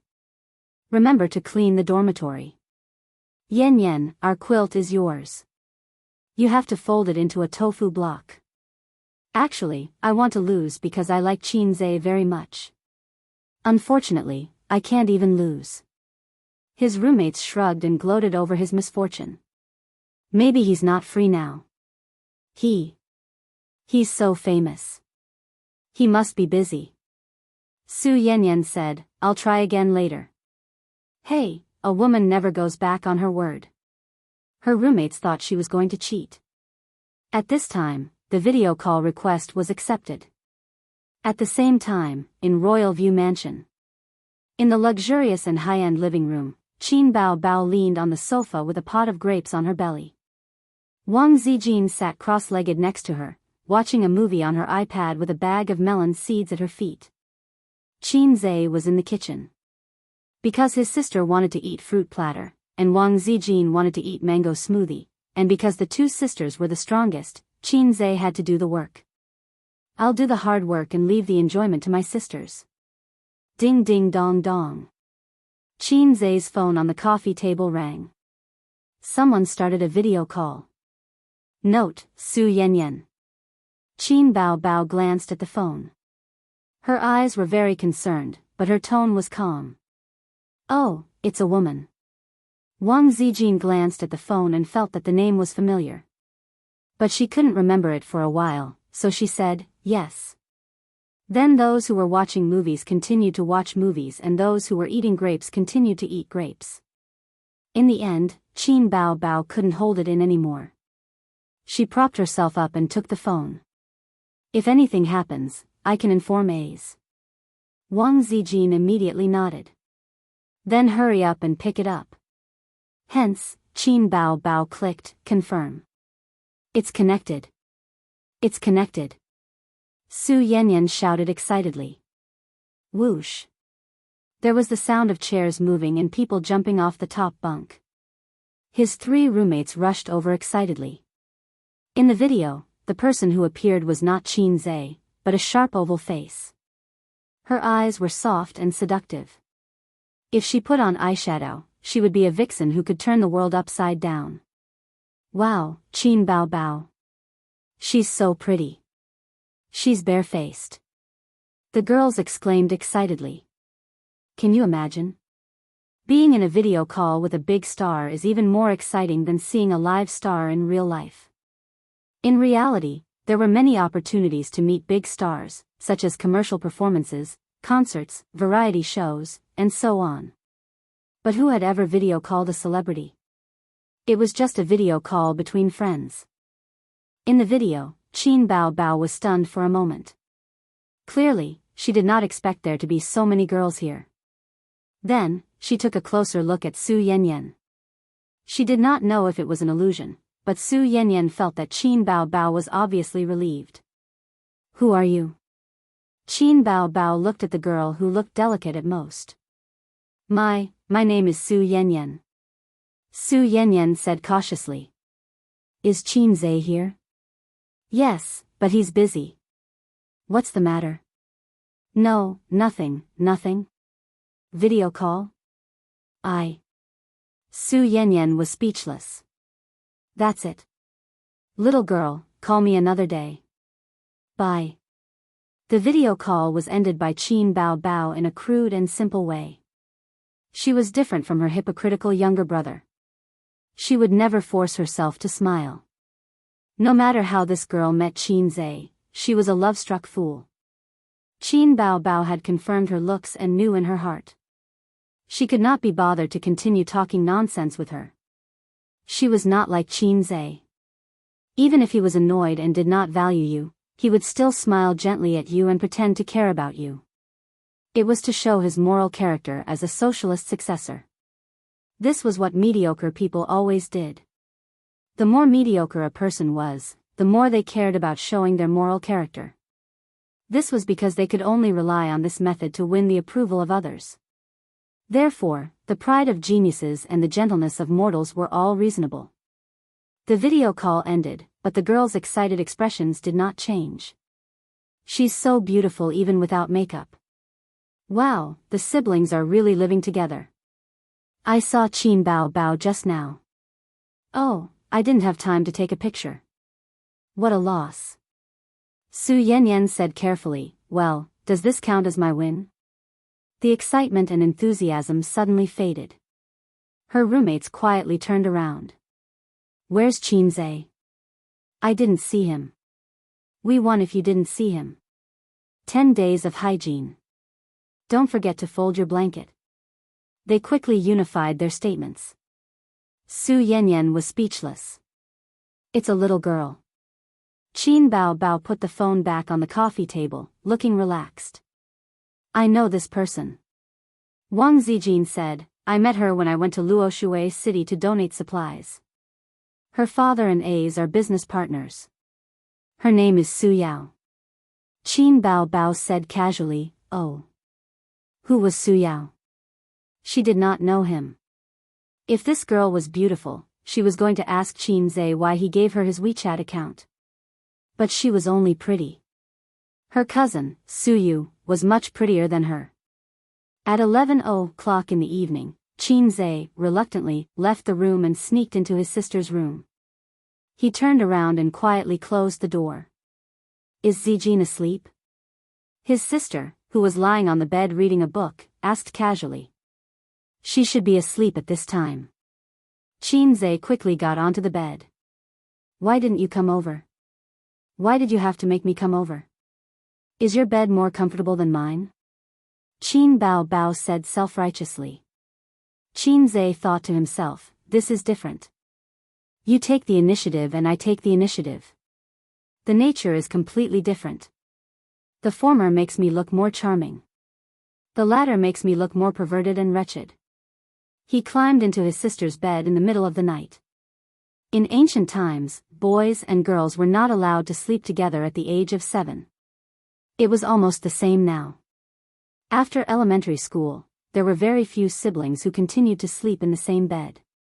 Not to mention that the siblings were 24 and 26 years old. It was simply outrageous. Therefore, Qin Bao would find excuses every time, such as that they had not chatted for a long time and reminisced about their childhood. Then, she would climb into her brother's bed openly. In ancient times, this was called Chu Shibiao. Didn't Big Brother Kongming talk for a long time just to give him a good reason? The two of them pretended to talk about company matters for a few minutes. Qin Bao was going to Shin City to hold a concert next month. So, they talked about this topic for a while. Until Qin Bao turned off the lights and said that she was going to sleep. Qinze once again felt his sister's soft body and hot curves up close. He fell asleep contentedly. The next day, when he woke up in the morning, Qinze was not overflowing with energy. Fortunately, otherwise, he would not be able to explain. However, he would have to distribute his wealth in the next few days. With his physique, he would be full in 3 days at most. He seemed to understand Teddy's helplessness a little. On this day, Qinze, who had been busy with Bao's investment business, received a call from his sister. The program team of Super Brain had sent another invitation. Qinze did not have an agent, so his invitations were all received by Qin Bao's agent, Li Yanhong. This was the third invitation from the program team. The first two were mercilessly rejected by Qinze. The first time was in the disaster area, and the second time was last week. At that time, he was busy exploring the principle of heat generation with Sister Ziwei. They were stuck together like glue, so he did not agree. He still did not want to go, but he recalled that when he was recording the program last time, he did say that he could continue to invite him next time. Well, the price of hypocrisy. Then accept it. I'm not busy recently. If he's a few days in advance, I'll still have to reject it, Qin said over the phone. Oh. His sister hung up. Qin held his phone and watched Superbrain. He was a guest in the first episode, and now, the show was already recording the 6th episode. The content of the first few episodes was mediocre. It was an elimination competition for the genius contestants. The last 2 episodes were quite exciting. The contestants stopped fighting, and the opponents changed to foreign geniuses and celebrities. This was the usual routine of the program team. Competing with foreign contestants could attract the interest of the audience. It was just that the results of these 2 episodes were not ideal. The domestic top students could not win against the foreign top students. If it's a competition of memory and answers, the geniuses produced by our country's exam-oriented education background should be the best in the world, Suyu said. But if it's something else, such as a puzzle game related to certain majors, our country's students are weak. I know. The physical education class that exists in name is the best proof, Qin said. Why did reading make people stupid? Because some people read the answer, not the train of thought. Before university, our country's schools taught the answer. The teacher would teach you the formula and let you use it to solve the problem, but he would not teach you why to use this formula. He taught the process, not the train of thought. But in fact, when people come to society, what they need is the train of thought, not the answer. Some people have not read books, but their train of thought is flexible. Some people finish their masters and doctorates. They have a lot of knowledge, but their train of thought is short and narrow. In terms of education, developed countries do better. Japan is completely ahead of us. Japanese schools pay great attention to clubs, so some students are only high school students, but they are proficient in computer maintenance, playing various musical instruments, and so on. But in China, even in universities, clubs are just decorations. It's pretty good, but why is this kind of program not very popular? Suyu commented. Qin said, it's normal. There are too many underachievers in society. With these rules, ordinary people may not understand them after listening twice. Chapter 643. After accepting the program's invitation, Qin arrived on Saturday as scheduled. Suzhou was very close to Shanghai. It took 20 minutes on the high-speed rail. If he drove, he would arrive in about an hour. The assistant director of the show personally welcomed him at the door. The assistant director was a jack of all trades. He was not below anyone in the crew. He was ranked behind the director, and his status was not even as high as the popular host.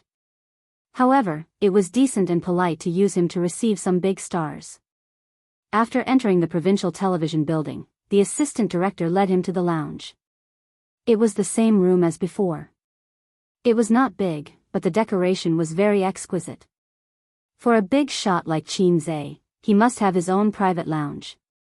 Unknowingly, your show is already recording the 6th episode. On the way, Qin chatted with the assistant director.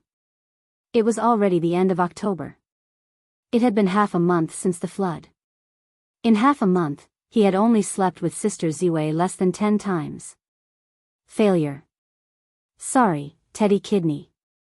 Yes, our show is looking forward to Boss Qin every day, the assistant director replied slyly. Qin was too lazy to talk to him. After listening to too many flattering words, he would feel conflicted and want to hear something else. However, if someone really said something offensive, he would want to slap him to death. Humans were such complicated animals. The show was scheduled to be recorded at 2 in the afternoon. It was just past noon, so there was still more than an hour left. Qin sat on the soft sofa, drank some water, and took out his phone out of boredom. Brother, can you lend me 1,500 yuan? It was a message from his cousin, Jiang Cheng, 10 minutes ago. What do you need money for? Qin replied. 1,500 yuan was a piece of cake. He would not even want to wipe his ass. However, his cousin was only a high school student. He should not bear the financial burden that did not match his age. If his cousin was a rich second-generation heir, it would not matter. 15,000 yuan would not be a problem for Qin Zhe. However, he was not. If he raised him into a rich second-generation heir, he would be crippled. It's urgent. Speak. I can't say. It's urgent anyway. You lost a game and are in a hurry to find someone to help you level up. Forget it if you don't want to give it to me. I'll ask my cousin for it. If you can get 1,500 from my cousin, I'll give you 10 times the amount. All right. A few minutes later, Jiang Qing sent a message. She's not coming. She said she wants it from you. He sent a screenshot as evidence. Hee, it's not like this is the first day you've met your cousin. His sister was more meticulous than him. If she didn't ask for the reason, she wouldn't give him a single cent. Jiang Qing, I'll take a screenshot of what you said and send it to her, wit. Qin Zhe was speechless. Soon, Jiang Qing replied with a series of crying emojis. My cousin told me to get lost and then blacklisted me. Qin Zhe, you're just taking out your anger on me. Patting head, what an idiot. Did he think that he could pull his sister to his side with just a few screenshots? Don't mess around. She can't bear to scold me and will only vent her anger on you. In the end, Qin Zhe still did not give him the money. This guy was stubborn and did not say the reason. His purpose of asking for money was very chewy. For example, this guy's personality signature. In the past, it was legal to go to a brothel, but if you slept with someone's wife, you would be drowned in a pig cage. Now, it's safe to sleep with someone's wife, but it's illegal to go to a brothel. I'm very sad about the loss of traditional culture. 1,500 yuan seemed to be enough for the whole set. Although he claimed to have had several girlfriends, a man who had never been to a brothel was not a qualified man. A child of his age was indeed full of curiosity and desire to open the door to a new world. Ding dong. A message notification. Sister, Jiang Qing asked you for money? Qin Zhe, yes, it's not a small amount. I don't know what he wants and he won't say. Sister, don't give it to him. Why would a high school student need so much money? Auntie and uncle won't lack his pocket money. Children at this age are the easiest to be led astray. Qin Zhe, I understand. Auntie might even complain about us giving him money. There was a saying, when a man achieves the Tao, his chickens and dogs will ascend to heaven. But there was also another saying, if you help someone, they will hate you. When you have no money, your relatives are still your relatives. Once you have a lot of money, your relatives will become parasites. Qin Zhe and Qin Bao Bao's principle was to help when in trouble, but don't rely on borrowing money to get rich. Fortunately, they were born and raised in Shanghai. Their relatives could not be said to be rich, but at least they had some savings. If they were in a remote village, they would be in trouble. After saying this, her sister sent her a screenshot. It was a chat record between her mother and her. Mom, do you have someone you like? Qin Bao Bao, no, your daughter's eyes are on the top of her head. She can only see airplanes and not men. Mom, other people's children already know how to buy soy sauce. Qin Bao Bao, you're saying it as if your child doesn't know how to buy soy sauce. Mom, stupid girl. Qin Zhe crazily sent a thumbs up emoji. Sister, you're smart. Qin Bao Bao replied with a series of proud wearing sunglasses emojis. At this time, the host pushed open the door of the private room. Behind him were two permanent guests, Lu Li and Ning Yucheng. In addition, there was a middle-aged foreigner. Qin Zhe, I have something to do here. Let's talk later. After he put down his phone, the host enthusiastically reached out his hand. President Qin, I've been waiting for you for a long time. You're finally here. Qin Zhe stood up and shook hands with him. The host introduced him to the foreigner, Professor Smith from MIT. He was an expert in the field of brain function research and was also an academician in the United States of America. Smith was a common surname in the United States. It was like Wang, Li, and Zhang in China. When the host introduced Qin Zhe, it was very interesting. He called him the strongest brain in the entertainment industry. I saw your puzzle. It was very shocking. Your mental arithmetic and reasoning skills are very strong. Professor Smith shook hands with Qin Zhe. Intelligence was a very broad concept. It included observation, memory, imagination, analysis, judgment, thinking, adaptability, and so on. My father is also a professor. Qin Zhe laughed. Tsinghua University or Peking University? Professor Smith said. University of Finance and Economics. Qin Zhe said. Tsinghua University or Peking University? Was the threshold for professors in Tsinghua University or Peking University so low? On second thought, it was understandable. Professor Smith was an MIT professor and an academician in the United States of America. Professors from ordinary famous universities could not be compared to him. Zhejiang University or Fudan University were very ordinary. Only Tsinghua University or Peking University could catch his eye. The foreigner was slightly stunned. He probably did not remember what kind of university the University of Finance and Economics was. But he knew the casual courtesy of Chinese. I've heard a lot about you. Whether he had heard of it or not, Professor Smith, who was familiar with half of China, knew how Chinese people communicated. It was definitely not wrong to say, I've heard a lot about you, whenever he met someone. These 4 words were a jack of all trades. The host had brought the guests over not just to chat, but also to have a meeting and go through the script. The guest had to know what the content of today's show was and how to play the game. During the recording, the guest's role was second only to the contestants. Qin Zhe did not have time to read the script, which was today's competition program. He was multitasking. He read the script while chatting with the host and the guest. The Chinese and foreign competition was not over yet. Today's game was computational analysis, spatial imagination, and logical reasoning. When Qin Zhe finished reading the script, the conversation in the room had changed from the show to life. Professor Smith said that he liked China very much and deeply felt the profoundness of Chinese culture. What he felt the most was the Chinese calendar. Today is Mao Zedong Day. My students and I are actively looking for opportunities to do good deeds. Professor Smith said, but you Chinese don't seem to celebrate your own holidays. Instead, you like to celebrate our holidays. Because celebrating your holidays is very fashionable. Wait, Mao Zedong Day? I feel that something is wrong. Qin Zhe came back to his senses. He looked at the host and the 2 guests and said in Chinese, I really don't celebrate holidays. Other than the Chinese New Year and the Chinese New Year, I don't even know that we have Mao Zedong Day. Saying that, he smiled awkwardly. Luli laughed, you don't even know Mao Zedong Day? You didn't learn it when you were young. Wait, I also feel that something is wrong. Ning Yucheng. Today is Mao Zedong Day? He silently took out his phone and checked the calendar. Then, he put down the phone with a black line on his face.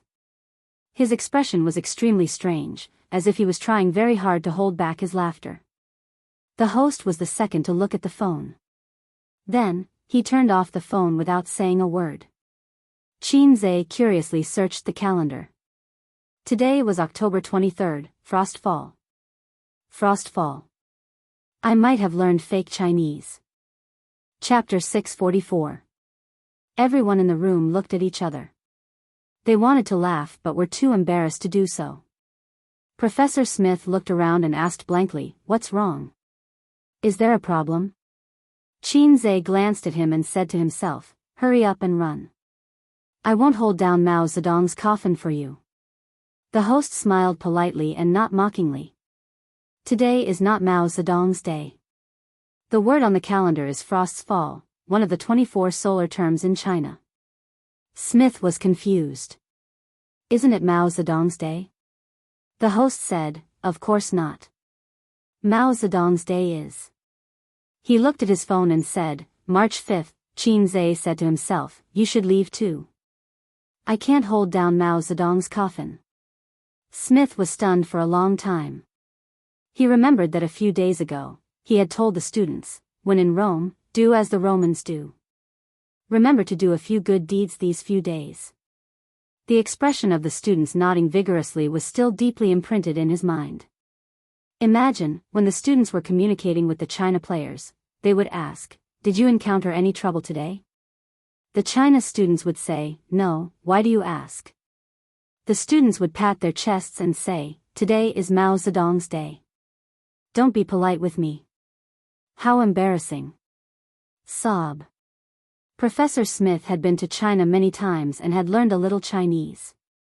He knew some of the simplest colloquialisms, and then he would claim to be an expert in China, because foreigners who claimed to be an expert in China could easily blend in with the Chinese people. In fact, in his eyes, China's words were all the same. They were all square words. English was at least made up of letters.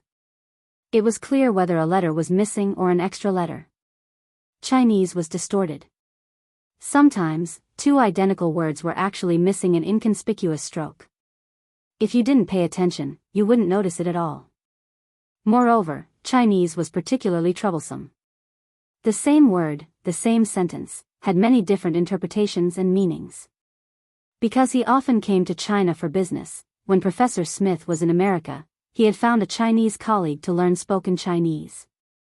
He learned Chinese pronunciation for a few days and felt that it was okay. It wasn't particularly difficult.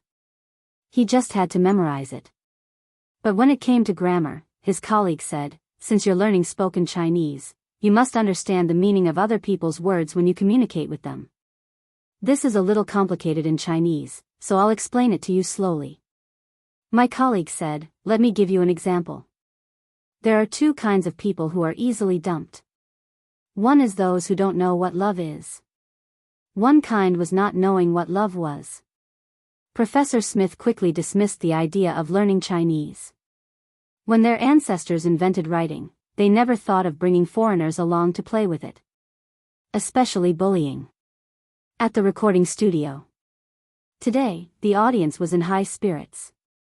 The tickets for this episode were especially popular. Before the recording of the show began, the production team announced that Qin Zhe would be returning to the show for this episode. The number of people who asked for tickets through their connections was several times more than the previous few episodes, and the demand could not meet the demand. This episode will be Qin Zhe, right? I really want to see him solve puzzles in person. That's why I'm here after watching the first episode. Then you probably won't be able to see it. If the first episode was an accident, then this episode's production team will definitely not allow it. The moment he appeared, all the limelight was stolen. Not necessarily. The production team might want this effect. Amidst the discussion, the audience took their seats. The lights, cameras, and everything was ready. The host specially introduced Professor Smith and Qin Zhe from MIT. When Hai Zhe King appeared, the audience was in an uproar and thunderous applause. It was no surprise to see the audience explode. In this showdown between China and China, there were 3 contestants from each side. The audience was already familiar with China's contestants, or at least their faces. However, it was the first time that the other contestants had appeared on this stage under the leadership of Professor Smith. They were handsome and had amazing resumes. For example, this young man named Henry had beautiful platinum hair, a high nose bridge, and deep-set eyes. When he introduced himself, he spoke 5 languages. This was so amazing that the audience exclaimed. Moreover, through his self-description in the short video, this guy was also an excellent pianist, knew how to draw, and knew magic. He was not a beginner, but a master. In contrast, the China contestants' resumes were much more ordinary, excellent academic performance. Contestant Henry, I like Chinese culture very much. The thing that left the deepest impression on me is Chinese Kung Fu. It should have been a premeditated speech. This was the same as, I've heard a lot about you. It was a jack of all trades. However, he changed the topic and said, actually, I don't want to compete today because today is China's birthday. The host hurriedly interrupted, Professor Smith, is it like MIT and Harvard where many students are actually multi-talented? Henry was stunned for a moment.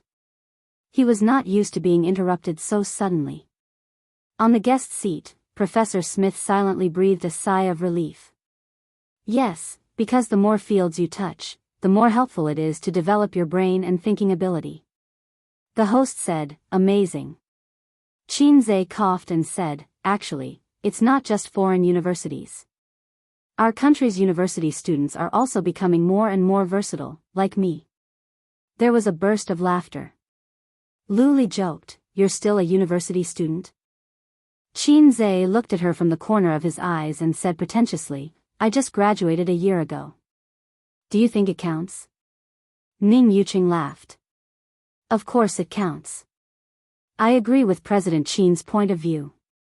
Nowadays, not only schools, but even parents have begun to consciously cultivate their children's interests and abilities in all aspects. Qin said, when it comes to versatility, if I say I'm second, no one would dare to say they're first. The two of them began to flatter each other. Professor Smith asked curiously, can he sing? The guest laughed. The host said, more than that. He's the best songwriter in the entertainment industry, a famous actor, a famous singer, a film and television editor, and a financial scientist. Professor Smith was stunned. My God. The three foreign students whispered to each other. Luli said, actually, you should have heard of his works. I remember that Qin opera too is very famous overseas. Ning Yuqing said, yes, the dolphin voice. Professor Smith said, of course. The foreign students suddenly understood and stared at each other in surprise. The audience laughed non-stop. Everyone's face was full of pride and satisfaction. Obviously, they were very happy to see the shocked expressions of the foreigners. Qin thought to himself, actually, I'm just doing the same thing as Xiao Ma. Ma Huateng started by copying ICQ, I started by copying songs. Ma Huateng became one of the richest people in the country by copying songs. I became one of the richest people in the entertainment industry by copying songs. Once again, it was proven that learning was useless and copying was reasonable. The first segment of the competition was to test the spatial imagination ability, a three-dimensional maze. The prop was a rectangular glass cabinet. It was a complete maze from top to bottom. It was the same for the left, right, front, and back. What the contestants had to do was to restore the three mazes to their original state and find the correct route through them. It was a test of spatial imagination, reasoning ability, and memory. The one who took the shortest time won. The Chinese contestant was called Chen Sheng. He was a student from Fudan University. To be able to participate in this show, he had to be one of the best. Ordinary students like his sister could forget about it. He wondered if his brother, Wu Guang, was participating in the show together or sitting in the audience as a group of relatives and friends. Qin was too embarrassed to ask this question. The two contestants observed around the rectangular glass cabinet. They would step into it from time to time and look up and down to think. This process was boring for the live audience, so they needed the guest to mediate. Ning Yuqing asked curiously, Boss Qin, if it were you, how long would it take? Qin said, this is more difficult. Restoring three mazes is a test of one's brain power. If it were me, 5 minutes would be enough. Ning Yuqing was speechless. You call this difficult? Luli suddenly said in surprise. Chen Xing went back. Our contestant ran back to his seat and began to draw the maze route on the table. But soon, the other contestant also returned to his seat and began to draw the route. Both contestants completed the first maze route and rushed back to the glass cabinet. They were racing against time. But when both contestants were left with only one maze route, the audience's tension was aroused. Whoever wanted to complete it would win. In the end, Chen Sheng was the first to complete the maze route. When Henry was also done, the host announced, okay, now that both contestants are done, let's reveal the answer. Please look at the big screen. Both contestants were correct, but Chen Sheng took the shortest time, so he won this round. There was a round of applause. The second round was a test of logic and mental arithmetic. The program team divided the origami of the three animals into several pieces. The contestants only needed to piece the pieces together to complete the animals. Whoever took the shortest time would win. Compared to the previous round, the difficulty of this round was lower. However, it was more exciting because it was purely a race against time. The MIT contestant was a black man. To be more precise, he was of mixed race. The Chinese contestant was a 13-year-old high school student. Smith said, "In this match, Denzel entered the arena with the intention of winning because he wants to challenge Qin Zhe after he wins." There was an uproar. Denzel stood on the stage and raised his microphone. "I've watched the first episode and was very surprised by Qin Zhe's puzzle skills. His mental arithmetic and logic skills are top-notch, so I want to compete with him. He said a lot of things that the audience could not understand. Only when the translation on the big screen was shown did they understand what this guy was talking about. You want to compete with Qin Zhe in puzzles? Huh, you're just asking to be humiliated. If he dares to challenge him, he must be confident. Besides, this guy is very good." With this reminder, many people recalled the content of the short video earlier. Back then, when the US was recruiting scientific talents, this guy was received by the US president along with dozens of other students. Although the US president was like a mascot that could be scolded by the citizens and met with difficulties in Hollywood, to be received by the US president, he was much more impressive than the geniuses from Tsinghua University, Harvard, and MIT. Smith also said that Denzel was a secret weapon. As expected, when Denzel completed the 3 animal puzzles, his opponent had only completed 2. He was ahead by quite a bit. Under the expectant gazes of the audience, Qin Zhe shrugged. "Alright, then what should we compete in?" Regarding the challenge, Qin Zhe had already known about it since they had discussed it beforehand. Smith said, "Let's compete in this. It's similar to puzzles." In other words, the other party was aiming for Qin Zhe's specialty. The host looked at Qin Zhe. After he nodded, the host announced, "The staff will prepare the new animal puzzles and origami. Let's continue with the competition." The third match was a test of reasoning and arithmetic. After 20 minutes of stalemate, the China team emerged victorious. It had been 2 episodes. The China team had lost 2 episodes and finally obtained a victory. The applause lasted for a long time. However, compared to the China team's victory, the majority of the audience was actually looking forward to the battle between Qin Zhe and Denzel. The staff brought the new animal origami to the stage.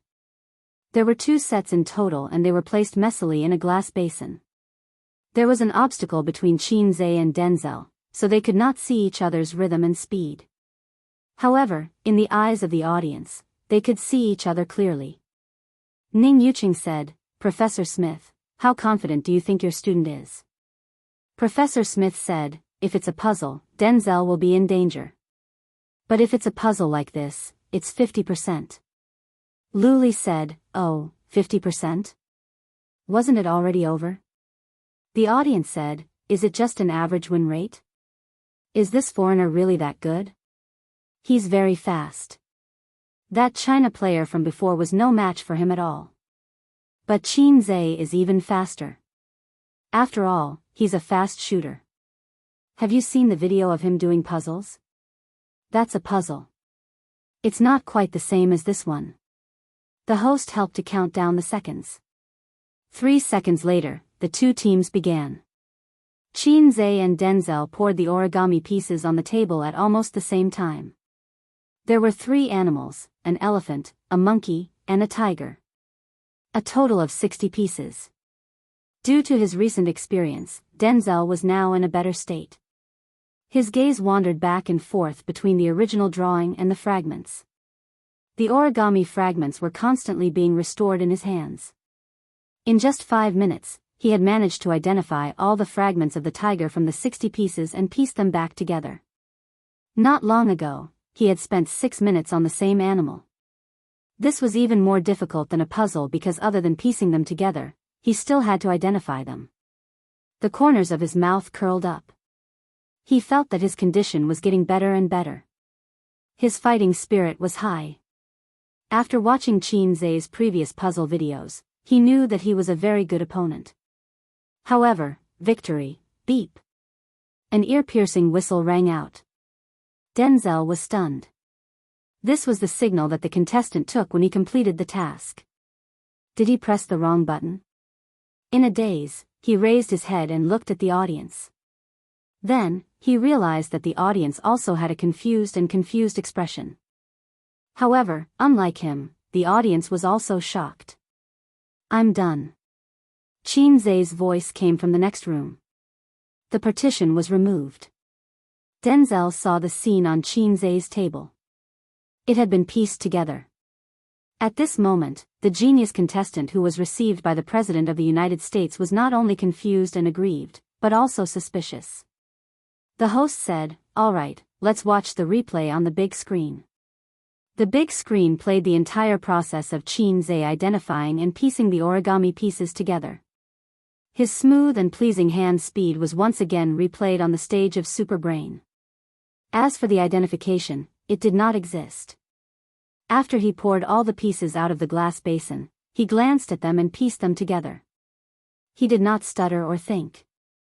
His movements were as smooth as a machine. Denzel was dumbfounded. Is he bullying me? Professor Smith's eyes widened. That's too fast. He found it hard to believe. Compared to the students who did not believe it at the beginning, he had witnessed the entire process. Moreover, he was a guest on this show. He knew that Chinze did not practice in advance. It was all improvisation. As a professor in the field of brain research, Smith was shocked. Luli said, "He's most famous for being fast. Do you know his nickname?" After saying that, she turned to look at the audience. Fast shooter. The audience was also very cooperative. The cheers of the fast shooter grew louder and louder. It was accompanied by clapping. Chinze was speechless. Cheap system, you can have the 10 points. Chinze communicated with the system in his mind. Although this is fake, I feel good about it. The system ignored him.